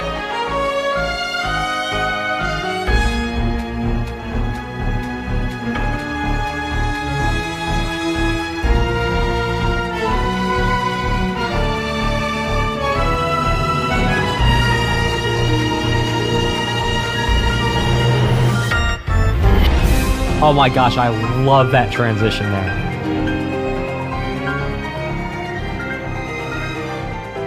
So the really cool part of that transition is it actually uses the two channels of stereo to give you that effect. So it gives you boom, one hit over here, boom, one hit over here, and then we're back to the stereo. Absolutely love it. Huge shout out and thank you to Pikachu. Pikachu says, Pika Pika, Pika Pika Pika, Pika Pika, Pika Pika, which translates as, it's a shame about the other Breath of the Wild playlist getting removed. Well, you know, Nintendo's fully within the rights. Hope you've been enjoying what you've heard so far. Also put this chat towards the Nier Replicant Fund. Will do, absolutely, Pikachu. And may I say thank you in your language, Pika Pika. Okay, moving forward. This next one is Dark Beast Ganon Phase 2.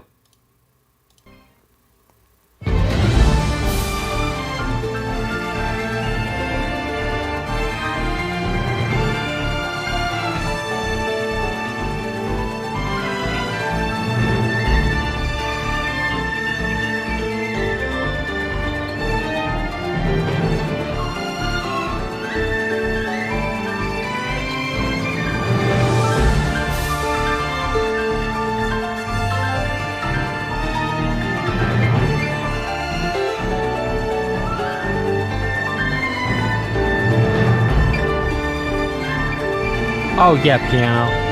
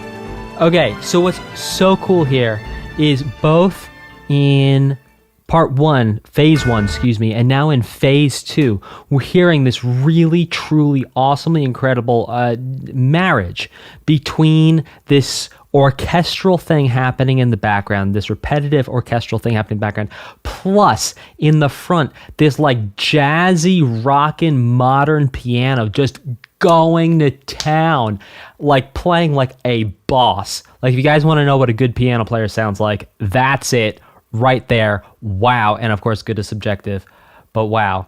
Love it.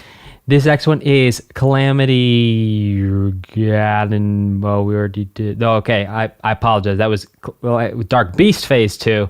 This is Calamity Ganon Phase 1. I think we're a little out of order. But here we go.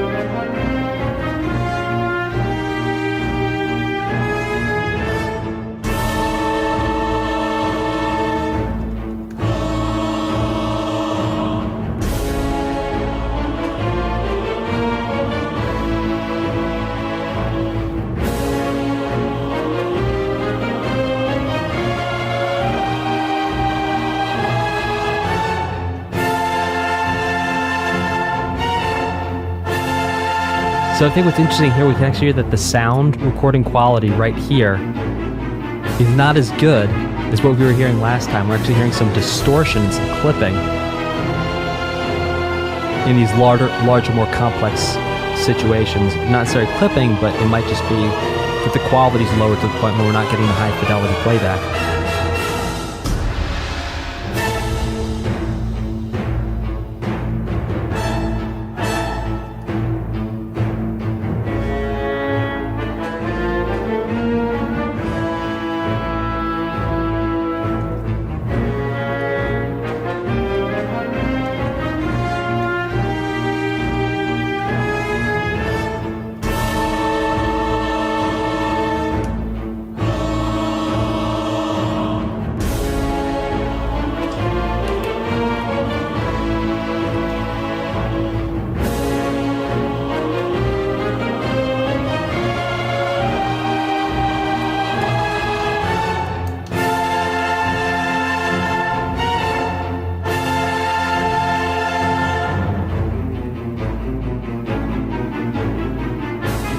That's some Metallica riffs right there, for whom the bell tolls.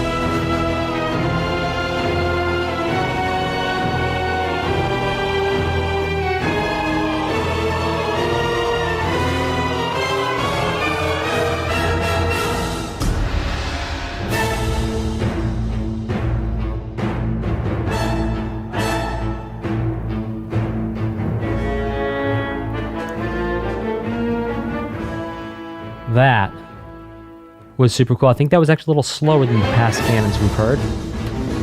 So here's phase 2. And this is a little faster for sure. So you actually hear significant speed tempo change between phase 1 and phase 2 of Calamity Ganon. I played this boss fight with full ancient armor and ancient weapons, so it honestly was not that hard. Just got a couple good dodges in and that took care of it.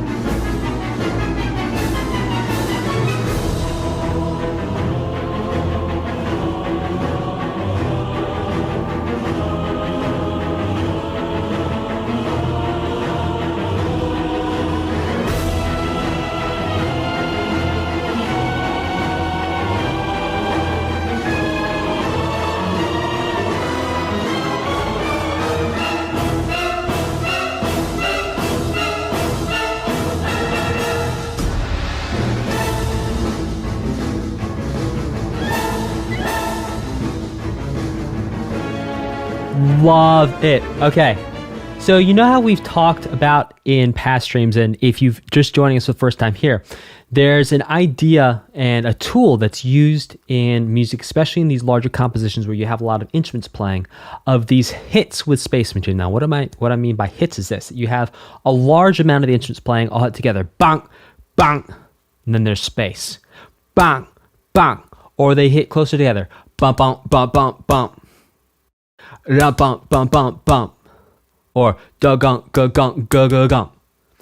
And you get these repeating patterns where a lot of things come together, a lot of elements, a lot of instruments that are playing come together at the same time. And it really gives this feeling of drama and of power and of something very exciting happening. You can actually hear a lot of progressive rock and metal bands using that same idea of those hits in those spaces to create a feeling of power and intensity. So this next one is Ganon Vanquished. Vanquished. Vanquished. So long, Ganon. Oh, there's birdies now.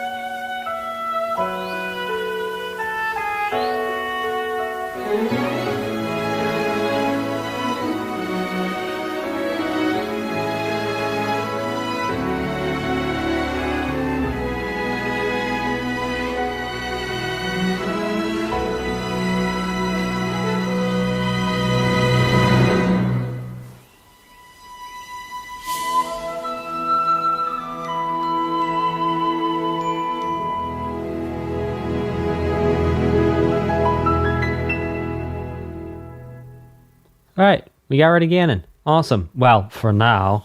This next one is called Epilogue. I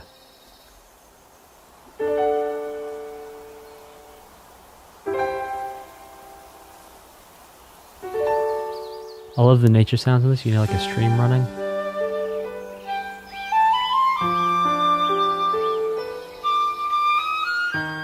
Ah! We're getting that Hyrule theme there. Oh, I love the reharm though.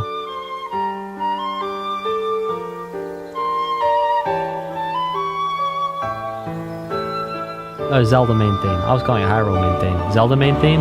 Is that right, chat? Zelda main theme? Oh, love it. Oh my gosh, this is awesome. I love the choir on that.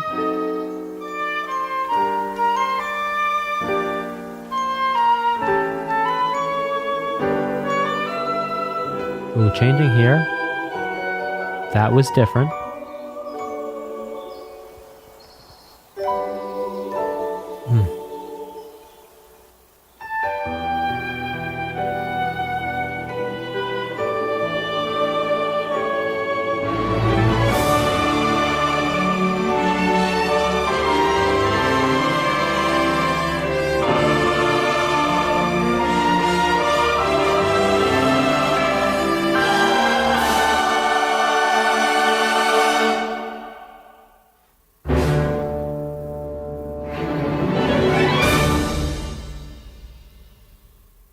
That was probably my favorite version of the main Zelda theme I've ever heard.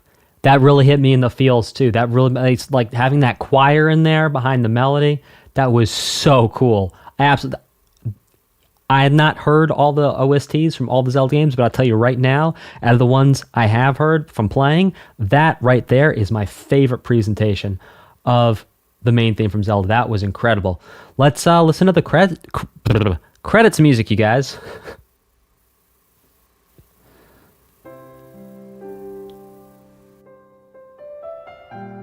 Ah.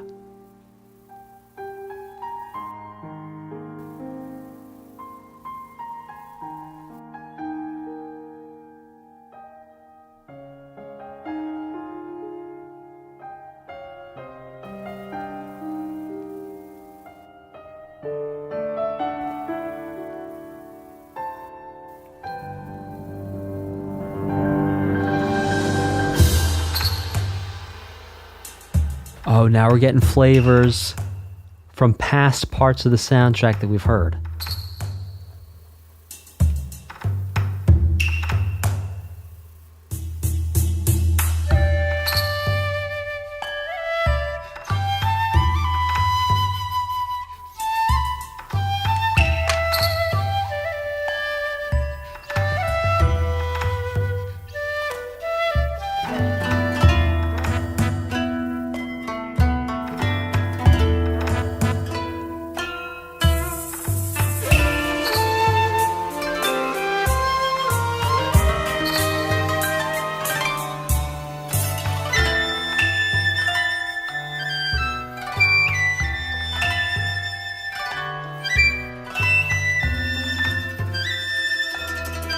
Listen to those bells that are being hit there.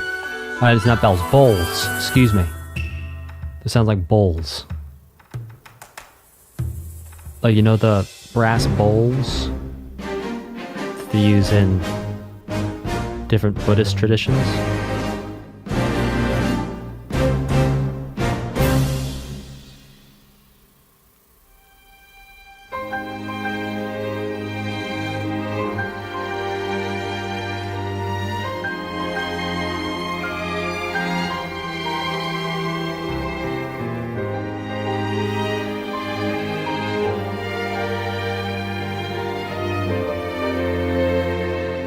So I think what's interesting is right there, rhythmically, it's pushing us towards hearing the main Zelda theme right there.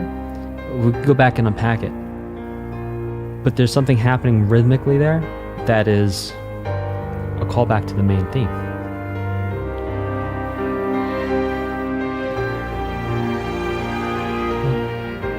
Yeah. You hear that trumpet? It's calling out little fragments of the melody there.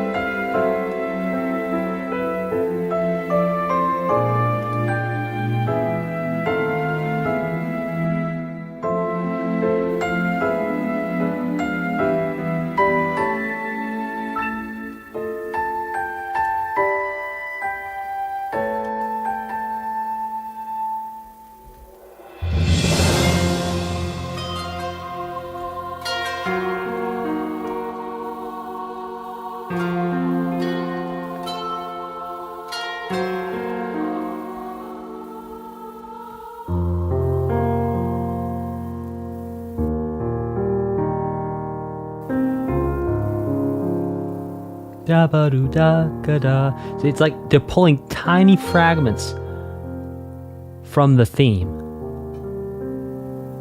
It's like tiny little melody fragments, just a couple notes here and there, and weaving it into other parts. Other themes from different places, which then I suppose are leitmotifs, because they're representing a place. Leitmotifs represent a person, place, or thing, a noun.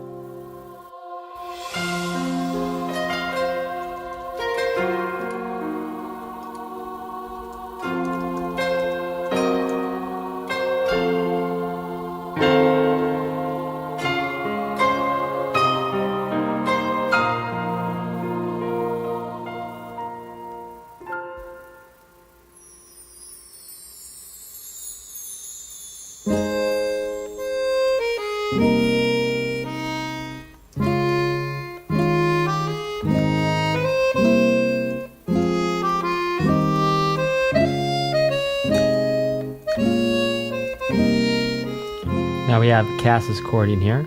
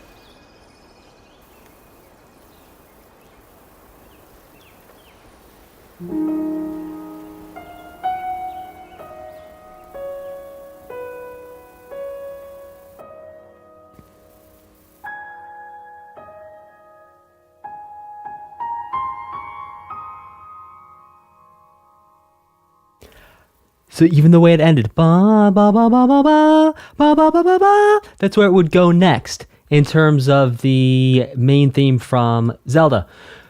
Quick shout out and thank you to PutInHun11. PutInHun, thank you so much for your support of these streams. Thank you for your super chats. PutInHun says, "Heyo, wasn't able to be here for all the breakdown of Breath of the Wild because was enjoying my birthday." Well, happy birthday, PutInHun. Oh my goodness.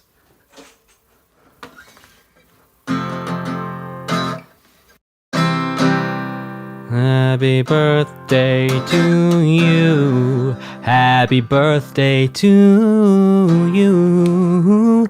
Happy birthday, dear PutInHun. Happy birthday to you. Yeah, yeah, yeah. Okay, so this next one is Hyrule Castle outside plus inside transition.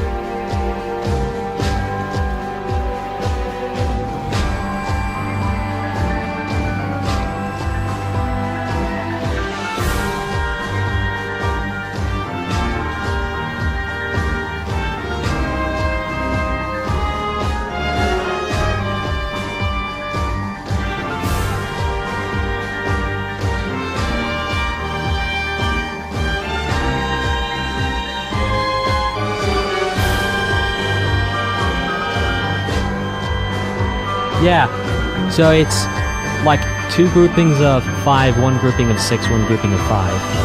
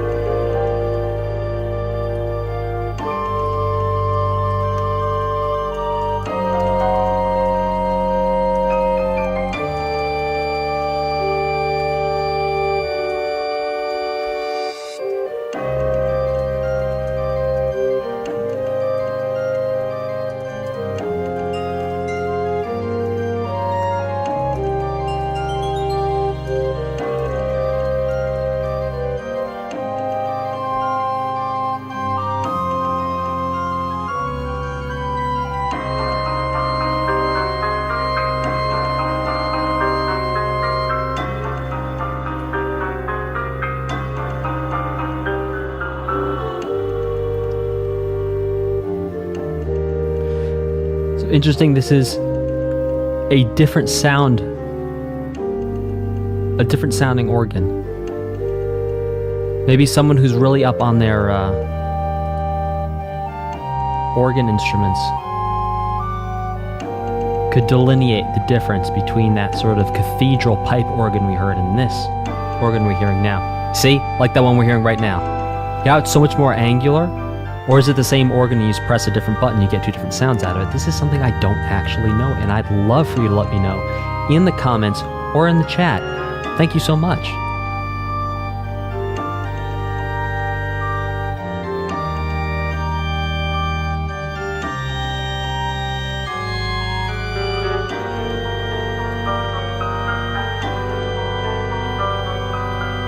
Xylocient says different stops on the organ. Yeah, so different ways of getting different timbres out of the organ, essentially.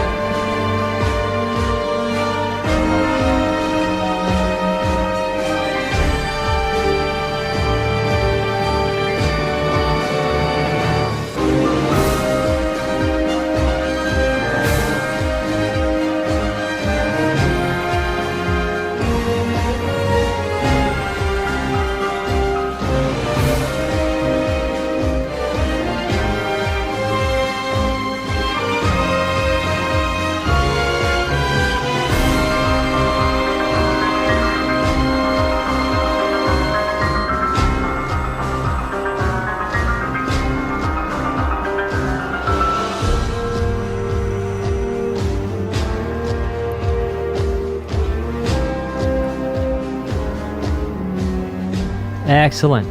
This next one was, I think, the most difficult boss fight in the whole game for sure. Hands down. Monk Maz Koshia. This was an intense fight.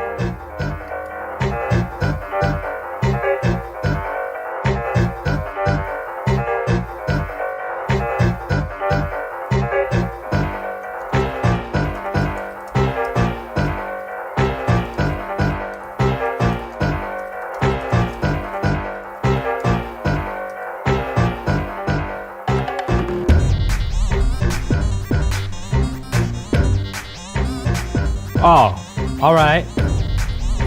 And quick shout out to Super Chat. JT Paper, how you doing today, JT? Hyrule Castle, both inside and outside, my favorite track in this game. Glad to catch it live. Twilight Princess to the list. Rock and roll with that, JT Paper. Thank you so much for watching. Thank you for your continued support of this channel.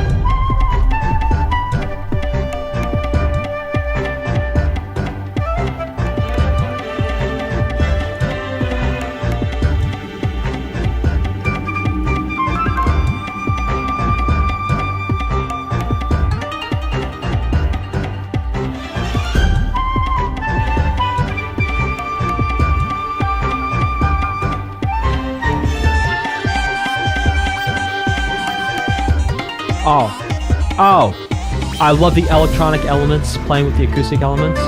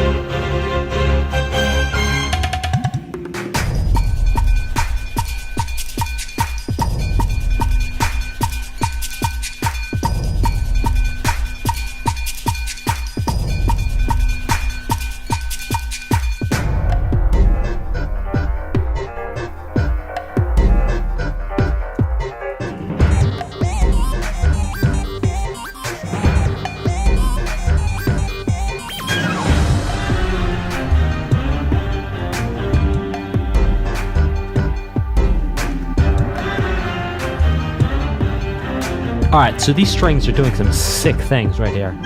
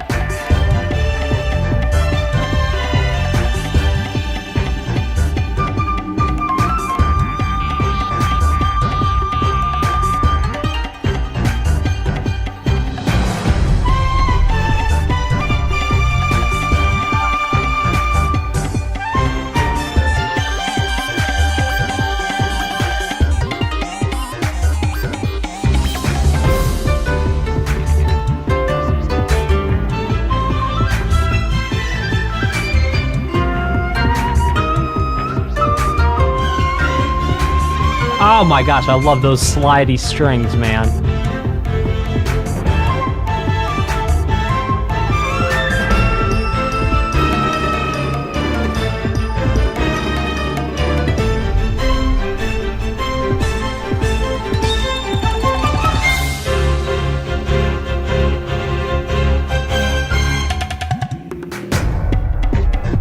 So I think what's interesting here is the combination of the sound of these analog physical instruments with these digital instruments, which symbolizes this ancient Sheikah technology found throughout the game, which is super high tech, but it's also ancient and feels very natural and organic in a way at the same time.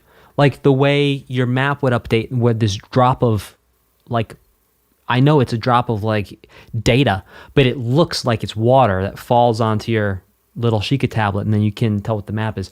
Very interesting. Okay, this next one is called Yiga Battle, and thank you for suggesting I listen to that, chat. Let's check this out.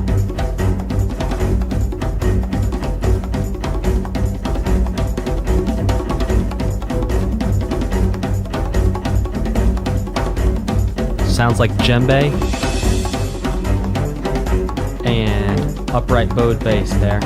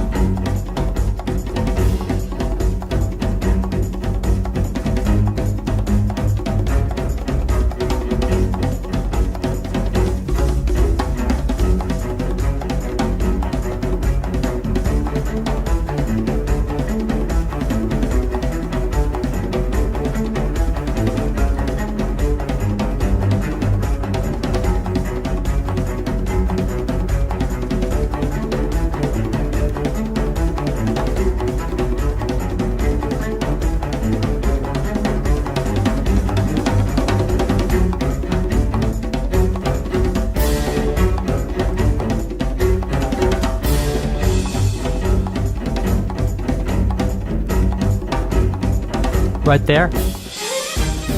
Very interesting how you had two different notes being played to really create dissonance there.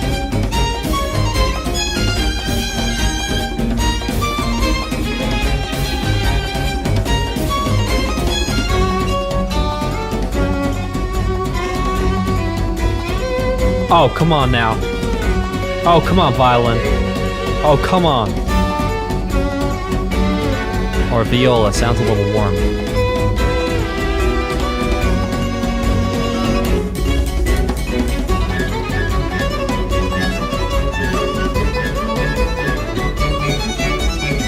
Oh, we got a playing string here. Bring us back.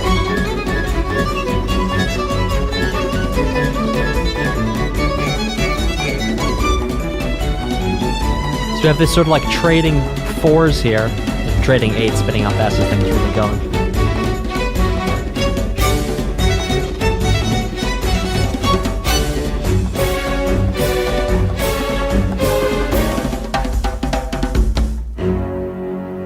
That was a ton of fun. This next one is Guardian Theme Battle. Hoping this is the right one.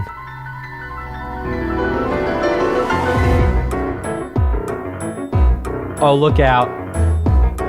Oh, we gon' groove. Oh.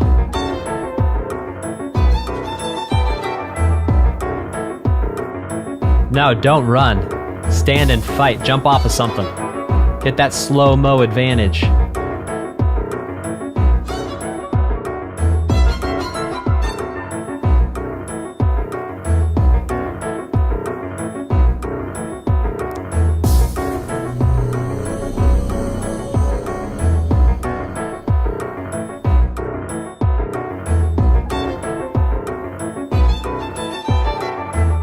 What if you just have a stick? You know that thing where you can throw sticks? You know, throw sticks at Guardians.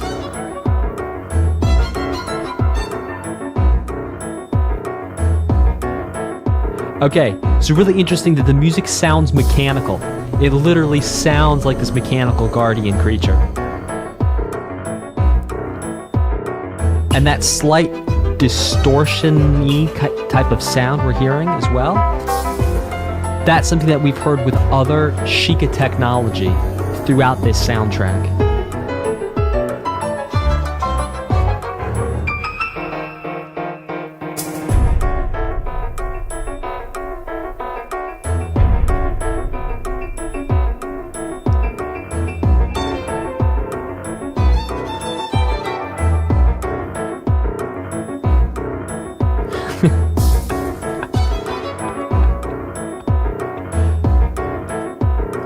Make sure you hang out after the song to hear my final reaction and summary.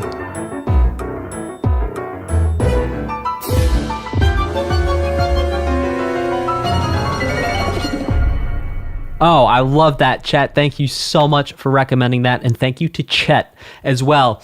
JT Paper says, Dan, imagine you're running around in silence, okay? That I did do for the whole game. And ambiance, well, didn't do that. And then all of a sudden, the start of this song kicks in. That's why we're so, oh, I see. So that sort of gets your adrenaline jump and gets you pumping because you know you're about to have to deal with a Guardian. Well, thanks for that super chat, and thank you for telling me about that and explaining that to me, JT Paper. All right, guys. Thank you so much for watching this. My final reaction is, I completely agree with Chat. Chat said there was some very interesting things in the DLC that I should listen to. Thank you, Chat, for pushing me to go do that because I absolutely loved listening to those last 3 tracks. I really loved everything else. My favorite piece so far easily was, I believe, the epilogue music where we had, and I may be getting the name wrong, but it was the piece where we had the entire theme of Zelda, the main theme of all these games playing, and the way it was harmonized, the instrumentation, the arrangement of it was just perfect, and I absolutely loved it. Hey, more content over here, down here, subscribe. It's up there, it's down there, it's everywhere. More stuff. Click it. There's stuff there. Oh, it's there, it's everywhere. How long are we gonna do this for? I don't know, but it's 20 seconds. Here we go. Click there.